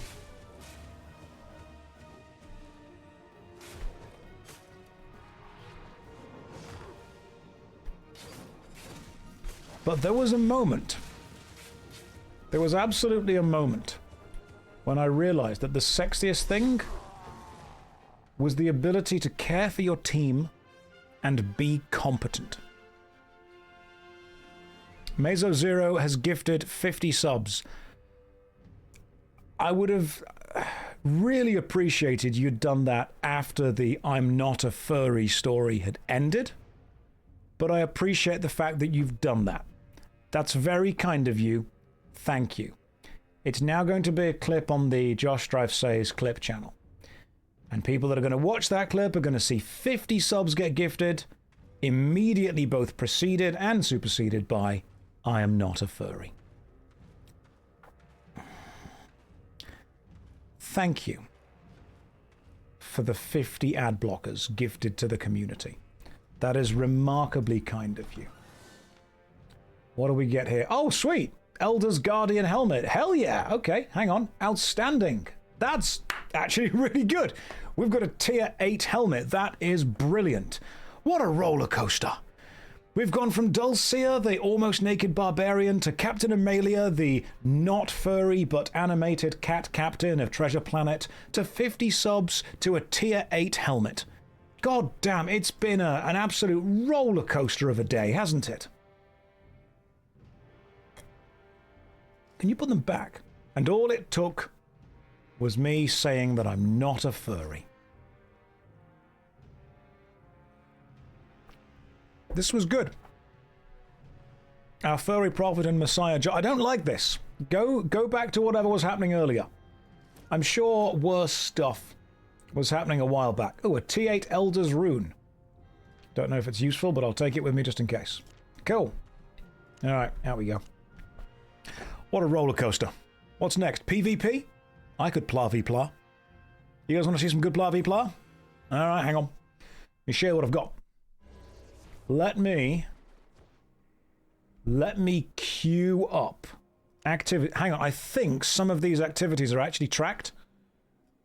So my PvE randomized solo dungeons tier 6 plus 31 had been done. Refresh this, see if it counts. It might not count. 42 have been done. God damn. Also solo dungeons today. Let me change that. We've done 9 so far. 9 solo dungeons have been done, which I think is honestly quite impressive. Good PvP. I'll be watching Zizaran.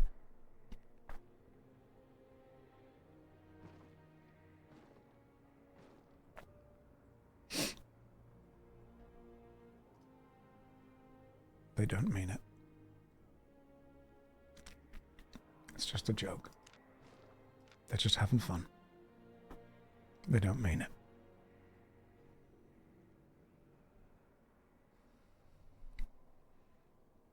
Act.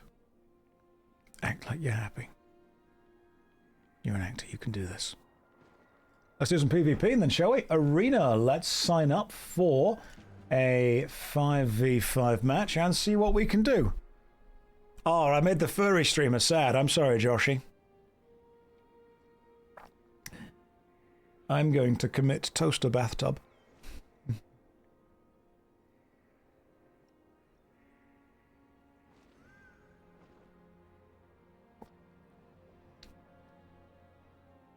Sometimes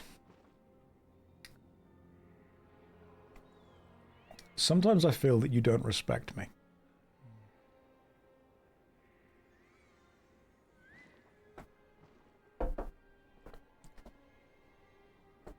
I'm going to commit Sudoku. That's what I'm going to do. I'm going to dive into the Fistamafel ring head first. And very few of you will know what that means, because some of you won't be Sudoku nerds. Famous WoW furry streamer and his trusty toaster. That sounds like an anime that I would watch. That's an isekai. I was a furry WoW streamer and got isekai'd into WoW, and my only weapon is a toaster.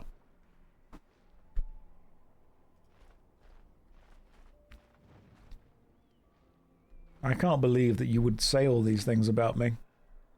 Why are you so cruel to me? Alright, we've done 9 solo dungeons. One more gets us to 10 because I'm good at maths. Excellent.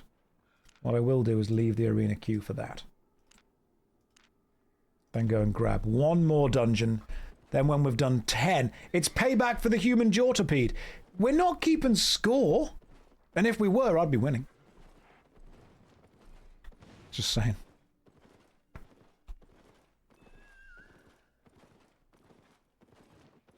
There is an isekai where someone becomes a vending machine. There is, and apparently it's quite good. Like, I've not seen it, but I have heard it's actually quite funny. Some of you will look back on the days gone by years from now and pray for days like the human Jortopede.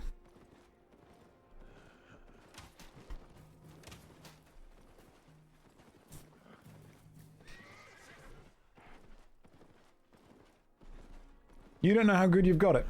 It's not that dungeon, it's this one over here.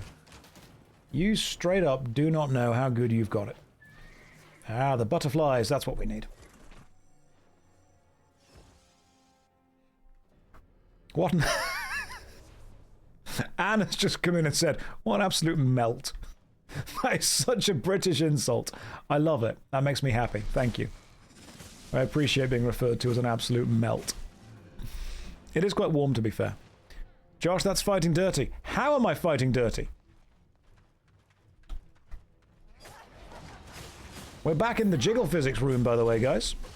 Welcome back, everyone who's just tabbed back over. Blessed be the jiggle physics in the game. The jiggle do be jiggling. What did I say? I actually don't. Serene, genuinely, you'll have to tell me what I said. If I said something's fighting dirty, you let me know. You heard physics. Stick around, Karen, you're going to see some stuff. Well, back to the main monitor. Thanks, I'm glad that this is exactly what you guys were wanting and needed. Serene, I can't remember what I said a few seconds ago. When I'm speaking, when I'm performing, I'm not recording. Oh, yeah, sorry, the Jortopede. Yeah, Serene has not yet accepted the gospel of the Jort.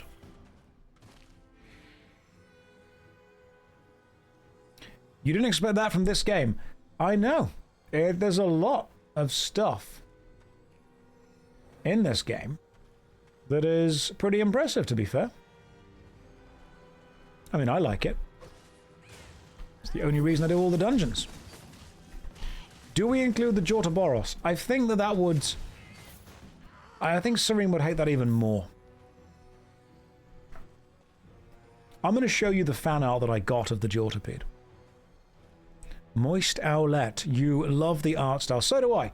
I think chunky stuff is great. Because defined artistic direction is much more important, personally, than just, you know, photorealism graphics. I would rather go with a defined artistic style. Twizzorks, the very first message you've ever said is jiggle physics. Correct. Welcome to the stream.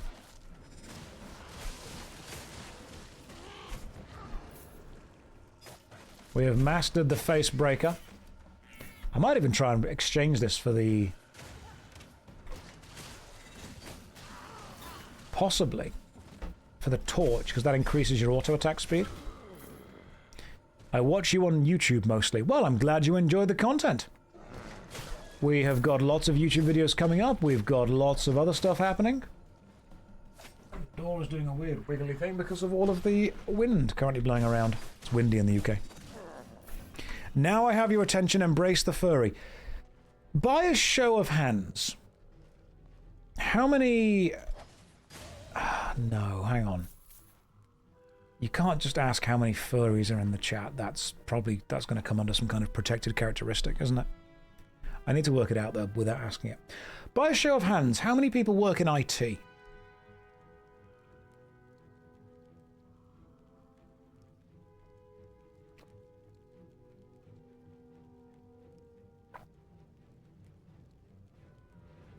Okay, so that's not going to get us an exact number, but it's going to get us a really roundabout accurate figure.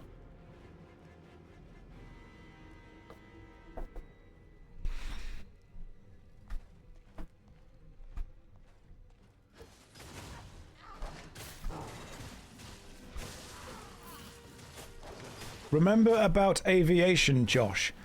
I don't know if furries include birds or not. That is a huge amount of IT workers. Turns out people that work on computers kind of like MMORPG games. Who knew? Maybe I should just embrace that. Maybe I should get myself some kind of furry headgear. I've got cat ears upstairs. Does that count? They were for a Final Fantasy XIV stream. I had to blend in.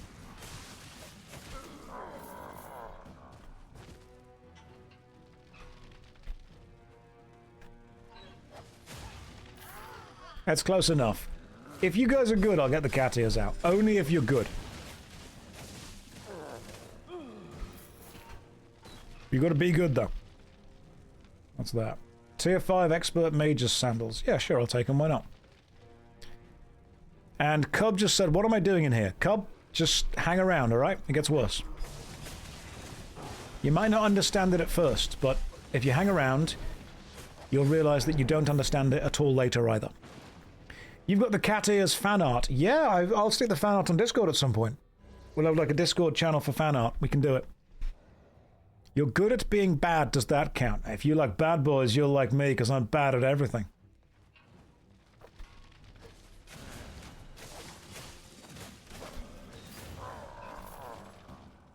Talion says, be good, everyone. Yes, do. Everyone behave. Pretend that we're all professionals.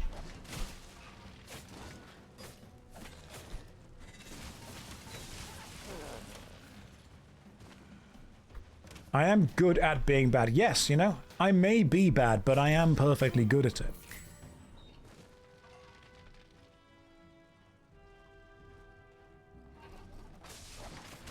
That was the start of the lyrics to a Rihanna song right there.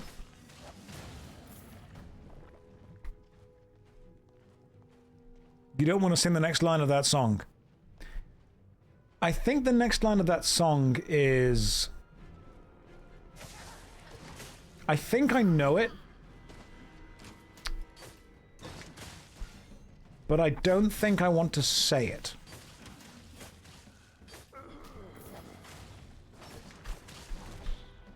Like we can skip a line.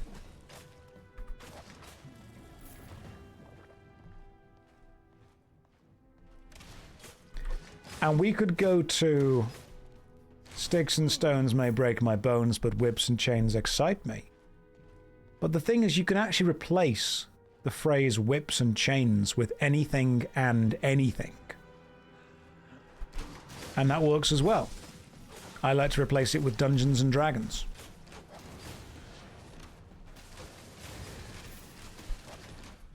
Serene says, you showed up for the stream happy, and you missed that time. You do. We all missed that time. What happened to the 50 gifted subs earlier? Are you still around? Who gifted 50 subs earlier? And are you still in the chat? Because that was insane. I mean, thank you for that. That's very kind of you. Should probably have a chat with someone. I've discovered the strength of battle axes. I have. The battle axe is a great axe. It's probably the best axe. He left after gifting 100. That's ridiculous. I mean, I don't even think I'm that funny.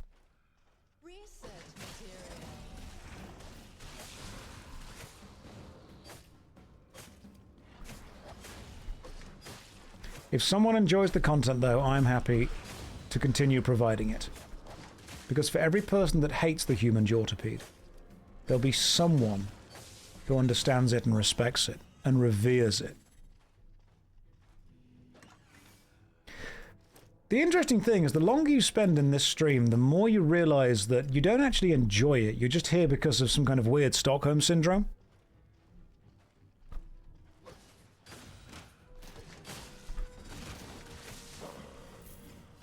It's almost like returning to this stream is like returning to where you used to live and going to a cafe or a restaurant that you used to go to. Out of nostalgia. Realizing it's just not very good, but refusing to ever admit that. There are so many jiggle physics in this dungeon. This is just jiggle the dungeon. And I'm kind of here for it.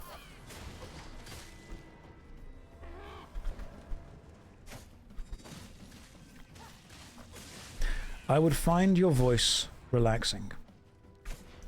I can speak about relaxing things if you want. And then we have had the... Interesting. Automod has held a message. Top viewers, click here. Okay. I don't want top viewers. I want average, whelming, middle viewers. If you guys are top viewers, you can find a better Twitch streamer. I've always said, once you're funny, you graduate to watching Doug Doug. You hone your comedy here. This is like your comedy training before you get to go to the real streamers. Bottom viewers, yeah, you guys can stay. That's fine.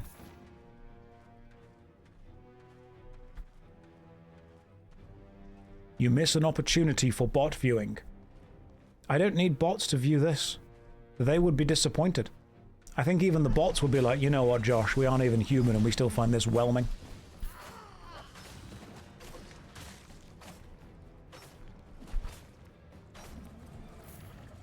Level 79 cloth robe fighter. God damn, I'm doing quite well, aren't I?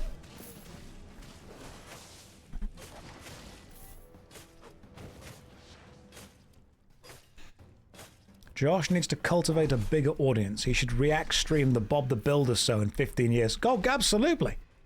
We can do that. The thing with Bob the Builder is that what I loved about the pacing was that even in the opening song, it set up a mystery. It set up that question. You want a hook where the audience is immediately asking the same things. So what I appreciated was that as soon as the episode starts, it starts with the honestly quite existential phrase, can we fix it?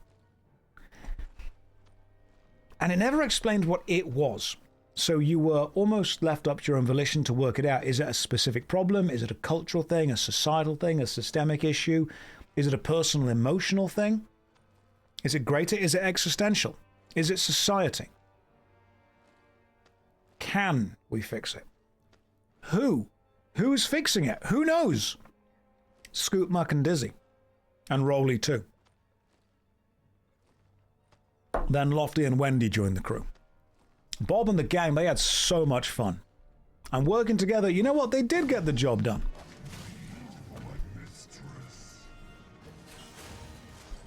Don't think that a British schoolboy does not know the Bob the Builder theme song. Of course we do. Legally, you have to.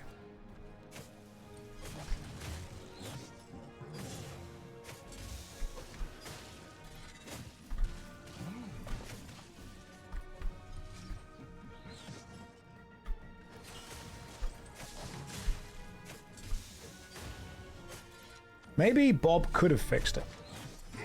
Maybe it was... Maybe the true things... You're not a schoolboy, you're a school man. I don't want that title if I'm also working on Twitch. And this is Josh, he's our school man. What do you do? I just quote Bob the Builder.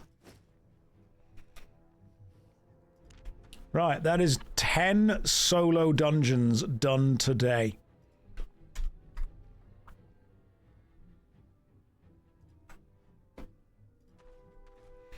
Iman says, I like this chat. I don't.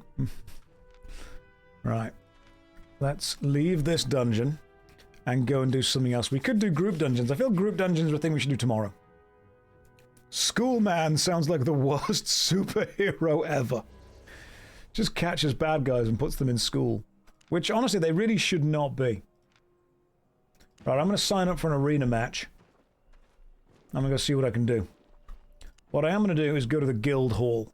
Josh, long-time YouTube viewer, love the content. Have you thought about trying OSRS League 6? I can't do that because I'm too busy playing Albion Online. But I do very much like RuneScape. There's a pretty nice group dungeon. I'm going to do the PV and or P. To be fair, without this chat, Josh would have much better mental health. That's true. That's true. Right. Take me to the Guild Island by journey. If you have not...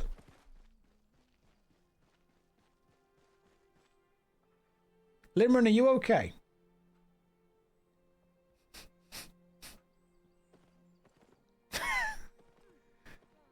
This is the... I am fine, this is the guild that's going to win the Crucible.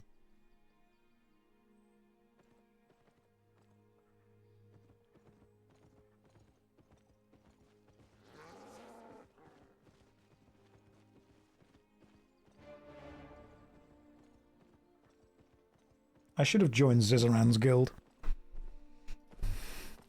I was going to come here and give you all some money, but...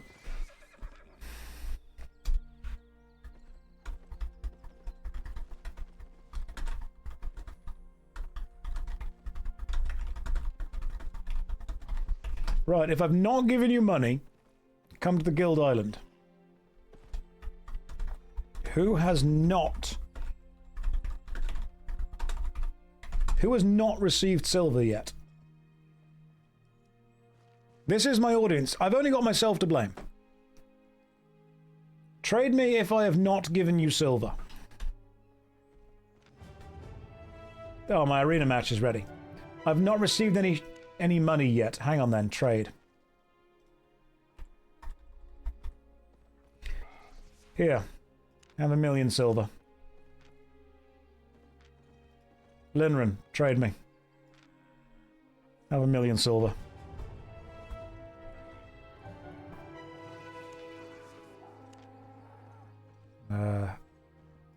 Dark, trade me.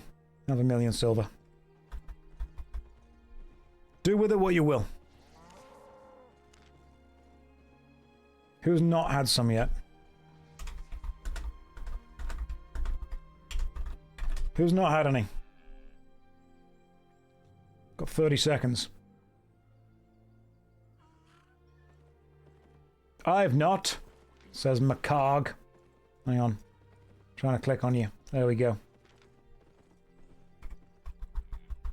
There you go. Have 1,000,000 silver. Tay, trade me. Have 1,000,000 silver.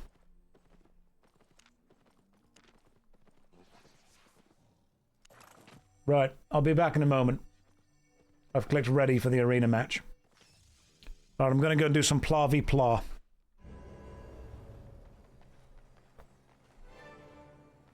Why are there only 3 of us? 4. There we go.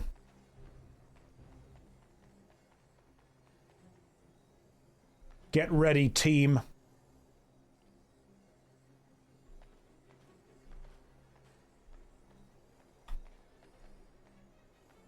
Is this game old? Kind of, I suppose. Ominously hover toward the enemy. Always ominously hover.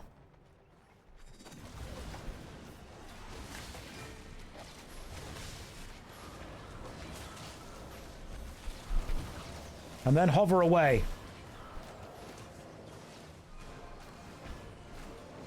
And then heal yourself.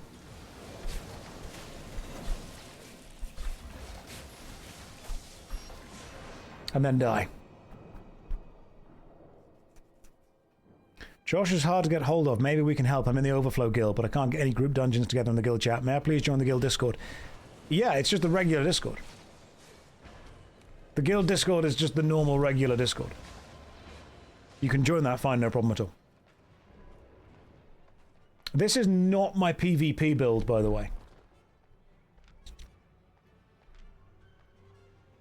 Guild Rally, says Nomad Poncho. We have a big objective.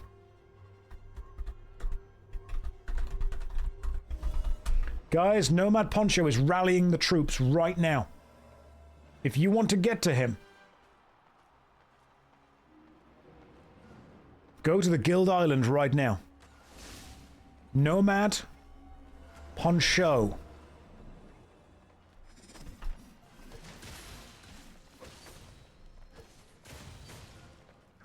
He's there. He's there and ready. Oh, that's the enemy. That's the enemy base. Don't go that way. I thought that was a place to capture. Sound the horn of Ponchador. What do you need? We need support. Got to go for the stream. Thank you very much. You're welcome. All right. We should be able to capture these points again. Remember, always A, B, C. You need to capture the points to win. So simply follow the ABCs. Always be standing on the point to capture it. And that lowers the enemy's score by 10. Which is important. And then the lowest score ultimately wins. Red team have captured that one, but they've not captured this one.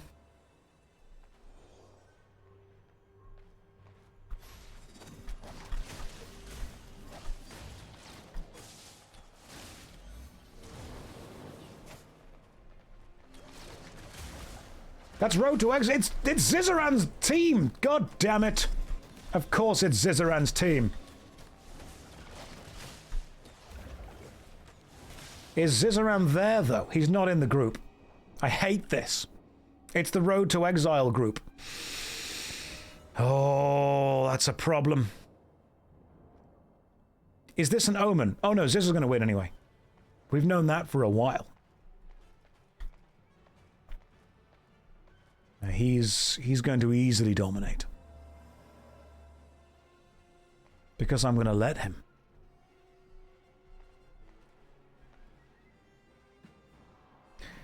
Nomad Poncho says join the Roads of Avalon Discord channel. If you wish to help Nomad Poncho with a very important guild event, and you're in the guild Discord right now, join the guild Discord, which is my regular Discord, then go and chat to Nomad Poncho. Go and do it. Why are the team hovering around there? We need to be capturing the points. God damn it. I need you guys to capture points more.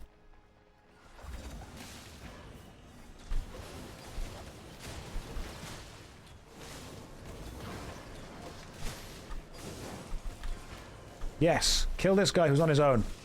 God damn it. No way we're doing that in the roads. Crazy, but also cool. Go with Nomad Poncho. Here is an annoying thing. Guys, if you want to assist the guild, if you really genuinely do, I need you to do me a favor. I need you to go... I don't know if Nomad's streaming right now. I think... Let me check something. He's not streaming right now because, believe it or not, we kinda can't.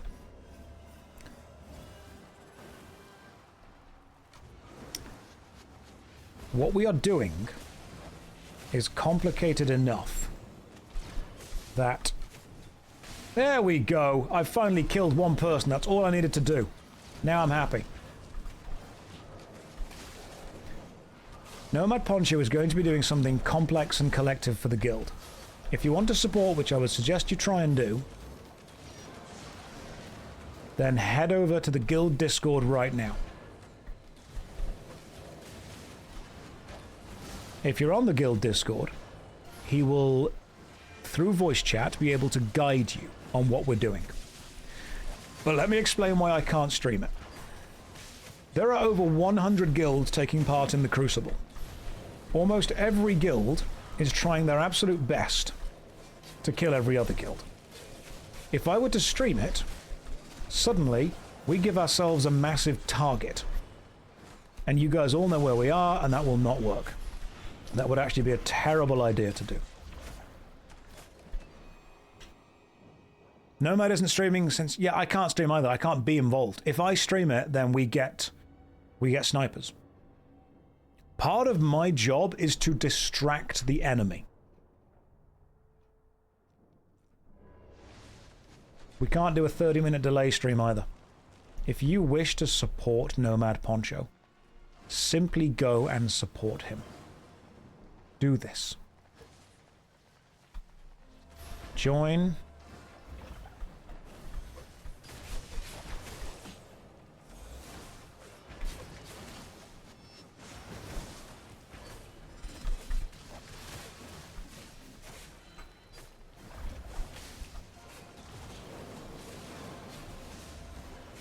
Join him.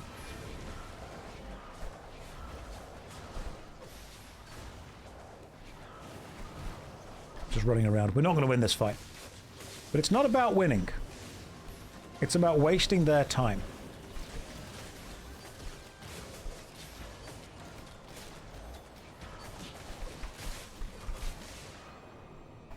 What if the enemy joins the Discord?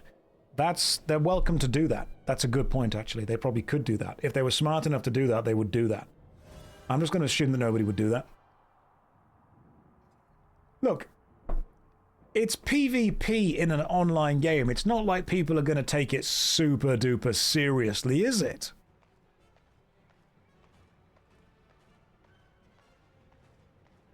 They might do.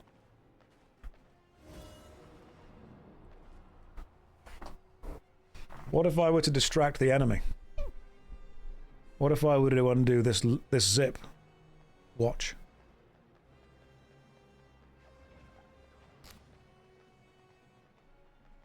Lewd.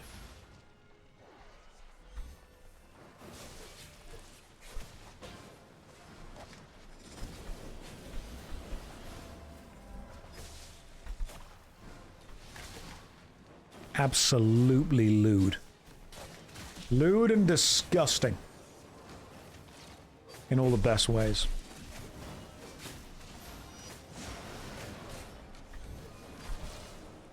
Well, we've died. I, however, died the most. Which is the most important thing. I also got the most. Nothing specific. I captured some points, which is good. Honestly, it's just important that, you know, I was involved in that. Okay. Right. Now I'm here.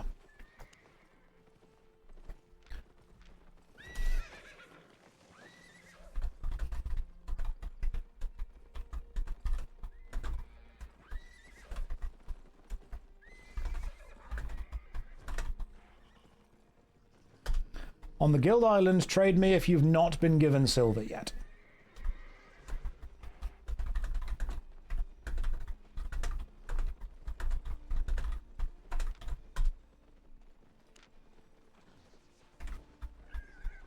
Right, let's go with 1,000,000 silver to these people.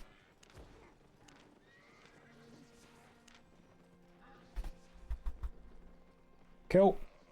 If you've already got money, don't worry about it.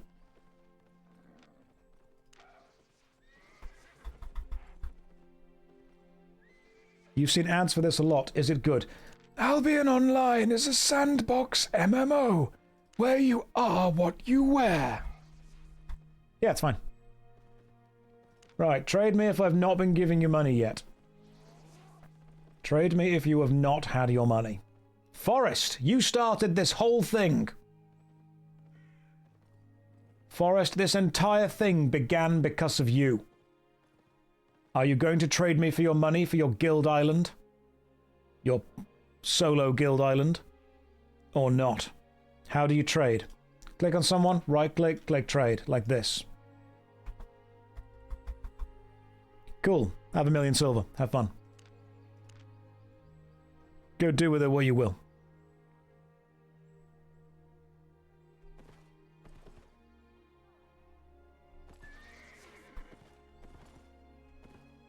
Right. Good luck, all those following Nomad. Hang on.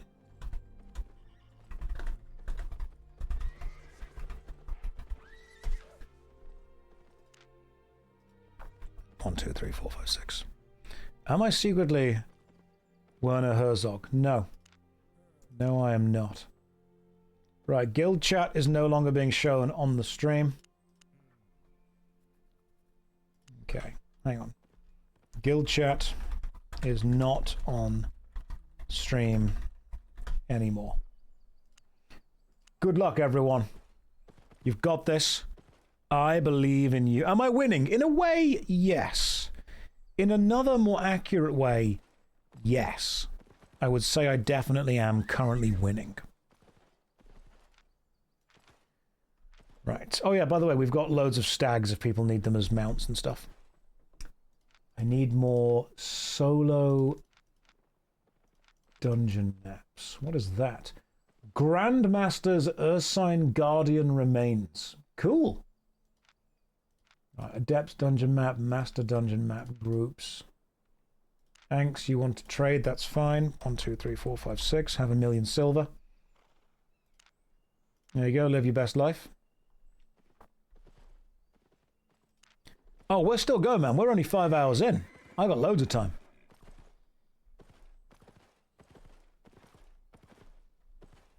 Let's travel back to Fort Sterling, grab ourselves some more maps, and keep this rolling.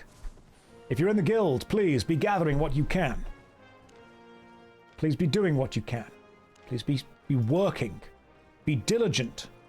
Worker bees. If you aren't working right now, what are you doing? Why? I've given you gold. Go and work. That's my vibe. That amount is staggering. Nah, it's fine. It's 1,000,000. We've got 1,000,000. We can give 1,000,000 away. I'll do it tomorrow as well. Let's go to my own bank. Stick some of this stuff. Stick some stuff in the bank. Right. You know what? My bank is pretty full, actually. I've even got some tier 8 Elder stuff. You guys know that? Did you notice? I had some tier 8 stuff. It was pretty cool. I don't know if you noticed, but it's tier 8 stuff. Okay, so we can't stack those because they are basically full. Tier 8 things. You can all be opened. You can go there. Everything I'm wearing is what I'm going to keep wearing, so you know what? Let's just use all of these right now. Give myself an absolute ton of experience from all of this. There we go. A load of experience. Right. I think it's probably time for another 5-minute break before we go and do even more dungeons. So, guys, I'm not going to crash the sterling market. Don't you worry. This is going to be fine. Everyone can have 1,000,000. Everyone can have 1,000,000 silver. Why the hell not? Guys, go and have a 5-minute break. Here's a DVD logo. Here's a countdown timer. Here is a 5-minute timer. Grab yourself a bite to eat. Grab yourself a drink. Stretch your legs. Touch some grass. Whatever you guys want to do. I'll see you in 5 minutes. Don't go anywhere. Or do. I'm not your dad. Alright, something's about to happen. And you're about to... I mean, Hooked on a Feeding is going to goddamn love it. In order to maintain my lead, I'm going to need to eat on stream. But what I'm going to do, because most of you don't like this, is turn the camera off. What I will do, however, is describe it.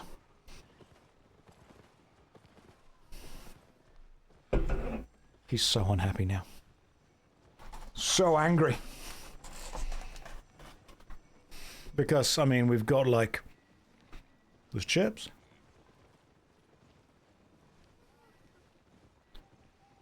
I'm not going on a break. I'm eating at my lunch station. My lunch station. My workstation. That's what I'm doing.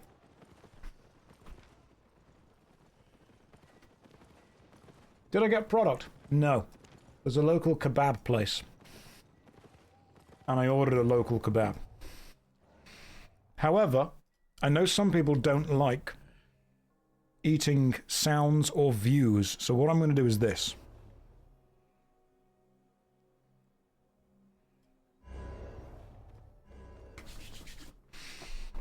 The camera is still on, but what I'm going to do now, I don't want to get sauce on this jumper, and so I'm going to take the jumper off, which means it's now just me in a black t-shirt. So jumper can be to the side. regular black t-shirt. I'm going to sit here and just do this. All right. Guys can... It's a shame there's no kind of like gathering stuff you can do on Albion. If you could gather, I could gain some experience while doing that.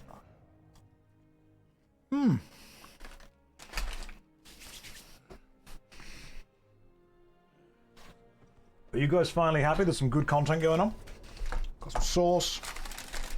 Got a kebab with some nice soft bread. Oh no, bottom's ripped. That's fine. I'll hold it anyway.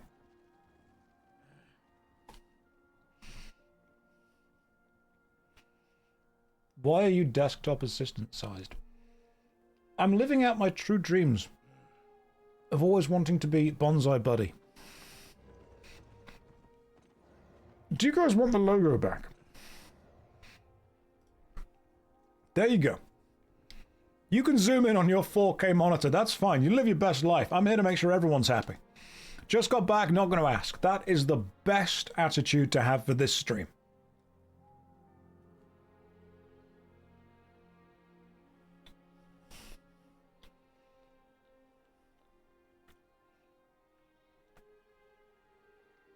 I see you are trying to be whelmed. Would you like help with that?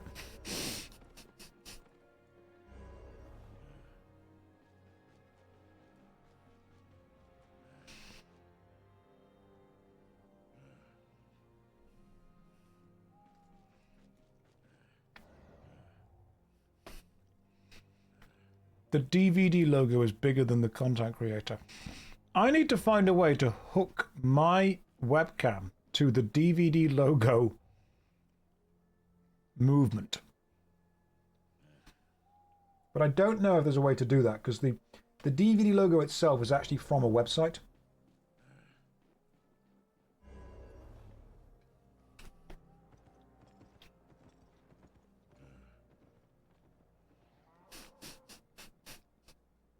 Anna says, don't ruin the DVD logo. Josh, I'm worried if the logo hits the corner, it might squash you. I'm willing to take that chance. Adds a level of risk to lunch. I only ever have lunch when there's risk involved.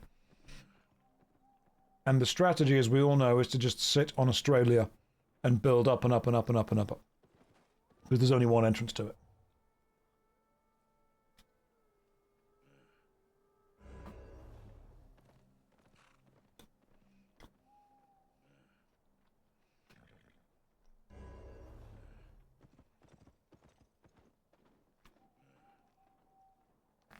Is that an actual DVD logo? It is. DVDlogo.com, I think, is the website. You can just go to Google and type in DVD logo, and there's a website that just bounces it around constantly. And so what you do is, if you're streaming, you display that website as a browser source, and then you add, if you need to, you add transparency to everything that isn't the logo.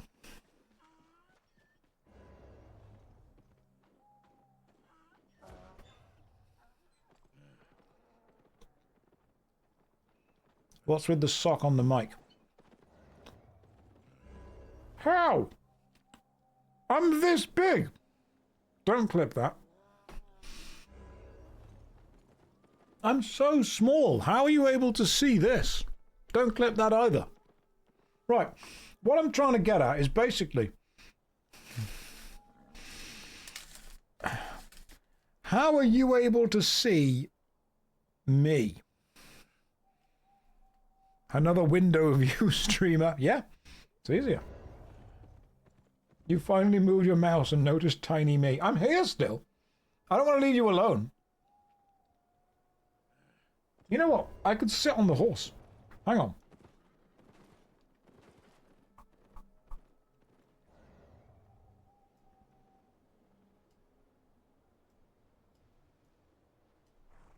There we go.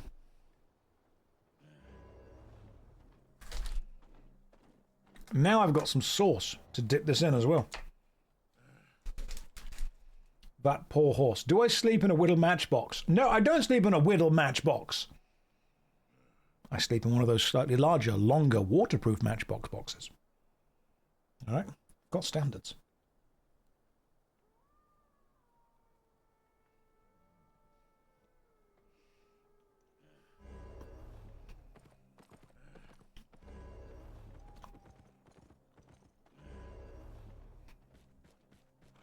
Can you give that horse a lick and tell us if it tastes like raisins? I mean, I know that you're looking at my horse, and I know it's amazing.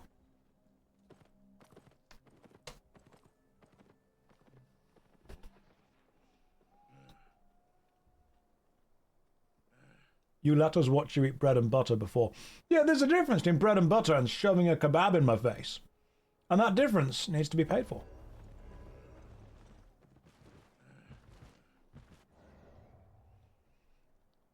What's for lunch? Lamb kebab.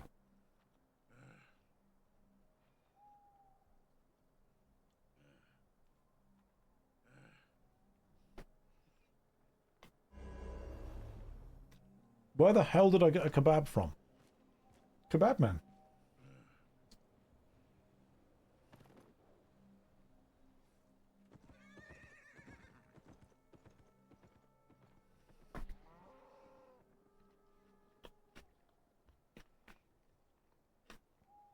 You missed Tiny Josh. Fine. I won't sit on the horse. I'll sit on me, sitting on the horse.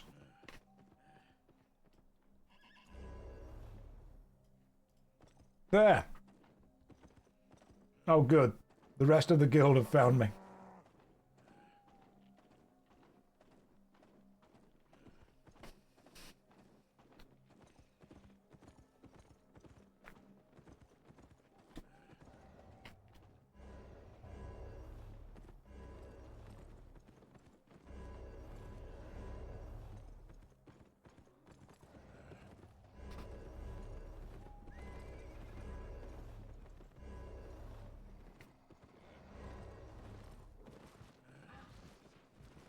If we do end up making a little video about the guild, I want everyone in the guild. Where's your uniform? I regret giving you silver. I want everyone in the guild on the guild island spinning around in a circle.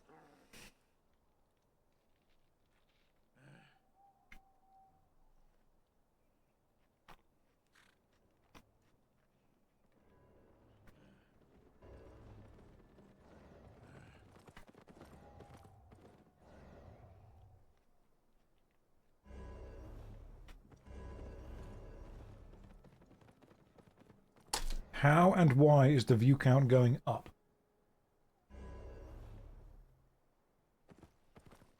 I hate this.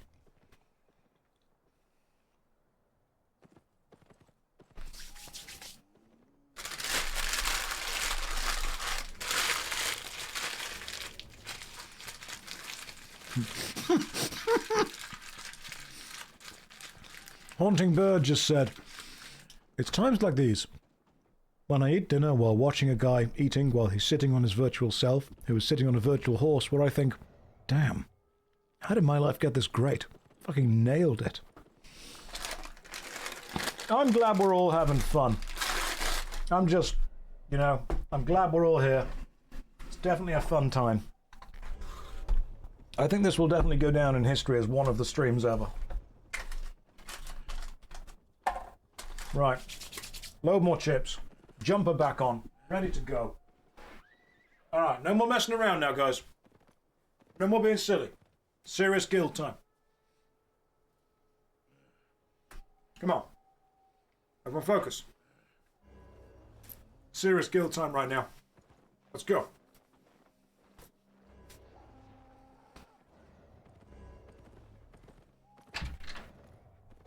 Right, I've got a drink as well.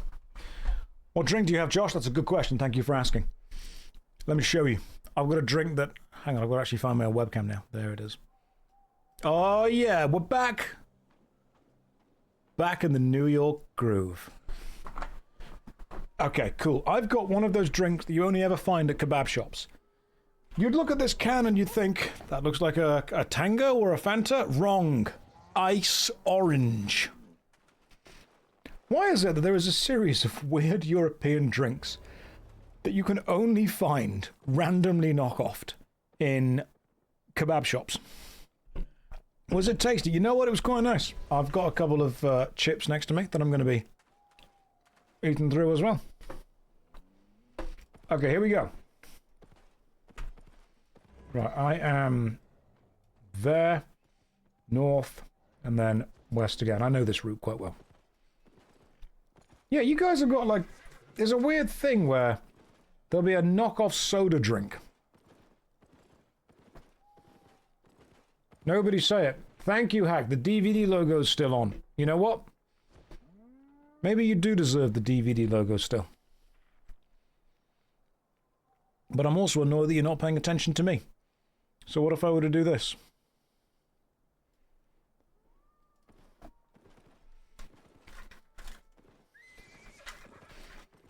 Now your choice is look at me.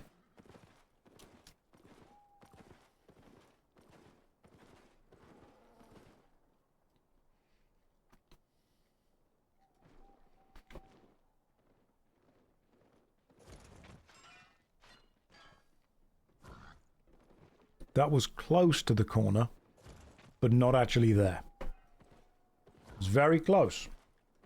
But no, I don't think that was it.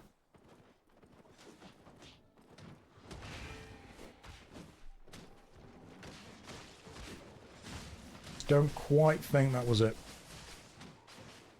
Then what's the point of having gameplay on screen? You know what? That's a good point. This entire, effectively, podcast should just be me talking to you and a DVD logo playing. That's what it should be.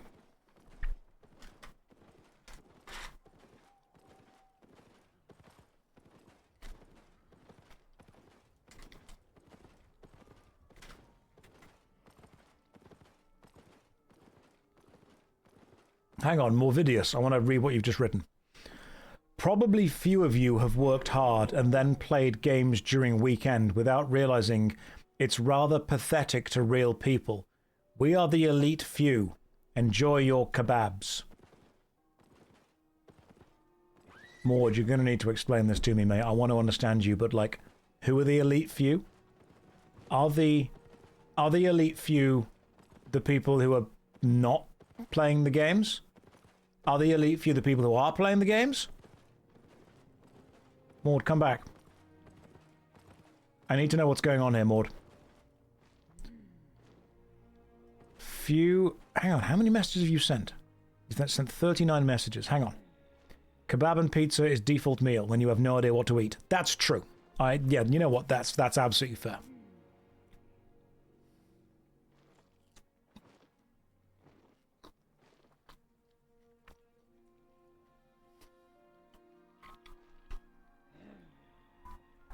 Playing and eating kebabs at the same time is pathetic or is elite? I'm trying to work out what's... Is playing a video game while eating a kebab pathetic or elite? I'm trying to work out what kind of energy we're on here. Because I assume it's elite. Because I'm having a great time.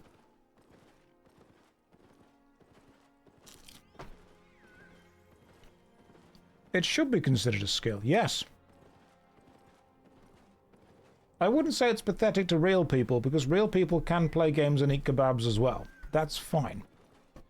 They're allowed to do that. You have a question. Is your guild based in Fort Sterling? Yes, it is. Yes, it is. Have I kebab-mogged you? Is that what's happened? Have you been kamogged? Second monitor gaming is definitely a skill. I would put it on my CV. It could go there.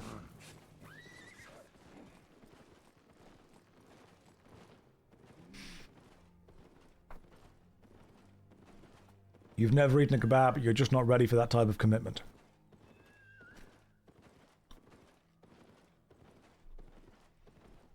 How is the Nomad Poncho, whatever he's doing, going? Let's have a quick check. Oh man, he's got loads of people. Oh my god. Okay, he's got like... Wow, he's got like 40 people with him. God damn. Okay, cool. If you're in the Discord right now and you want to be helping out Nomad Poncho, joining the Roads of Avalon chat is gonna be the way to do it. He is leading Let's watch his stream. We can't. He's not streaming. And the reason for this is he is scared people would try to stream snipe us. And, you know, I think he's right. I think people would if our rival guilds knew where we were, they would try and stream snipe. Imagine a keyboard that isn't covered in crumbs from chips and cola splashes and who knows what else. Oh, you mean gamer seasoning? I've got chips here. I can make them taste more like gamer. Hang on.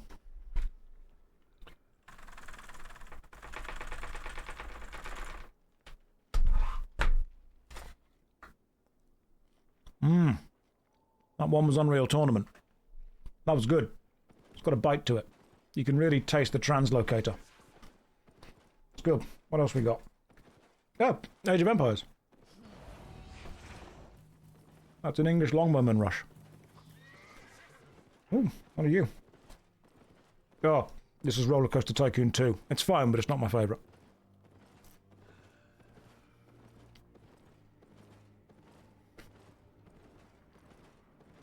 What's that one? Oh, that's New World.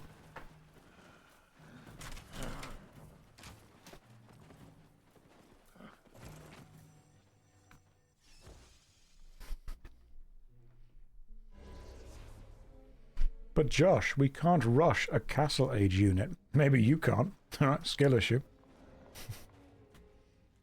11 out of 10 dentists just agree what I did was terrible.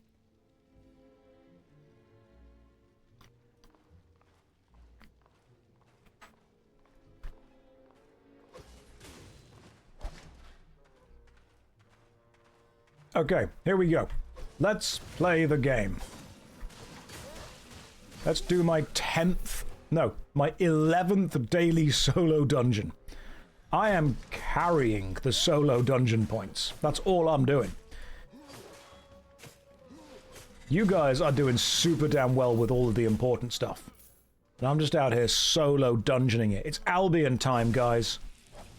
Alright, it's gaming time. I am solo leveling in a way.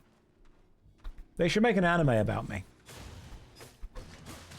Do you guys miss when John Albion used to come out and say it's Albioning time? And then he Albioned all over everyone?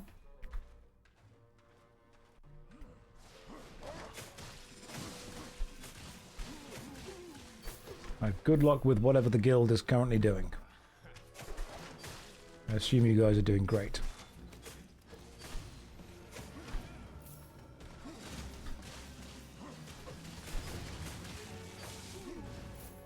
Those were the days. Those were the good times. You can't get into this game. The fact the character isn't centered bothers you so much. Just zoom in, and then, like, the crotch is centered.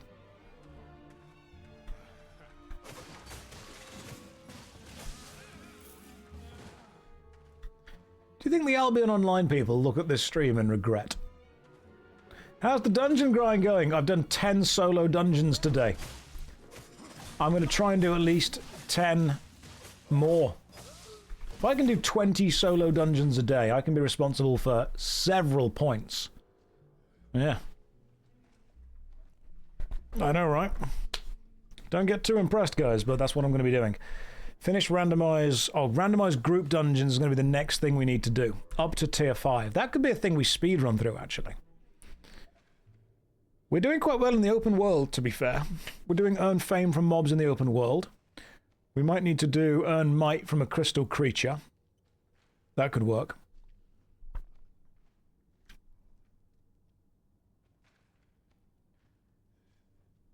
I'd say we're doing pretty well, to be honest. You've got 8 monster tracks done today. Oh, Civ, they only count if they're tier 4 and above. I had a response back from the guys. If the monster tracks you're doing are tier 1, 2, or 3, won't be tracked. There was an issue with it. So please do tell me that you've done tier 4 or 5 or above. I know that the thing says up to tier 4 and then tier 5 plus, but apparently only tier 4s were being tracked. So you'll need to do harder ones. Why don't you play with Nomad Poncho together? Because, Sado, if I do that, everyone stream snipes. I have to do the content that people aren't going to be running out to PvP. There's a reason that Nomad Poncho isn't streaming right now. The irony with trying to live stream a PvP focused project is that you actually prevent people from making as much progress as they could make, because the other team are then incentivized to come and kill you live on stream in order to make content. Which means that while it actually may be the best content for the stream, it would not be anywhere near the best progress for the guild or the team. Does that make sense? If I'm there, the chance of the enemy hunting us down and killing us massively increases.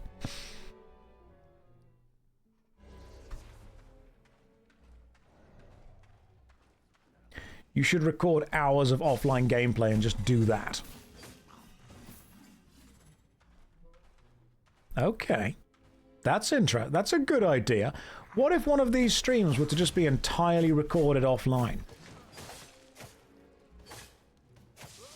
And then streamed as a video while I'm doing other stuff. How do we know this isn't a pre-recorded stream?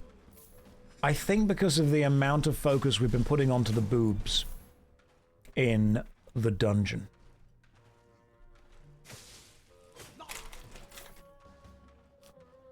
You guys wouldn't know.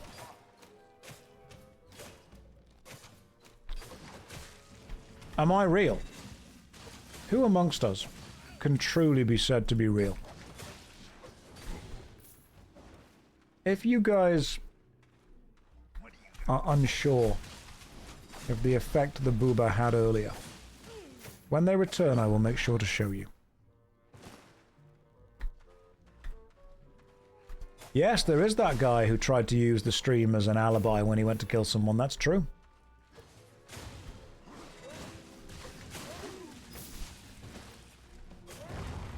Criminals are not often as smart as they like to think they are. I am, however, absolutely as dumb as I think I am.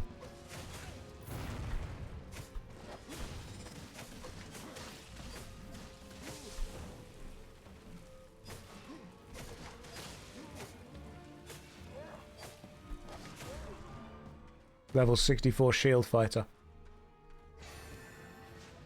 Gather whatever this is as well. Hover ominously as we go.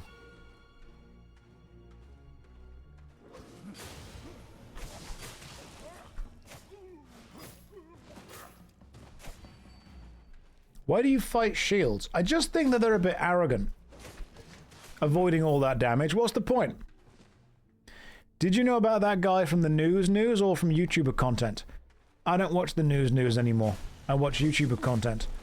I do my own research. I only get my news from random Facebook posts, which link to websites for doctors that I've never heard of in specialties that I've never heard of, that have one website that was made using Squarespace about a week before. That's what I do. I do my own research, okay? Which means I wait until I find evidence that agrees with what I want to agree with, and then say that's the most important evidence.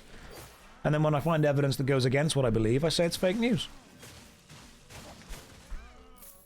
Doing your own research is basically completely ignoring stuff that invalidates what you want to feel. That's how it works. If the website doesn't have an under construction GIF, true websites have spinning yellow warning triangles at the top and tiled backgrounds and under construction GIFs and a click counter to the bottom that shows total visits. Call me an internet purist, but that's what they should have.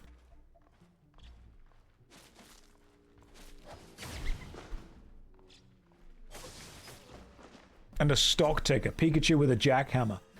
And they should play a song the moment you join the website. And they should ask if you have Flash Player. And obviously the visitor counts are flaming. They're not in fire text. Didn't think I had to say that still, to be honest. The dancing baby GIF. The dancing baby GIF can be involved, don't get me wrong.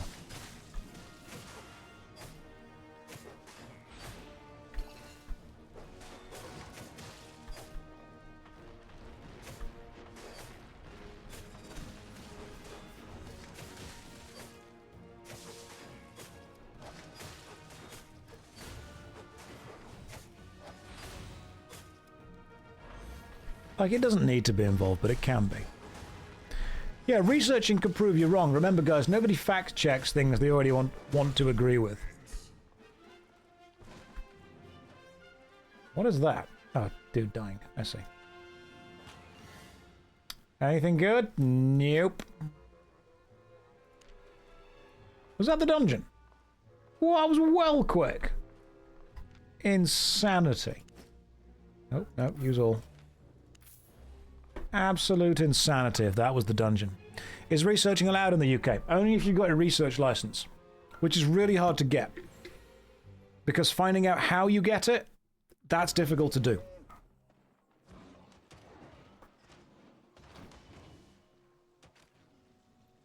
Hey man says, Josh, you need a haircut. Yeah, probably. I've not styled my hair. I'm too busy playing Albion Online. If it were up to me, I would just wear my beanie hat that I normally wear. Alright, I'm a beanie hat kind of guy. I was raised in the late 90s, early 2000s, okay? Beanie hats, peak of fashion. Do you actually need a license to watch TV? Yeah, obviously. TV license. What else are you going to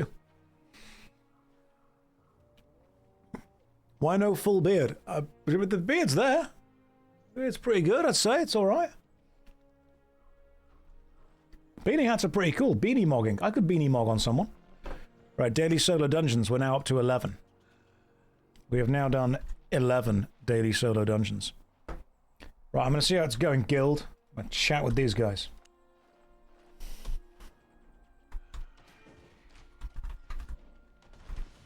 How's it going, guild?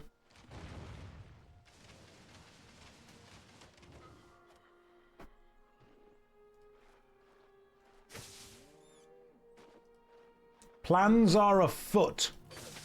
God, we really are just doing every single fetish today, aren't we? I just got level 50 goat breeding, so pretty good.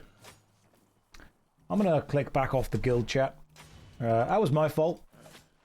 That was my fault for honestly getting involved at all.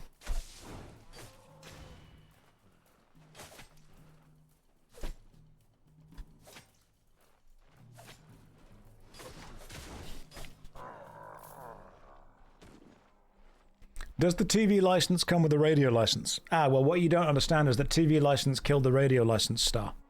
So we don't need that as much anymore. Right, we've done 11 solo daily dungeons. Let's do one more. Because we are absolutely... You currently have an active map.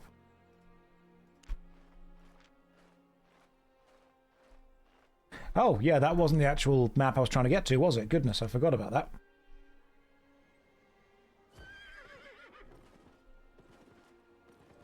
My bad. What's that? A small treasure chest? Right, guys. Let me just grab this small chest. It opens in 10 seconds. Right, we're all here. So, good luck, everyone.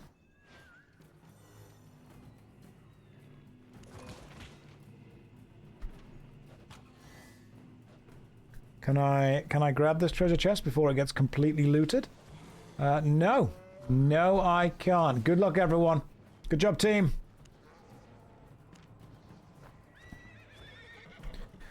Josh, do you prefer small chests or large chests? Large tend to have more treasure inside them. But I think small can often hold important things like jewelry. And sometimes you end up with the kind of like necklaces, rings, and earrings being the most powerful things. Hey Josh, can I join the guild? Unfortunately you can't because we are full. So you need to ask yourself, what are you looking for from it? Are you looking for like big pieces of armor? Looking for lots of resources? Or are you looking for small, individually focused, crafted, important resources? Lynette is fishing. Good. Good, Lionette. Continue to fish. You know what? Trade me. Have 1,000,000 silver. Keep fishing. You're doing well. Trade cancelled?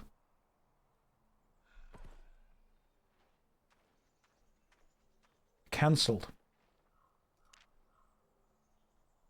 Have you already got the silver? Were you kind enough to decline? What an absolute Chad. They actually said no. I don't need that. I've already got everything I needed. Respect that. Oh God, we're back to Cul de Fissure. This way. They don't want my money. They don't. They don't want my coins. You see, the thing that you don't understand is that I'm rich. And my money, it don't jiggle jiggle. It folds. And they may be the greatest lyrics ever written by a human being. Can you think of a better lyric than that? I can't. Anna, you don't hate everything. You just hate some things. So what are the best lyrics ever written in songs?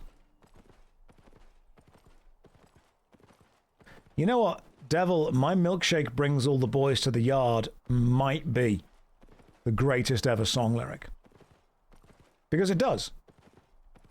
And they are, when they get here, like, it is better than yours. And you know what? I could actually offer you education in how to achieve the perfect milkshake, but it would incur a fee on your behalf.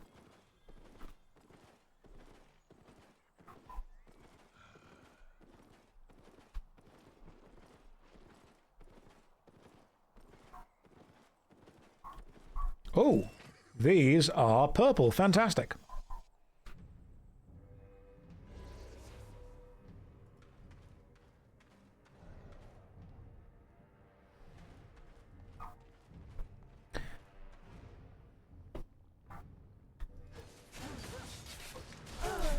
So, oh, level 74 Axe Fighter. God damn, we are mastering the taint.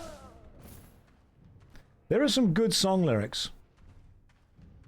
Some of them are, you know, Mama just killed a man, put a gun against his head, pulled my trigger, now he's dead. And other ones are, she got a big booty, so I call her Big Booty. I think both of those truly do plumb the depths of the human soul. Speaks to us in profound ways. You know what? That is true. The best lyric is probably never going to give you up. Because it's so reassuring. Nomad objective was successfully done with a few casualties. Could we have more casualties?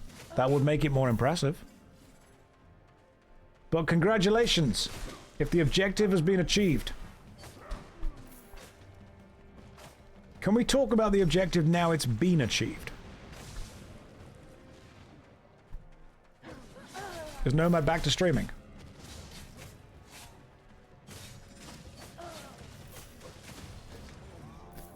Why didn't Josh fix his gear when he was in town? Because only my head is broken. And I do not need good head to finish this dungeon. Don't clip that.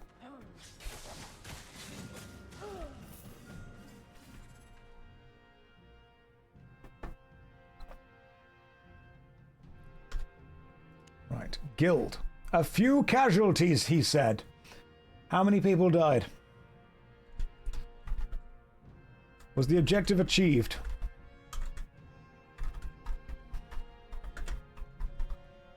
It needed to be achieved in secrecy. How many people died?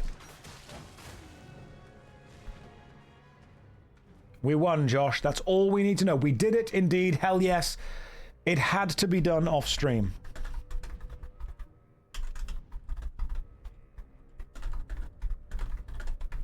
It had to be achieved off stream. There is no way we could have achieved it if people were actively trying to gank. Operation Point Skin. Oh, instead of coin spin, I hate this. We did it. So how many people died? Operation Human Shield was complete. How many people? Just cost like 80% of the force. I would say that's acceptable numbers. I think 80% death rate. How many people died? Yes.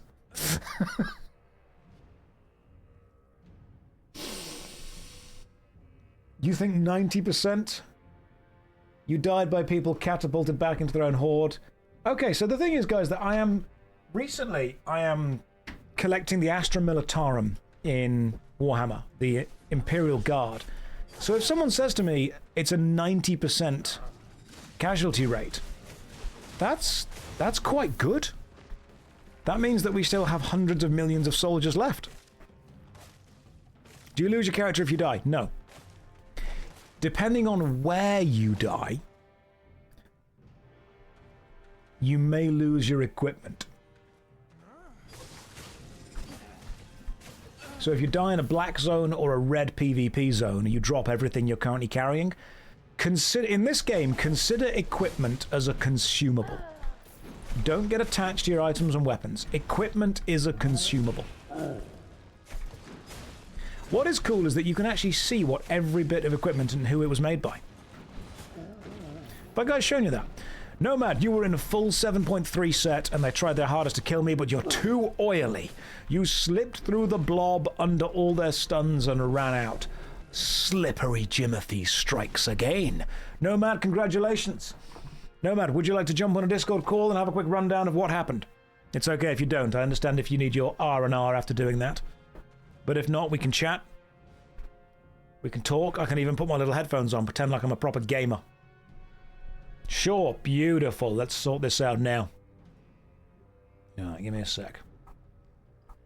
Me jump on a call. Give me a sec, guys. Business calls. Just gonna jump on a call. That's what I'm gonna do. Let me grab my... Let me grab my listening ears. And after I've got my listening ears on, we can have a call and a chat. Let me just check that the settings are all correct. Headphones, yep, that's all good. Okay, cool. Ready to call when you are. Let's go.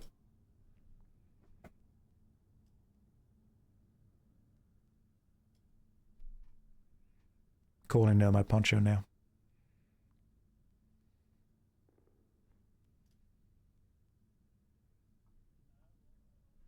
Give me a second. You're not coming through yet on Discord. Let me change around the properties so Discord is picking up the headphones. Okay, talk now, please. Hello, hello, hello, hello. Perfect. Everyone can hear you now. Nomad, how's it gone, dude?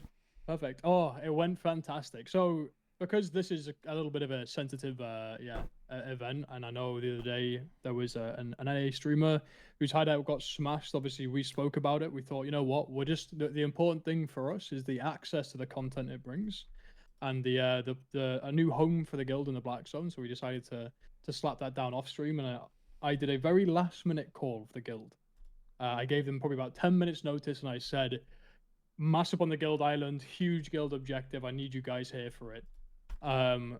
We had so many people suddenly bomb onto that guild island with gear sets ready, willing to head out. About 5 minutes, and we just rode out there together. We slipped through the Black Zone. I think maybe one person was a bit late and got caught on the way out, but that's it. Out of the, I don't know how many people that came out with us. I know we had at least 2 full parties there, so 40 people at least that just showed up last minute to come along. And then we rode out to the zone that we'd politically conspired to place the hideout down in. We got it all the way down to 5 minutes. We hid in a solo dungeon. There was like 40 something of us just all cuddled up in a solo dungeon. It was very cozy. I could smell someone's feet. I don't know what was happening. They weren't too bad actually. Anyway, and then we waited in there for about 5 minutes, and we exited the solo dungeon into the timer of the zone. They have a 1 hour window where you can place it, and we slapped it down for 15 minutes. Nothing, all quiet. A few people here and there running in and out. Everyone was getting a little bit worried when we saw somebody, but overall things were pretty safe. And then 5 minutes left on the hideout. A gigantic blob zoned in and started charging straight towards the hideout. we had people spread out. I think some people were killing mobs and stuff. We were just waiting a little bit. And then we all tried to mass up. The people that dove into us was another Crucible guild from a French esports player, so very PvP oriented. And we had a bunch of people that massed up last minute in not very PvP builds. And they came sort of crashing into us. The main thing is the hideout got completed as we were sort of extracting through. And yeah, a lot of people fell, but we got the objective done. We got the hideout complete, so that's the main thing. They tried their hardest to kill me in the 7.3 year. I had a healer that stuck with me to the very end, but I had a very good set on for going through. I was running as a bear. I was being a bear the entire time through, and I managed to charge through the battle lines. I think I was running for a solid 3 minutes under heavy crowd control, but somehow managed to escape. And there we go, we got it. So off stream, you were able to place down, and we had to do this off stream because we knew that stream sniping would happen otherwise. You managed to place down a hideout? Yes, a guild hideout. So you know how we have the guild island? Yes. A guild hideout is effectively that, but underground. So we build the entrance to it, but the island itself, like the hideout itself, is underground. So we'll have to expand on it and level it up a little bit, which will take some resources and some money, which we can transport over there. But that will give our players a sturdy home in the Black Zone. It has an auction house. It has crafting stations that have a very good buff for crafting as well. You get more resource return, so it means that essentially crafting is more efficient out there. And we've got a guild chest there too, so we can kind of all go out and do some higher tier content. You can also set home in the hideout and instantly travel there from anywhere. You can't bring gear, so you do have to supply gear there with like transport caravans and stuff, but you can fast travel instantly out there from anywhere. That gives you access to being a little bit deeper in the Black Zone without having to risk running through all of those zones, you know, and potentially getting ganked on the way there to get it. Okay. So the reason we had to do this off stream was because of the extremely high chance of being stream sniped and ganked. Do you happen to remember the name of the guild that attacked you? You know what? All we need to do is check the deaths. Because I didn't die. Do we have the guys in chat? Let me see if we can record the name, because I was too focused on just running away and not dying after the initial few engages we had. Yeah, if anyone is familiar, if anyone recognizes and remembers the name of the guild that attacked for no reason, you know, no reason. I just got to make some calls, you know. The guild was Les Gobriettes. Okay, let's have a look. Les Gobriettes. They're not even top 10. Oh, what were they thinking? I'll send you a screenshot. They are 16th. They're 16th, all right? There you go. We're 8th. 8th out of a lot of people. I've got it. They are our neighbours in the Black Zone too. But that's it. Yeah, Les Gobriettes. Yeah. They're our neighbours. Yeah, next zone over. So we're next. Our home is. So we're next door to the French. Yes. I play video games to escape real life, dude.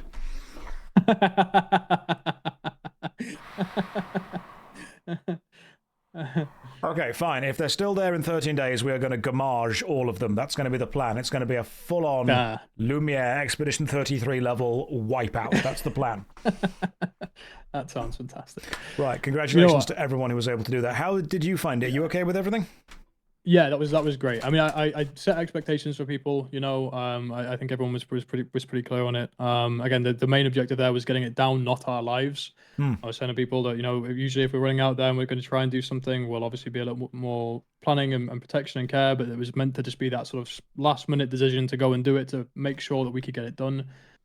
Big thank you to the sort of little politics there that we've pulled in, Robin Hoods and contingent there, and some of the people that have kind of helped facilitate the whole point of us being able to have it down without it being a sudden target of being smashed by every neighboring guild around. So hopefully that'll be nice for us. So we give the guys access to being able to experience the game a little bit without having to fiercely defend it with our lives every waking moment. So this works the really nice well. thing about the hideout, by the way, there's things out in the Black Zone called power cores.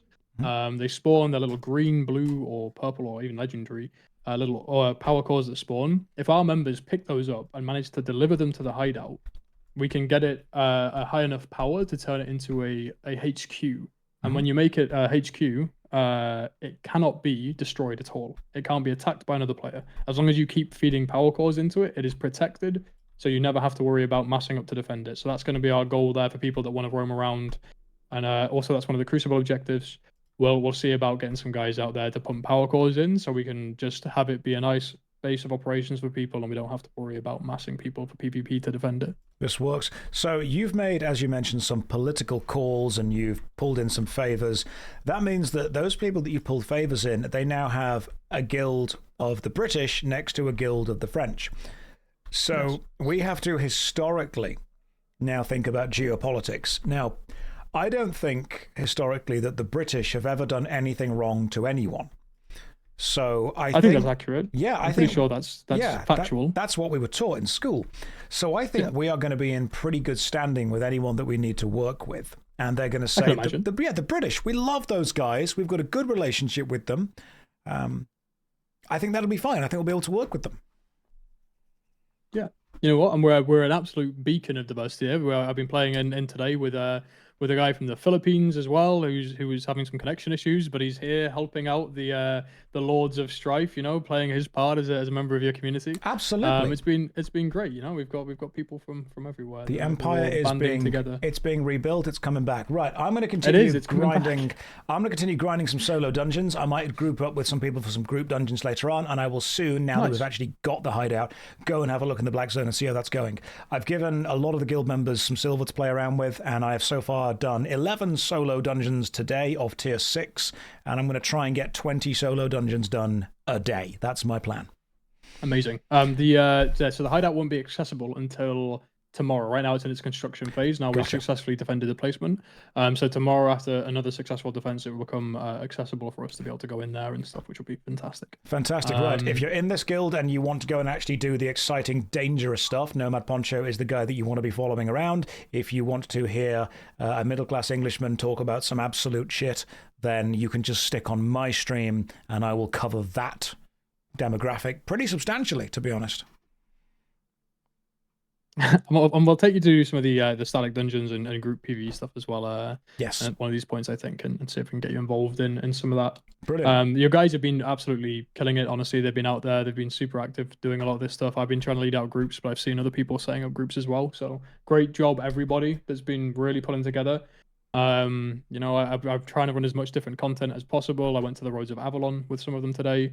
We found some really juicy gathering because we talked about that yesterday as well. And got some really nice gathering points for the guild. We hit another bracket on there, I think. So we're pushing, guys. We're getting it. I think one of the most important things, and Nomad, I think you'll agree with me on this, is that we have 300 people, which means that if everyone tries to do the same thing at the same time, we're going to be super inefficient with it. What we really need is people taking the initiative, forming their own groups, doing solo content, gathering when they need to, joining up for guild stuff when they can. The ability to act independently as like a self-contained splinter cell of the main guild and do your thing and gain the points there and then ingratiate back into the guild, that's going to be our biggest strength. The independent acting is going to be our big thing.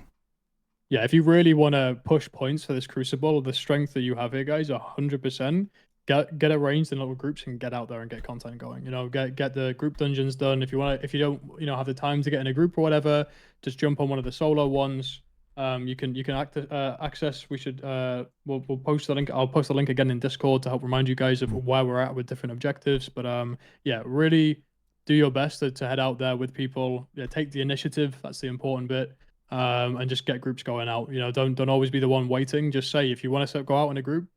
Guild chat, it's full of people. There's 300 of us there. It's just drop a message and be like, who wants to come and help do a couple of this thing. Tracking, there's been groups out and doing. We've taken groups to roads today. There's static dungeons. There's random dungeons which are completely safe, even if you do those in the black zone past that 90-second window of entering. You guys have got this. So there's a lot of us there, and we can really climb those rankings if you really just start pushing to get stuff going. Brilliant. Quick note is if you're going to do the tracking, the Monster Hunter tracking, make sure it's tier 4 or above. If you're doing the Monster Hunter tracking, do tier 4 tracks or above. That's going to be the best way that we push into it. I think there was a bit of an issue with tracking tier 3 and below. So tier 4 and above, really push into those ones if you can, guys. Tier 4 should still be possible for most people. Tier 5 and tier 6, that's when you're going to start better equipment and maybe 1 or 2 more people. But tier 4 or above monster hunts and monster tracks will be great. Okay, there is no tier 3 tracking. Gotcha. In that case, perfect. Guys, in that case, I'm going to carry on doing solo. No matter. You go back to streaming now? No, I'm actually going to see about, there is another big guild objective, but also would be a little bit rough to stream, but there's territories are becoming claimable. So I might just see if we can take a small group and go out and snag us a territory. Even if we just have it for a day, we can say that the Lords of Strife have done it. So we'll give that a go, probably. If you do that, could you do me a favor? Could you record the footage locally of you doing that? So if I do make a video of this after the fact, I've actually got footage of you doing that, because you've got to do it off stream due to the high likelihood of PvP ganking, but it would be super cool to be able to see you do it. I will do that for you. Yeah, I'll record the whole thing, and then we can have that as a little recap thing. Then all right, beautiful. Right, I'm going to carry on with the solo dungeons. Nomad, thank you very much. If you guys want to do some more stuff, go and speak to Nomad. He's in the Discord. Take care of yourself, bro. Take it easy. I like Nomad. He's a good lad. We've had a chat. We get on pretty well. Between you and me, guys, he's annoyingly good looking. As soon as I started chatting, I was like, hello. Oh, irritatingly attractive. Right, guys, let's do this. Let's just change my desktop audio value back to default, which means you should be able to now hear Albion when I do stuff. Yeah, there we go. Cool. Okay, later, back to the grind. Didn't realize you were in the chat still. Let's keep going now. Let's keep going. Jack, that's how you feel about both of us. Aw, you babe. Thank you. As an American, are you pro-British or pro-French? I don't think you're allowed to be either of those things. I think you just have to be focused on America.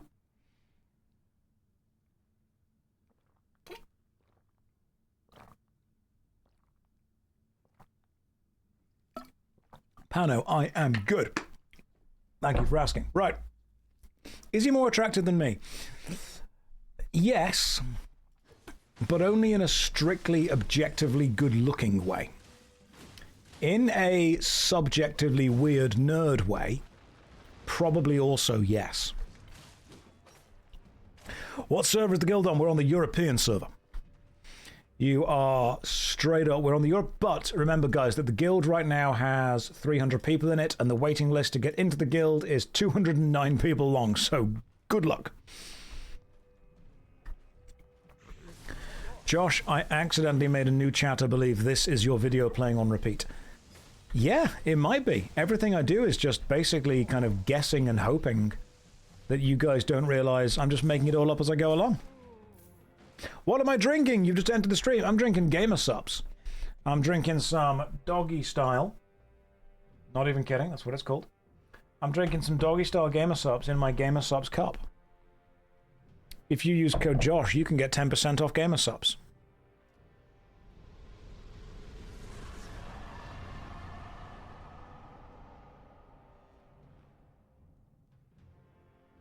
There you go.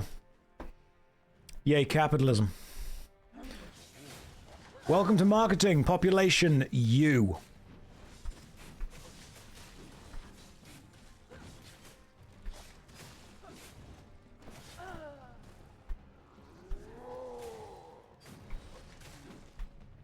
Can you sponsor Relentless? Can I sponsor the drink? I don't think I need to sponsor the massive drink.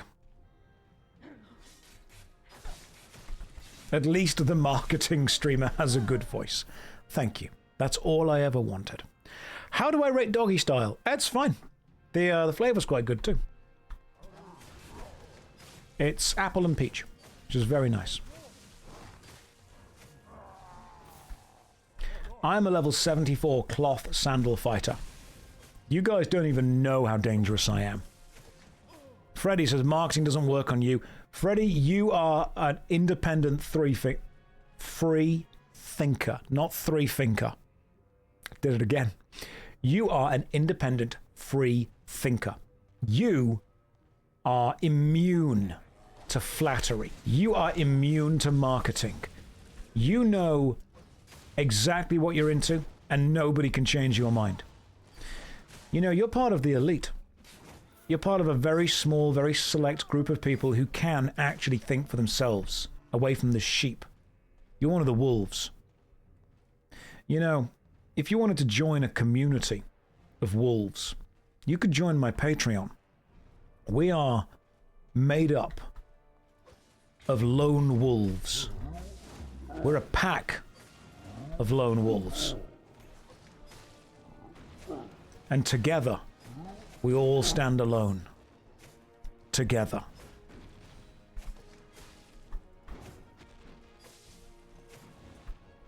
That's marketing right there, baby. That's straight up marketing. But as a wolf, you should look out for hunters. No, don't. You don't need to. Not with us. Does this pack endorse a wolf with an eye patch? Only if that wolf is super.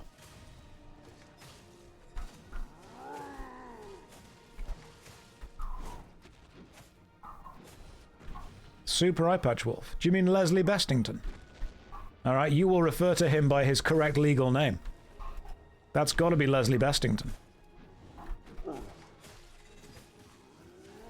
That may be one of the best characters that a YouTuber has ever created. I love Leslie Bestington. Right, we've killed that guy. Let's do this. What do we get? We get nothing good. Shame.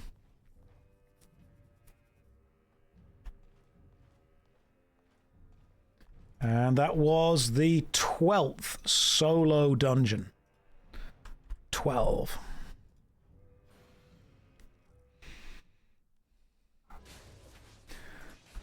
We are a pack of lone wolves. I've helped you, my friend. You have been helped. Now I will use this dungeon map and it will take me to Cairn Clock. Mount up, off to Cairn Clock. Solo dungeons are safe for a reason. They've got very bad loot. I'm not there for the loot. This is not about the loot. This is about the points. You look like you're having fun. Don't let that confuse you. Very sad and angry. All YouTubers look like that while we're playing video games. Remember, guys, grind, level, gain. Remember, gather T5 plus, if possible. 13 days left of this challenge. 13 days left of this challenge. Let's see where we are in the rankings. Okay. We're still top 10. Top 10 is good. Top 10 is very good. I think that some of the other guilds, they will start to slowly fade off as time runs out. Doesn't it end on May the 4th be with you? Nope. Pretty sure we only have... It's a 2-week thing. Let's have a quick check. 1, 2... Let me double check. No, the last day is May 1st.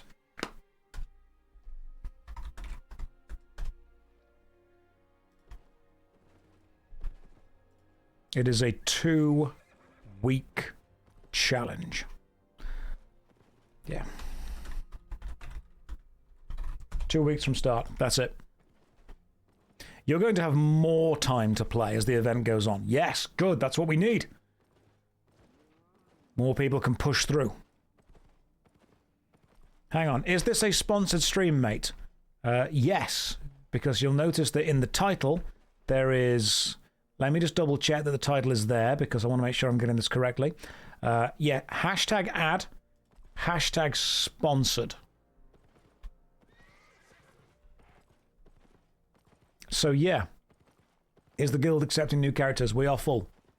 We have been full for a long time.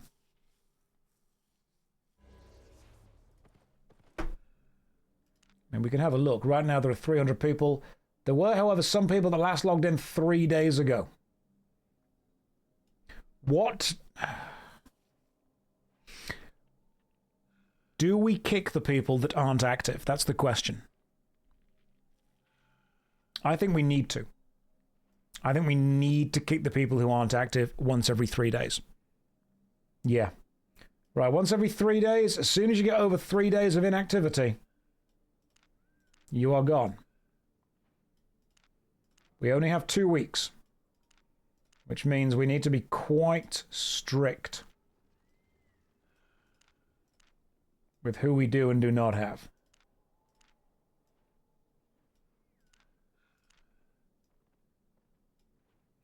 Oh, Big Dick Bob! Oh, it's a shame. Sorry, Big Dick Bob.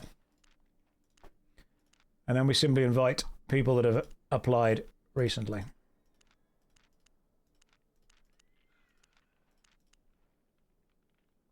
Hey, fantastic. Now we go with the guild management again. We continue to invite people. Guild application. We can refill the guild within, like, returning tank here. Cool, that's what we need. Jaina Reef Shell, you can get involved. Hey, I was in the hospital. Can you invite me again? You can apply. You can absolutely apply. Right. We're back up to full. Should I reapply to get higher on the list? Ellie, I'm doing some people from far away, some people from brand new, some people from the middle. I'm not taking a guaranteed one way or the other. Josh, is this game good? Yeah, it's fine. I'm enjoying it enough to keep playing it way longer than my contracted hours. My contracted hours ended yesterday. I just want to win.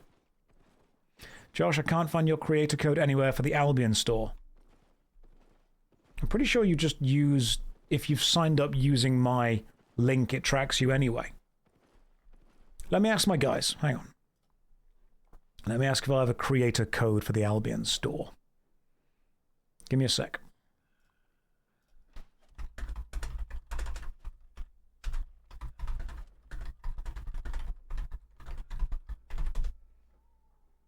I'm asking the guys. There is a separate code for the Albion cash store. Is there? Didn't know what that one was. Guess we'll find out. I'll ask my dudes. North Rend's looking a bit weird. Yeah, Arthas didn't have as much time to make this place look pretty. There we go. Hey, purple, fantastic.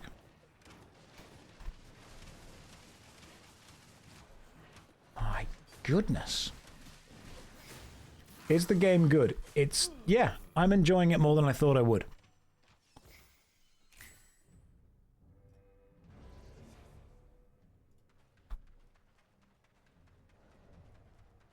Just asking a couple of the guys from the team if they're able to get a creator code. No, we skipped it this time. That's fine. Okay, cool. Sorry, guys. If you're in the guild, just... I think if you're in the guild and you make a purchase in the store, I get a cut of that purchase. I don't think you need to actually write a code in, and I don't think there's any code that I can give you that would get you money off. Does that make sense? If I had a money off code, I would give it you. If you are in the guild and you make a purchase in the shop, I believe I get a cutback of that amount. But I can't give you a special code. I don't know what... And I'm going to be honest with you guys. I'm going to be completely real. I actually don't know what I would recommend that you get right now from the store. I mean, the starter bundles are good, but right now I think even those are a tad too expensive. There was a really good starter bundle that had... It was like 15 quid that I think would have been worth it. But right now, I can't really endorse any of these options. I mean, the value bundles are not bad. Oh, hang on. No, take it off. 82%. That's the one I wanted. Okay, right. If not pushing the shop on you, but if you are going to get anything, go with the Keep a Horse value bundle. It's down to $2.95, and you get a decent amount of gold and some horse. Which is better than nothing. Hang on. I'm in the Overflow Guild and you denied my application to the main guild. Wasn't the Overflow Guild supposed to be a queue? Quote, There are 200 people in the queue.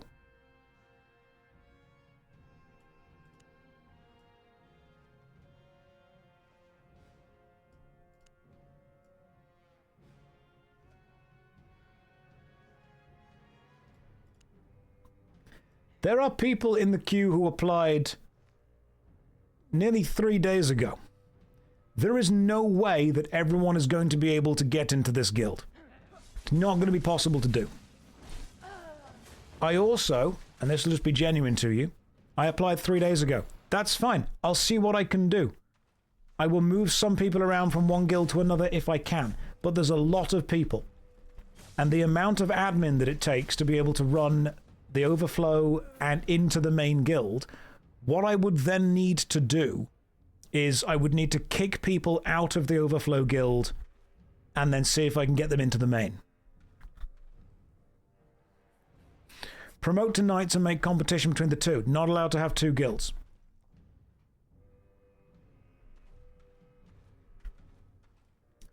The problem is there's a hell of a lot of people that want to be involved, and I want everyone to get involved, but doing the admin for it is huge because there were hundreds of people that applied for it.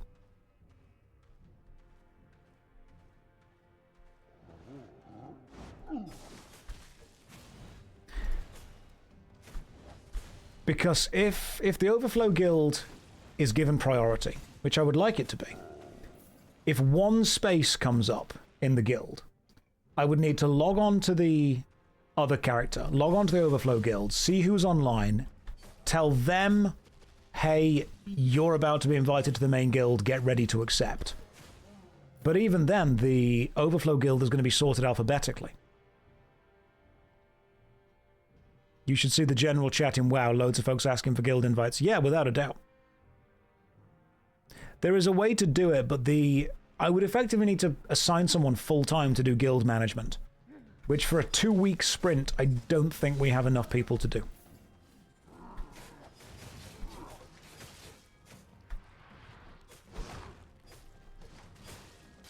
The Overflow Guild itself is called the Knights of Strife. So what I'm going to have to do is when we purge people tomorrow, I will go through all of the Knights of Strife. Can't it just be someone else managing the guild, so you just own just one? Even then, we can't actually put more people... We can't have more than one guild involved in the Crucible event.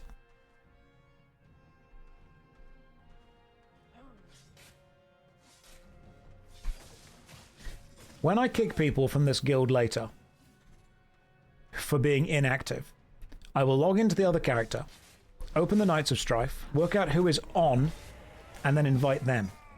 But what that means is there's going to be an invite list of whoever's active whenever I kick people. So I think people also will need to accept the fact that over the 2 weeks, there is a low chance that you're going to get in. If we're kicking people over 3 days offline, you probably want one other person to be able to help manage that. Potentially Sleeping Crows, but at the same time, I want to play the game and do what I can and not have to worry about kicking people too much without managing the whole thing. It's just a case of there's a lot of people that want to join. I mean, people can just play the other guild. People can log in and join another guild and get involved and enjoy the game, but I know that people want to play with me.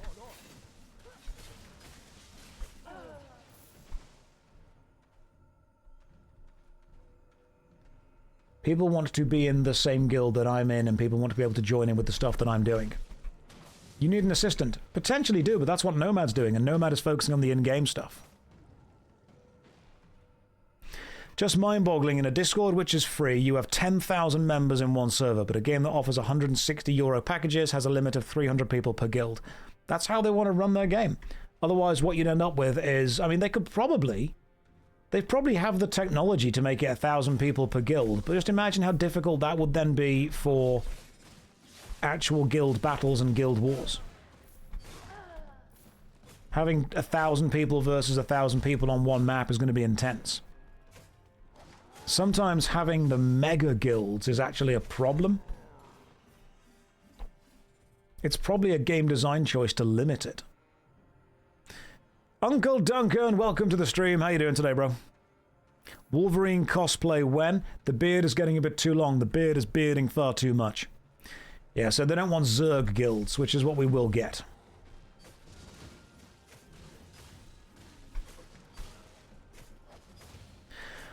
I don't want to upset people, obviously.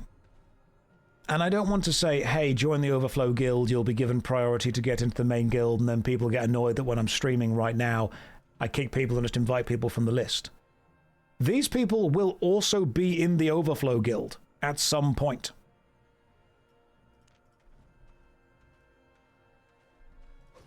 The Overflow Guild, honestly, was mostly about giving people a chance to log in and play the game together without needing to be part of the Crucible stuff.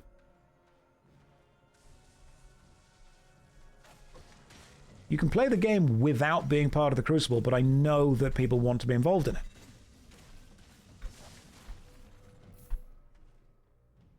Look at how many followers Josh has, and they all want to hang out and they can't because of some limits. I agree, Flying Bunny Cat. But at the same time, we have to understand that people don't necessarily want to just hang out. They specifically want to play a game with me. And if you remove me from that equation, they aren't bothered about playing the game anymore. I think one of the reasons that big guilds succeed is because they are able to act independently of a central leader figure. Yes, you will have a guild leader, but normally what those leaders do if they want the guilds to last long term is focus on curating independence of the guild members to set their own things up, to set their own groups up, to log in and play their own way, to do that outside of them. Because what can happen, and we've seen this happen in World of Warcraft as well, people can be sat around wanting to do something, like a dungeon or a raid or some kind of event. I log in and say, hey guys, who wants to do this? Loads of people apply to join. We make the team, we go and do it, and then we've probably got like 30 or 40 people left who didn't get in, who were a bit upset they didn't get in. And I'm thinking, you're all in the same guild still. You could just form your own group and go and do the thing.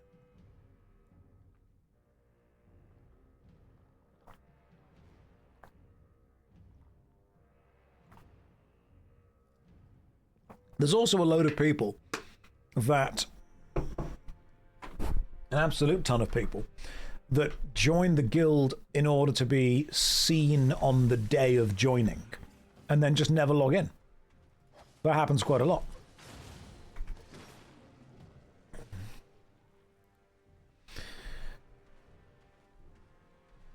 Because so many people want to be part of the initial hype. Officers who are leading content on a regular basis are what keeps guilds together. Yes, absolutely. 300 people is a lot of people.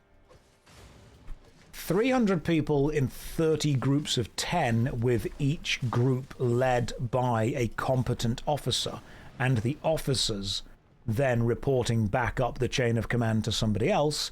That's a much more manageable thing to do. The thing that I think we're going to experience with Albion is Nomad is fantastic at leading groups, and I can charismatically bring people on board. But the thing that we really need to be able to succeed are players who are able to act independently and able to form their own groups and work that out without the social clout, if you will. Set the guild tax to 50% or possible. Move the guild fund from overflow to the main guild so we can feel that we're contributing to the main event. Chanyan, I appreciate that, but money is not going to be an issue. I've still got 14,000 gold, which could in theory be sold for... okay. Yeah, 14,000 gold. I could still sell this for 99 million silver and then just give everyone a million silver. That could work. Not going to do that yet, but that's likely what we will do. How did I get 14,000 gold? So this account was actually not the character, but the account was the account that I used when I made the worst MMO ever, Albion Online, and part of that video had a referral link. And everyone that has signed up using that referral link has generated a very small amount of gold on this account.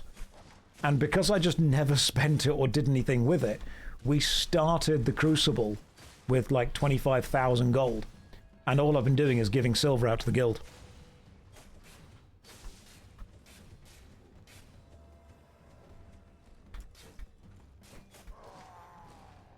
Can you explain the gold system? It's a premium currency that you buy with real money that you can exchange for silver.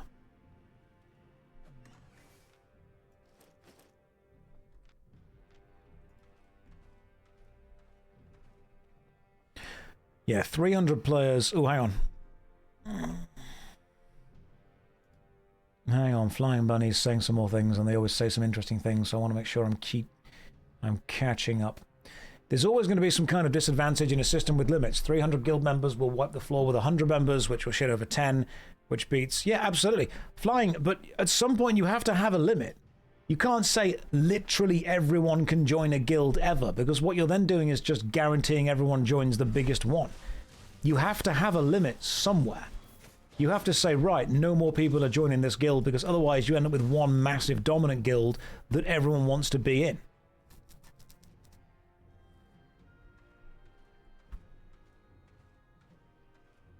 Maybe 300 is or isn't the right number, but you can't simply say the guild size is unlimited. Because if the guild size is unlimited, as soon as one guild starts to win, people want to join that one. They want to be in the biggest one. Having a limit means that when you hit it, you incentivize other guilds to start up.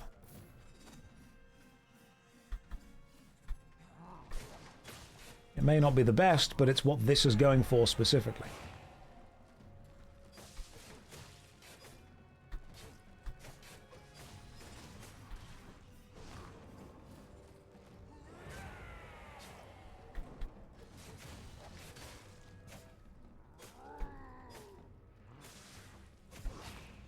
God damn, that was painful.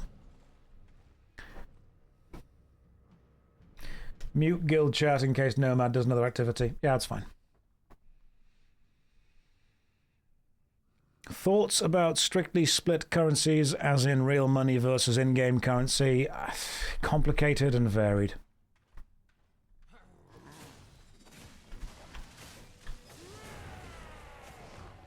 Very complicated, very varied.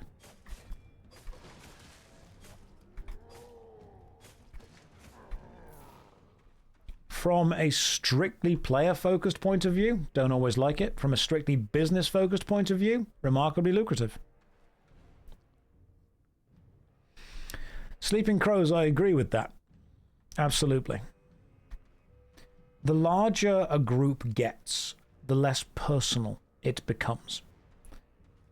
And because if we wanted to win this, we would have limited it to only people who already know how to play Albion Online. I would have said, look, if you're an Albion vet, join me in the Crucible. You've got to prove you've got this many hours in. You've got to prove you've got that many hours in. You've got to do that.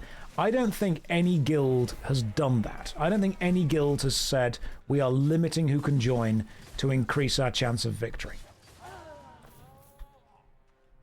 Because I think most guild leaders, despite the fact they will have very experienced people in the guilds, I think they will know that this is just a bit of fun.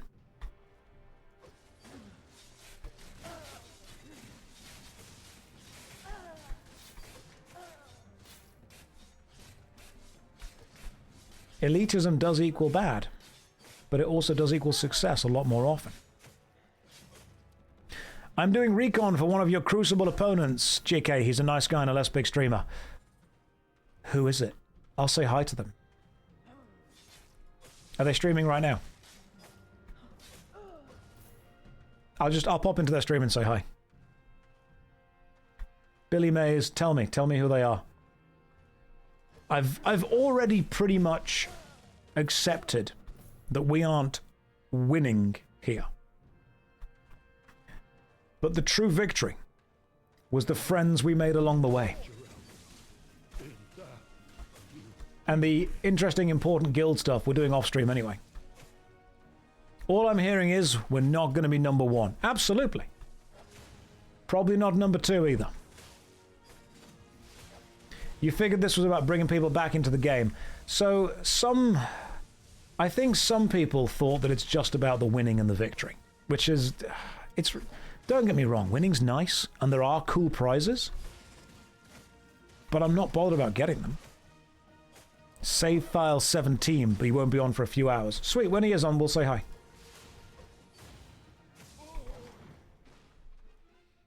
Is there a standing / leaderboard? Yep. It is there. There you go. How do I join and what do I need to do? Equane, you can't join this guild. This guild has a 200-person waiting list. Provided the extra 50 from the Overflow Guild, and there are 250 people waiting. We could fill an entire second guild if people wanted to do that. That's how many people we have waiting right now. You can, play, that's fine. But it absolutely, you won't be able to get involved with this guild specifically. We simply have too many people that want to get involved.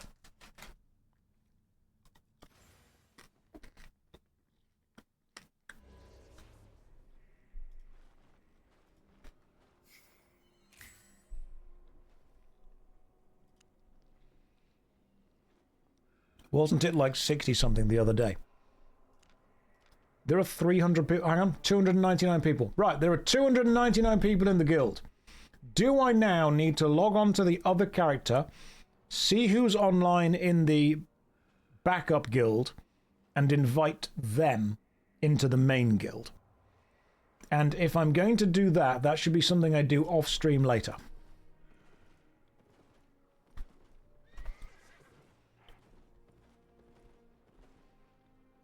Because the waiting list right now is 200 people long. Unfortunately, we simply have too many people that want to join. You can't. If they leave the guild, waiting time is 3 days. Cool. In that case, I've got to kick everyone out the backup guild and instead make them reapply to the main guild. Sweet. We'll go and do that later.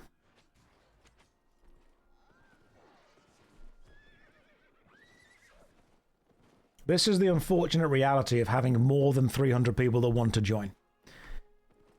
And as much as I want to be fair and direct and easy to work with everyone, there is also the case that... Hang on, there's a big blob there, I'm trying to avoid it. There is also the case that we're just simply not going to be able to give everyone the involvement that they want. It's not going to work.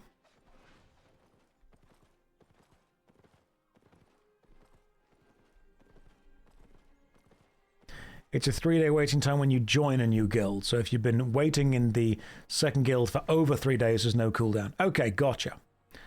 I will invite people when it's possible. The problem is that there is not a timed list of who has applied and when, because to be quite honest with you guys, that is a little bit too much admin to do for a 2-week sprint.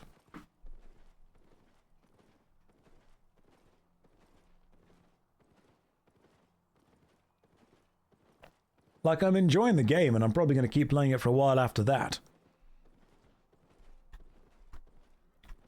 But there's a lot of admin to do to keep people happy.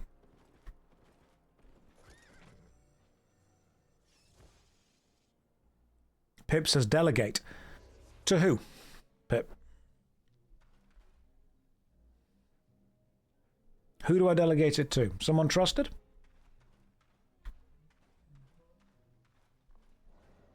Do we delegate it to Nomad Poncho? Just give it to Zizaran. Have him organize it.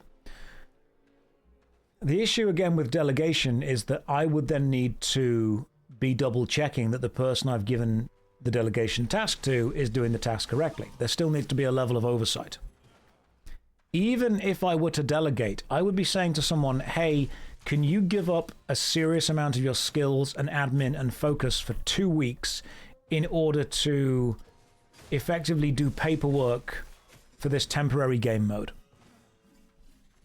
Inju, absolutely not. They are already taking on a hell of a lot of stuff.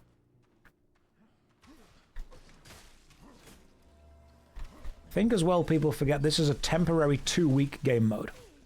that we have a bit of fun with, we push through, and then people that like it carry on playing.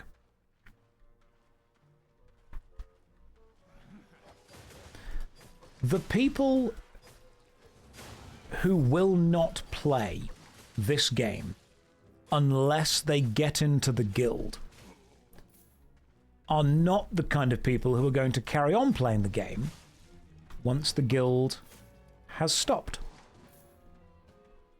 Did I update the dungeon tracker at the top with daily solo dungeons? Are we on 12 or 13? I think I did 13 because I was on the call to Nomad Poncho, wasn't I?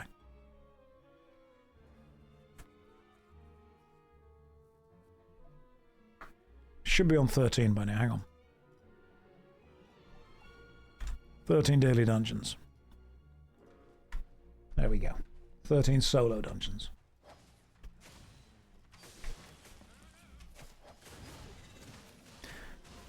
The kind of people who will only play this game if they get to be in the guild that I am in are not the kind of people who actually want to play the game. They're the kind of people who want to be involved in a streamer guild. Big difference. They're also the people who are absolutely incapable of operating independently, which, as we said a few minutes ago, are the people that we really need.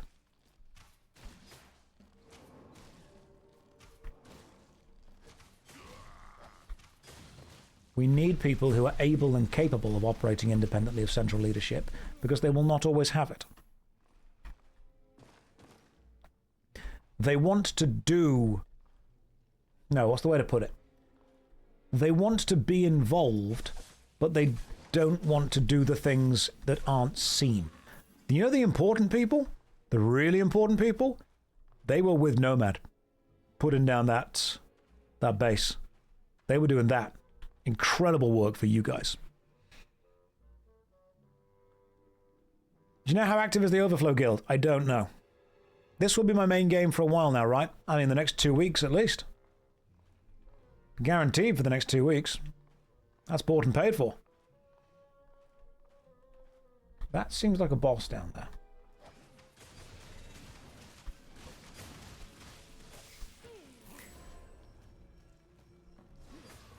If you guys were involved in the Nomad thing, you basically... If anyone here went on the Nomad raid to put down the base in the Black Zone, you effectively just went on a clandestine, unstreamed mission, which probably ended up being one of the most important steps within that. In fact, what I might even do is see if I can add that to my script.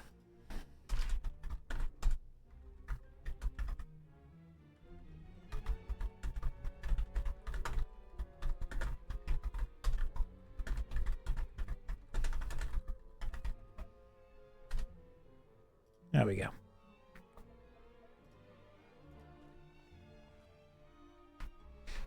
You've been playing for 2 days and you were able to participate. Good!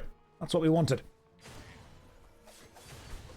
I would love for everyone to be able to have equal access and equal opportunity to playing the game. The reality is that because of the amount of people we're dealing with and the limited amount of time and the time that admin takes, I simply am not able to do that. You got lost after the tutorial, you're a PvE player. So am I. How would you say it appeals to being a PvP-focused game? I am pretty much only doing PvE, okay? I am like 99% PvE, so don't you worry about that. Also, admin does take time. So as much as I would love to be able to get people into either guild as fairly as possible, as efficiently as possible, once I finish streaming for 9 hours a day, I still have to cook dinner, go to the gym, walk the dogs, tidy the house, generally keep up with other hobbies, answer emails, do business stuff. There's stuff that I have to do outside of this as well. Unfortunately, as much as I would love to, I can't dedicate 100% of my time to just doing Albion admin. I've had a doner kebab, no need to cook. Yeah, but I'll need some vegetables later. In fact, I've been streaming for 6.5 hours now, so it's time for a quick 5-minute break. Guys, here's a DVD logo. Don't go anywhere. Exactly, you know, I've got to go and tuck Parker into bed. That's true. Guys, here's a 5-minute countdown. I'll see you in 5. Don't go anywhere. Or do. I'm not your dad. All right, you only get 4 minutes of DVD logo. You don't deserve any more. That's it. It's gone. It's gone and it's done. Okay, cool. Let's get back to it. I've got a can. I was about to say orange soda, but I'm not American. It's orange pop. No, Josh, it was so close. Lily, if I had £1 every time I heard somebody say that, I'd be able to pay off their disappointment.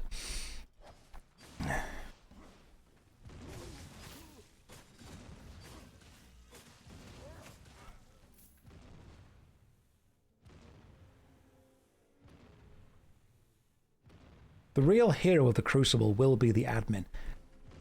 Admin is the unsexy stuff that lets the sexy stuff happen. Sleepy and Full of Chocolate said that. And it is true.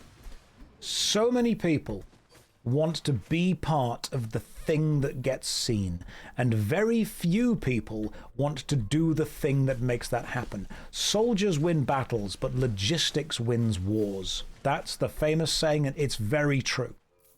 Getting 100, 1,000, 10,000 troops somewhere, all right, cool, yeah, you can do that with a couple of transports. Getting the food to feed them, getting the fresh water to them, getting the materials, getting the backup, repairing the transports if they break, that is far, far more complicated than anything else. People often forget that any kind of army marches on its stomach. And so when you have a lot of people all collectively doing something, they can often only do those things because of the logistics. People forget this all the time.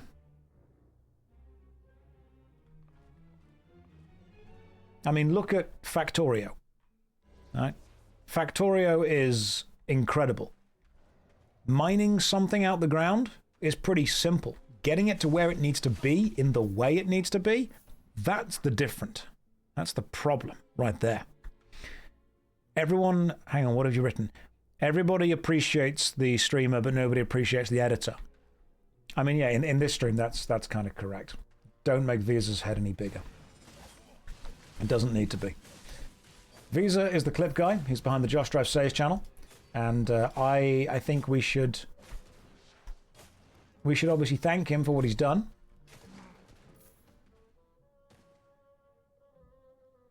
There's either a very loud goat outside or somebody is screaming. I think possibly both.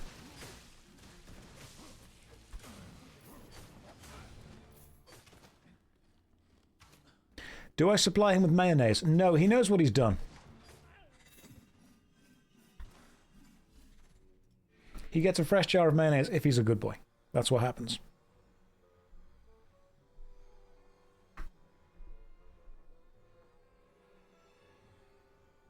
Mate, the lack of information on this orange pop vexes me. It's just called Ice Orange.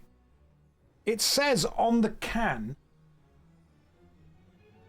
best, you can't read it because it's too close. It says best orange taste ever. But it's green, so it's obviously being thinned out. And then there's actually a little tiny star, an asterisk, that says, okay, so hang on. Right.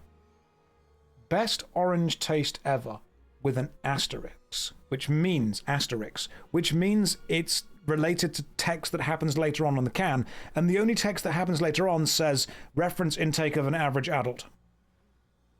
That's not related to it being the best flavor.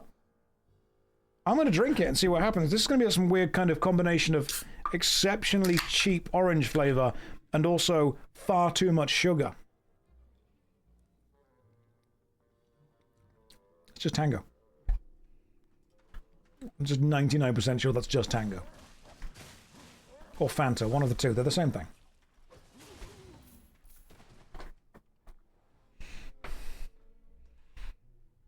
Maybe it's the best orange taste ever of this can.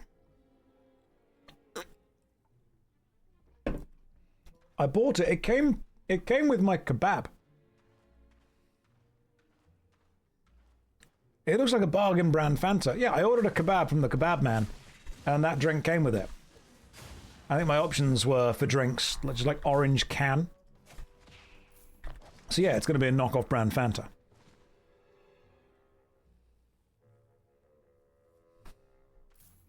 Who makes this? Hang on. Ice Drinks is a registered trademark of Ice Drinks. Okay. Oh, it's from Poland. That's why it tastes nice.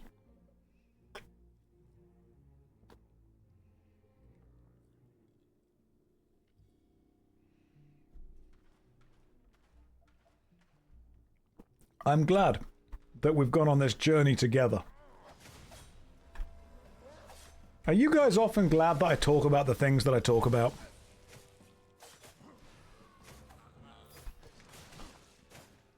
What is the purpose of the stream streaks?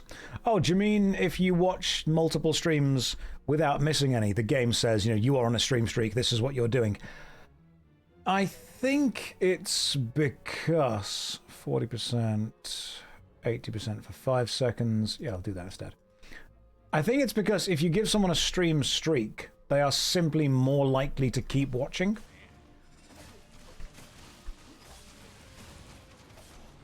Human beings hate losing patterns.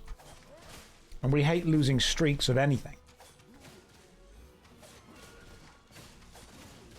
So if you say, hey, you've been in this stream the last, week and you've not missed a single day, there's that element of a chain that we don't want to break.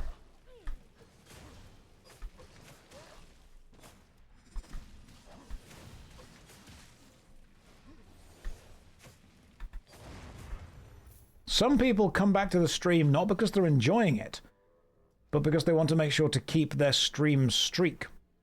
That's very important to people. And yeah, they make you feel bad for missing a day. That's why companies like Duolingo have the whole, you've got to make sure you're on your streak thing. If you miss it, you feel bad. The stream thing only started when you started watching me. Twitch or actively advertises other streamers while you watch somebody already. Do they? I didn't know that. Are they advertising me on other people's streams? They best be. I mean, if I'm not gaining from this system, I'm going to hate it. If I am gaining from the system, then it's fine.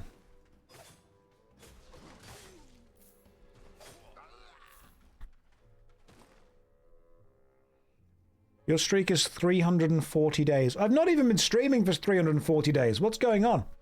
Oh, do you mean your streak on Duolingo? Well done. You came here from Preach a few weeks ago. Love Preach. I'm wearing his B outfit in my profile picture. Like it's straight up his B outfit. It was a PreachCon, I took it. You've got a 91-day puzzle streak on the Big Chess site. The Big Chess site? Is chess.com? BigChessGamers.org?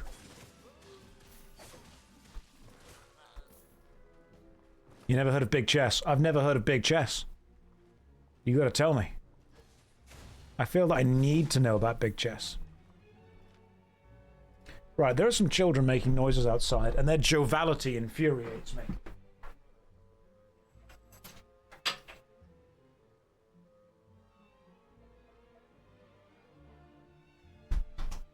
Right, the window is closed. Fun has been banned. God. They're so full of mirth and joy. The world hasn't beat them down yet.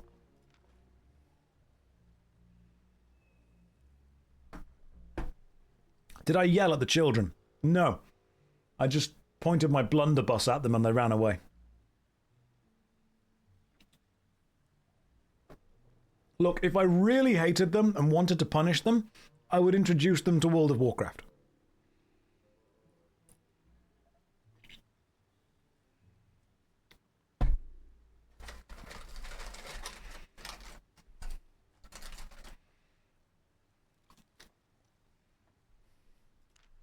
But I'm not evil.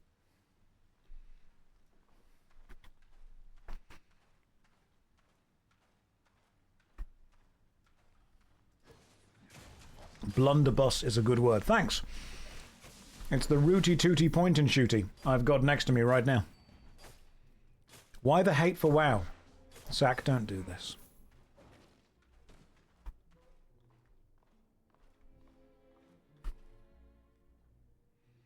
Tell them about the Jortapede and finally get yourself cancelled.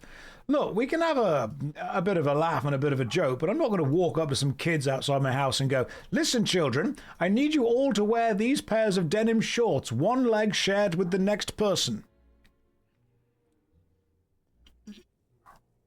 Why? It was a serious question. Zach, no it wasn't. You're just being silly at this point.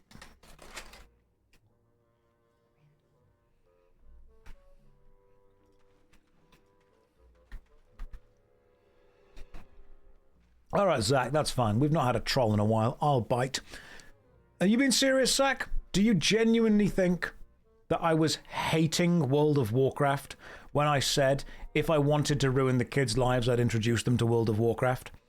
Did you hear that and genuinely think I hate WoW? When what I meant was, it would be quite funny that I'm going to joke about how addictive the game is and say that if I wanted to ruin the kids' lives, I would introduce them to World of Warcraft, which means they would do nothing other than play it. Is that what's going on, Zach?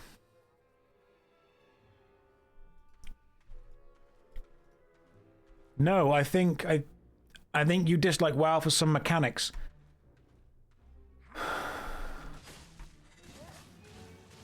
You know what? People in the chat, you can't just go, oh, he's just trolling, because that just lets people off. Some people are so single-minded, they cannot possibly comprehend that other people think about things differently to them.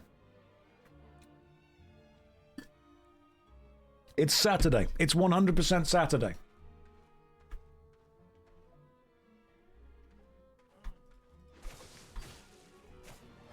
People go, oh, that's trolling. No, that's the problem. Dude, it was a misunderstanding. I joked about WoW, and your very first input is, why do you hate WoW?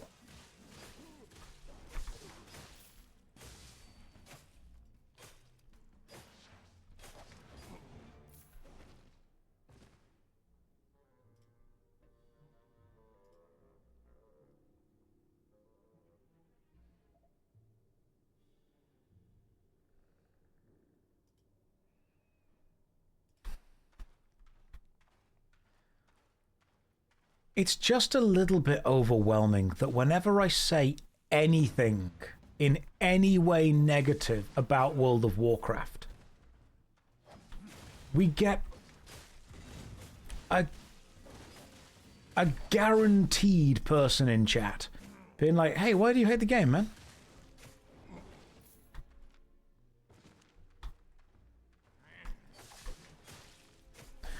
Why do I hate Albion Online? I hate Albion Online because they've only put the jiggle physics in one specific dungeon, and I'm not currently in that dungeon. If I was in the dungeon, I think I'd be a lot happier.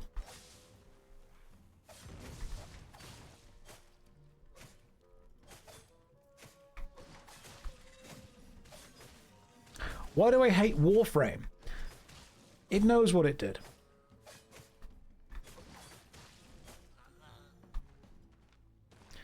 You know, I think the biggest bonus of potentially doing YouTube full-time instead of Twitch is that I would be able to simply engage with the people who are working in my room, which is me.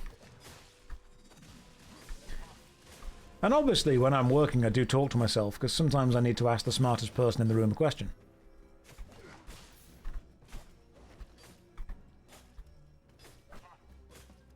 Are we going to say, why do you hate every game now? You know what, yeah, let's just lean into it. Just ask why I hate every game. And I'm just going to start saying things like, it knows what it did. That's my whole plan now.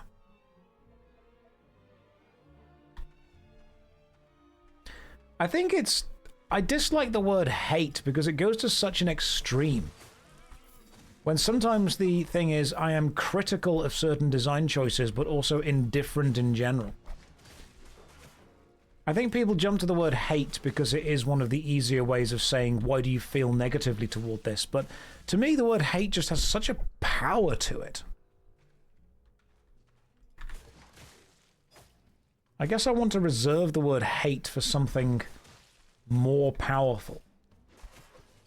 Hate's a strong word, man. Why am I anti-video games? Is it because they make kids violent? Yeah, it is actually.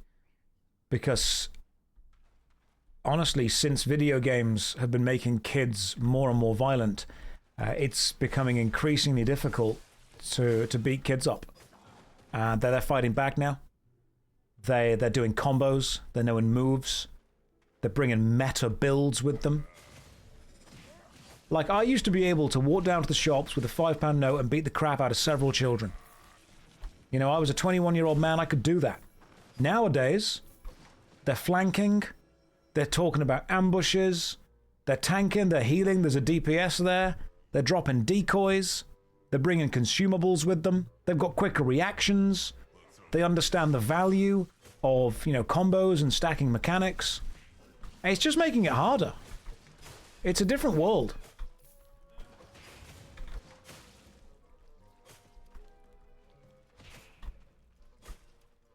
And I think it was just easier.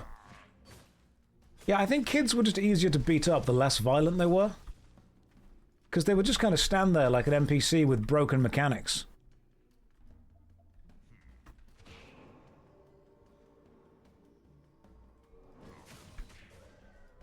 Now, however, much more dangerous.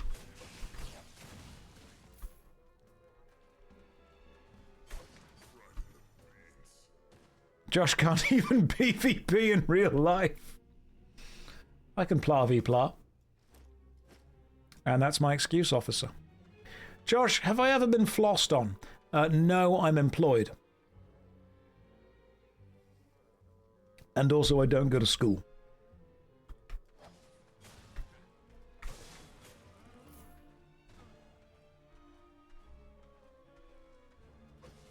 I could, however, do the floss if you need me to. I learned the floss from watching Ninja teach it to me on New Year's Eve many years ago. You guys remember that when he told the crowd he's not seeing much movement? I was there. I was moving.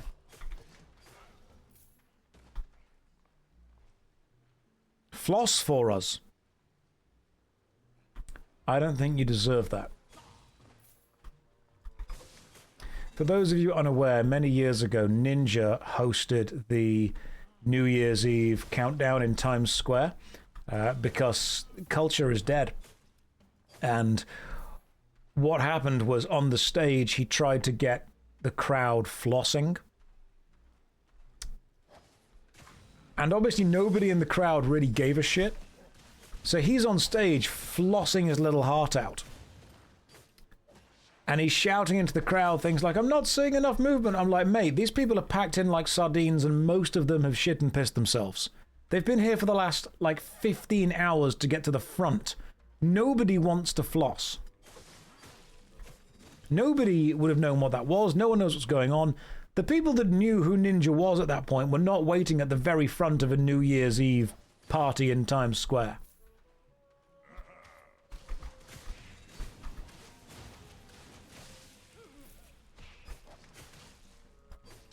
What makes you think Ninja hadn't pissed and or shat himself?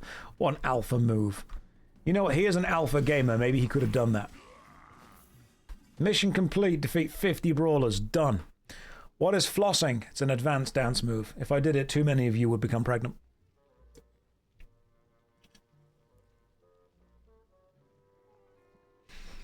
Finally, an interesting question. Freddy says, this might sound like a dumb question. Not a dumb question if you genuinely mean it. How should people reconcile social life in a video game? How so? Do you mean people are playing a video game too much and it's impacting their social life in real life? Or do you mean that you're trying to interact with the people in the game and becoming friends and, you know, familiar with them? Or are you trying to use a video game and the connections it makes to replace your social life? Because I don't think you're trolling with that question. I think it's a genuine question, and so you're going to get a genuine answer. How so? Because I want to understand exactly what you're on about so I can give you the best answer for it.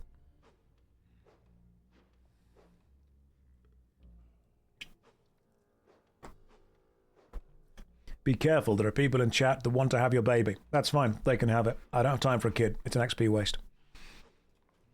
You do mean, I mean in terms of using it as a social platform.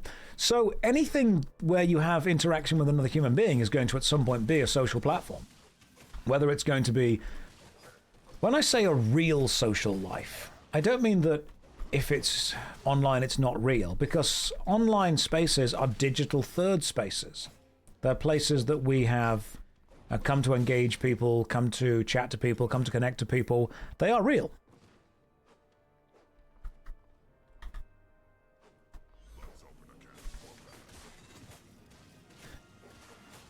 When you talk to people online, you can get to know them, but also remember that you are still getting to know somebody behind a mask. There will always be a level of mask with them. You will never genuinely know what someone is like, both in real life, offline, and online. There is that complexity to it. We hit the 7-hour mark of the stream. The weird questions are coming out. Yeah, it's fine, but you know what? It was a good question. Do you believe that you are using online connections to replace real social connections? And when I real, I mean physical meet space. Oh man, they're real? I've got some apologies to give out. I mean, Confetti, you can absolutely meet someone. You can talk to someone. You can become connected with someone. You can share ideas through digital means without meeting them in the flesh and not know who they are. But you can also get to know the ideal of someone. You're getting beat by Zizaran's clan. Oh, easily. Zizaran's easily going to beat us. But he's not going to beat the amount of solo dungeons I'm running. That's the difference. I mean, yeah, there's no discussion there. Ziza's going to win, straight up. Not even close. Tinfoil hat time, dead internet theory, yay or nay? Statistically, there are more bots online than there are human beings. That's just true. Sucks, but it's true. There are more... The majority... I remember talking to a cybersecurity friend of mine, and if any of you guys work in software or cybersecurity, I think you will be able to hopefully confirm this. The majority of email traffic. Zizaran is cheesing solo dungeons, killing only bosses and then leaving. Does that count as the dungeon run, though? That can't count as the dungeon run. Because it only counts as the dungeon run if you get the little thing to light up just there. I can ask my guy if that counts. Hang on.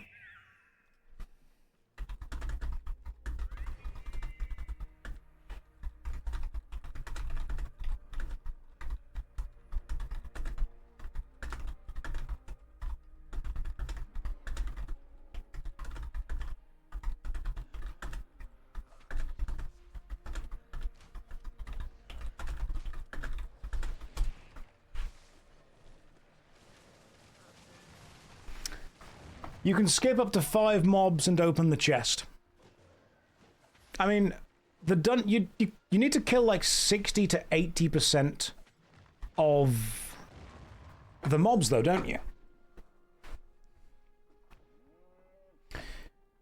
No way that boss's name was Biggest Roughneck. I wonder if the mask that people choose to put on is more often than not more true how most people are in real life. Potentially, because, I mean, some people do act more like themselves when there is a level of anonymity. I'll ask my contact. For a solo dungeon run to count toward the guild points, do you just need to kill the boss and then leave, or also clear 80% of the mobs as a regular dungeon run would be?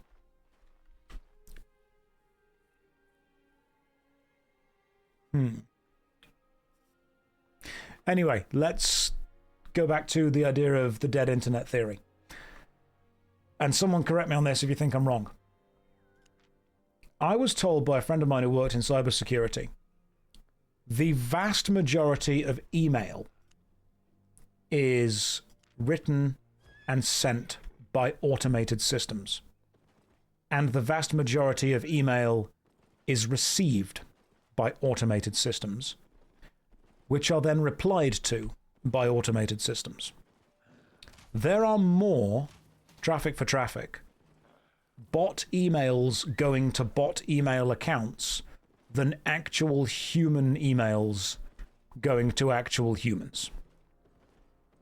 Now, they may not necessarily be attempting to imitate a human being. It's sending you to newsletters and advertising. But from sheer numbers alone, a huge amount of internet traffic is not human to human.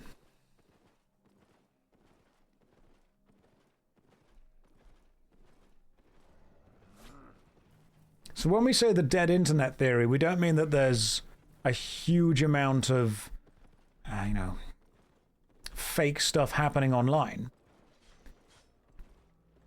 But there is proof that the majority of internet traffic is not a unique human being. Statistically. That's what it would be. I mean, there's loads of fake stuff as well.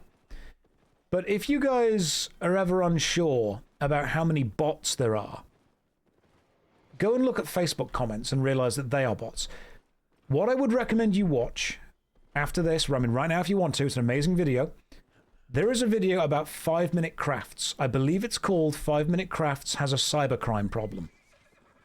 You should go and watch it. It's an incredible YouTube video.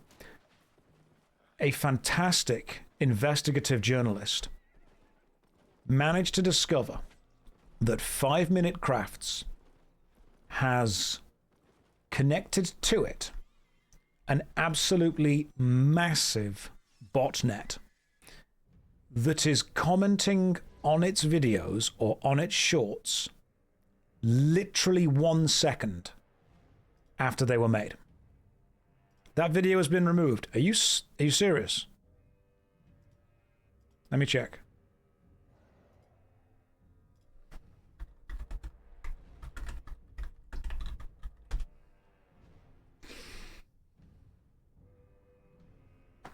God damn.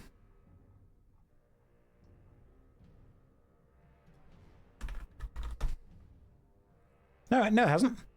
It's there still. Oh. It's just been re-uploaded 1 day ago.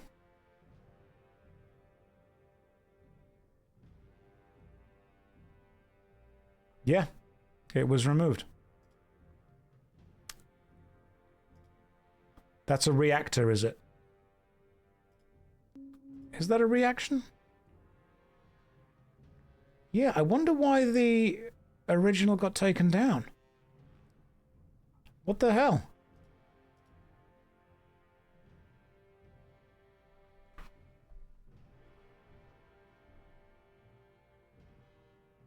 I watched this video yesterday. It effectively explains that 5-Minute Crafts was a global, not necessarily conspiracy, but bot network that was botting a huge amount of views. Yeah, you guys should go and watch that video. That is insane. Why was the 5-Minute Crafts video taken down?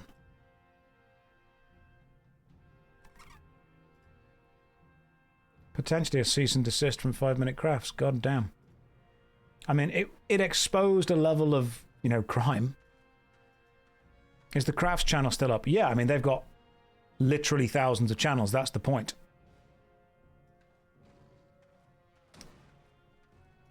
Yeah, it turns out that some people on YouTube have a hell of a lot of power.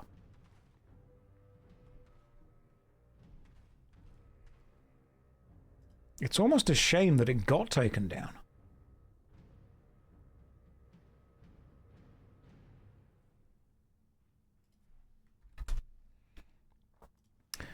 Okay, so I'm going to try something. I'm going to try and... I've done 14 solo dungeons now. I'm going to see what happens if I kill the final boss and loot the chest.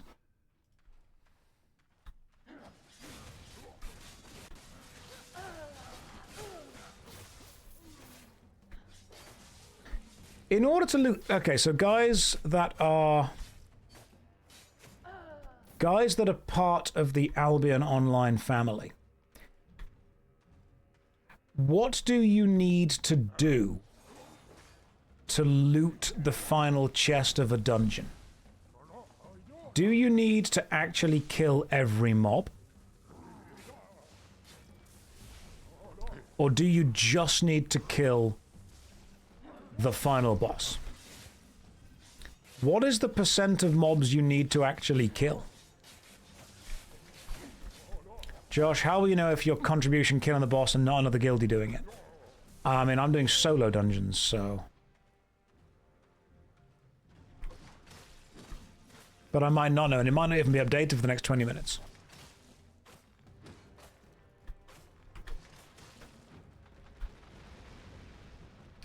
There's allegations the video was plagiarized. Of course there is. Really enjoyed your recommendation of Bioshock Infinite is Bad by Zenny. Any other YouTube recommendations? I mean, Zenny's a good one right now. Zenny's decent for what he's doing. I mean, obviously, Kadikarus is a good choice. Up is not jump. You have a mob counter that increments every time you aggro a mob and decreases every time you kill. You can skip 5 mobs. Can I see where that counter is? In the upper right, you should see a bar filling up. I don't.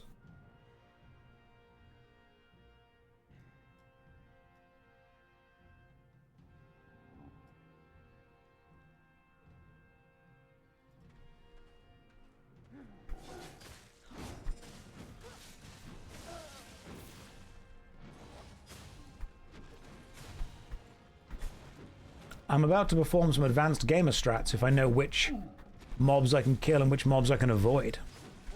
Open the menu at the top right with a little arrow. This one? This one? That's the menu. You can't see the counter. Okay, gotcha. So you straight up can't see the counter. It's an invisible counter. Never mind, you already have it open. Apparently you can't see it anyway.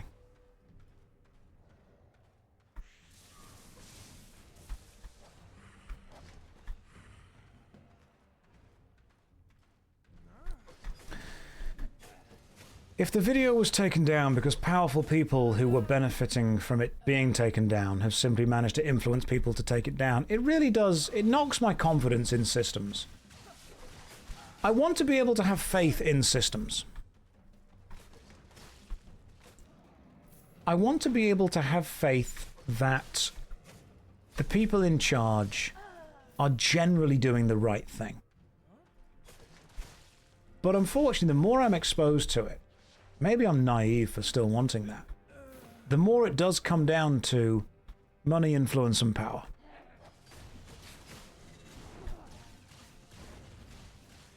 I don't want to live in a jaded, cynical way. But unfortunately, being around systems and being around people, you do end up realizing that it is just layers of influence within layers of influence. I don't know what to tell you, bro. You should have that. You shouldn't have that. Should or shouldn't have that.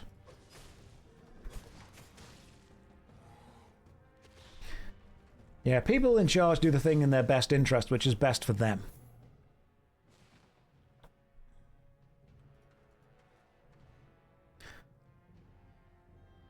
I should not have this.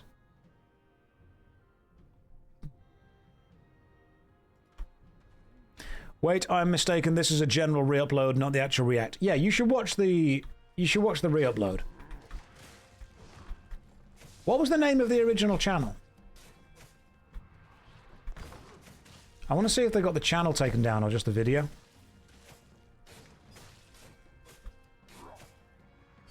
Chuppel, C-H-U-P-P-L. Is the channel still up? Just the video got taken down. Okay, there's going to be a load of comments on other videos then, I'm guessing.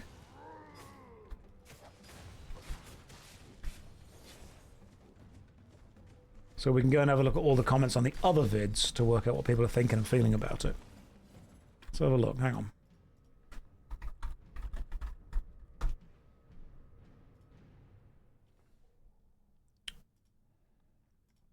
Posts.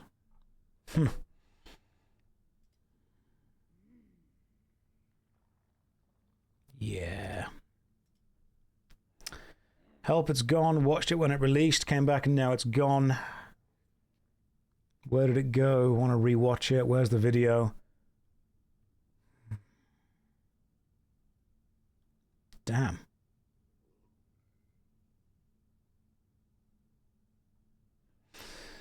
It's a shame. That's a real shame. I still want to hope that in general people are good. I think, and again, I don't mind talking about my cynicism because I want it to come from a place of wanting things to get better, not wanting everything to be accepted as, you know, failures. I think most people, and this is, I mean, correct me if you think I'm wrong in any of this, guys. I think most people are good people. The problem is that the good people tend to not be the people who seek positions of power. And when someone gets into a position of power or influence or authority, whom is able to abuse it for themselves, one bad person is able to do more damage than multiple good people are able to fix.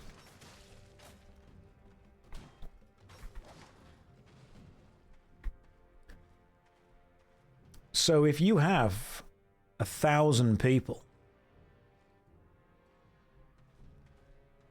and of those 1,000 people, 10 of them are incredibly psychopathic, sociopathic, narcissistic, those 10 are going to be able to set themselves up in a position within a system that gives them an unfair amount of control. I don't know if you guys understand what I'm saying with that.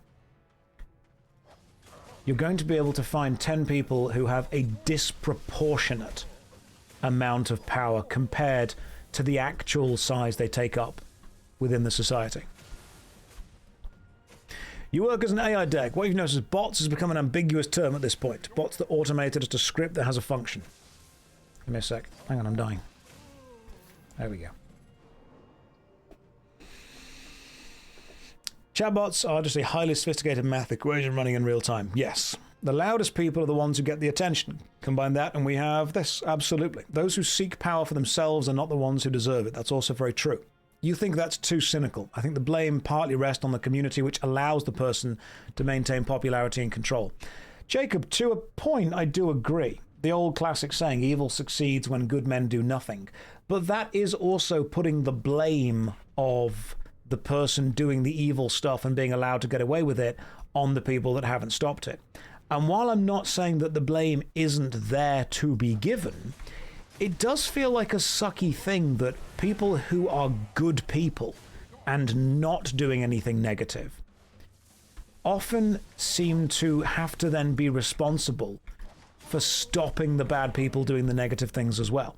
Which is, if anything, putting even more work and effort and responsibility onto the good people when they just want to kind of live their lives and hang out and do nothing else. It's almost a level of extra energy and expectation when you're like, hey, I know you're doing some good stuff and just hanging out and just looking out for yourself, but this person right here is going to be doing this and this and this, and you need to actively stop them. And I think the biggest danger with this is the evil people know this. And so one of the first things that you do as soon as you get into control is you take control of the systems that could stop you.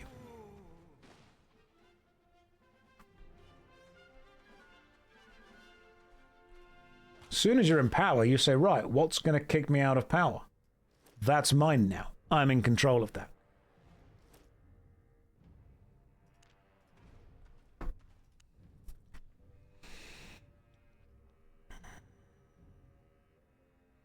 Marion, that's very kind. Thank you. I like to think that the people I meet on a day-to-day basis are good people.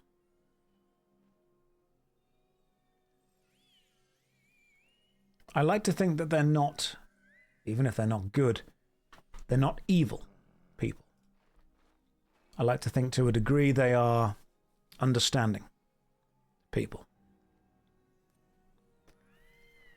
The problem comes from when you put people that have a level of dangerous tendencies in control.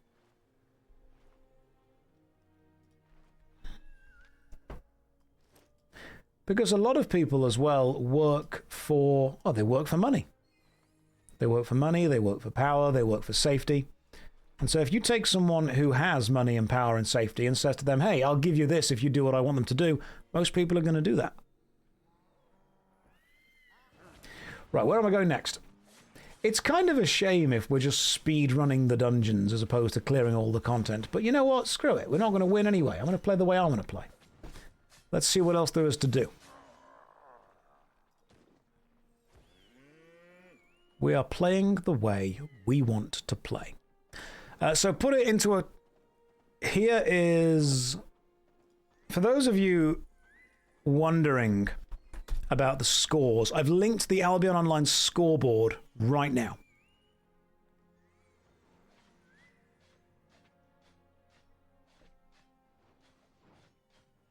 Hang on, BRPPT said something. Give me a second. I want to make sure I'm reading and actually catching up with the chat. You guys have said some interesting things. You think some people can be complacent to avoid avoid conflict. Most people are that's true. I think a lot of people are conflict avoidant. Whether that is a good or a bad idea, I think a lot of people are conflict avoidant.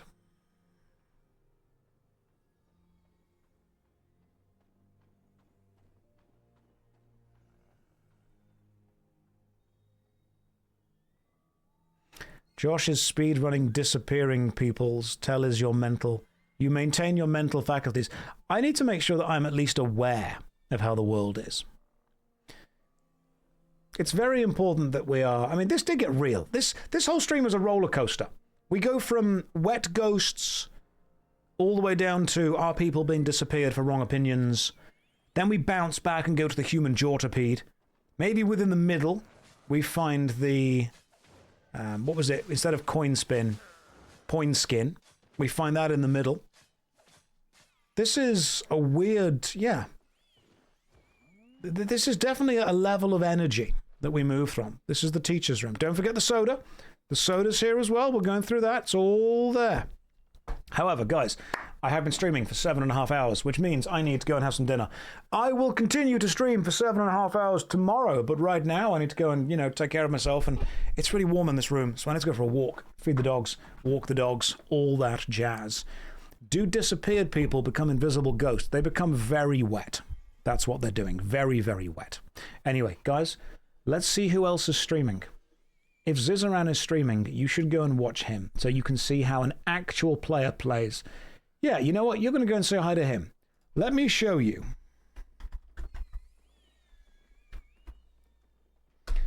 We're going to raid an actual real streamer. And you are going to see how a real streamer plays this game. But for now, go and say hi to Ziz. Remember that we like Ziz. Don't be a dick. He's a good guy. Take care of yourself. I'll see you tomorrow. Take care. Good night. God bless.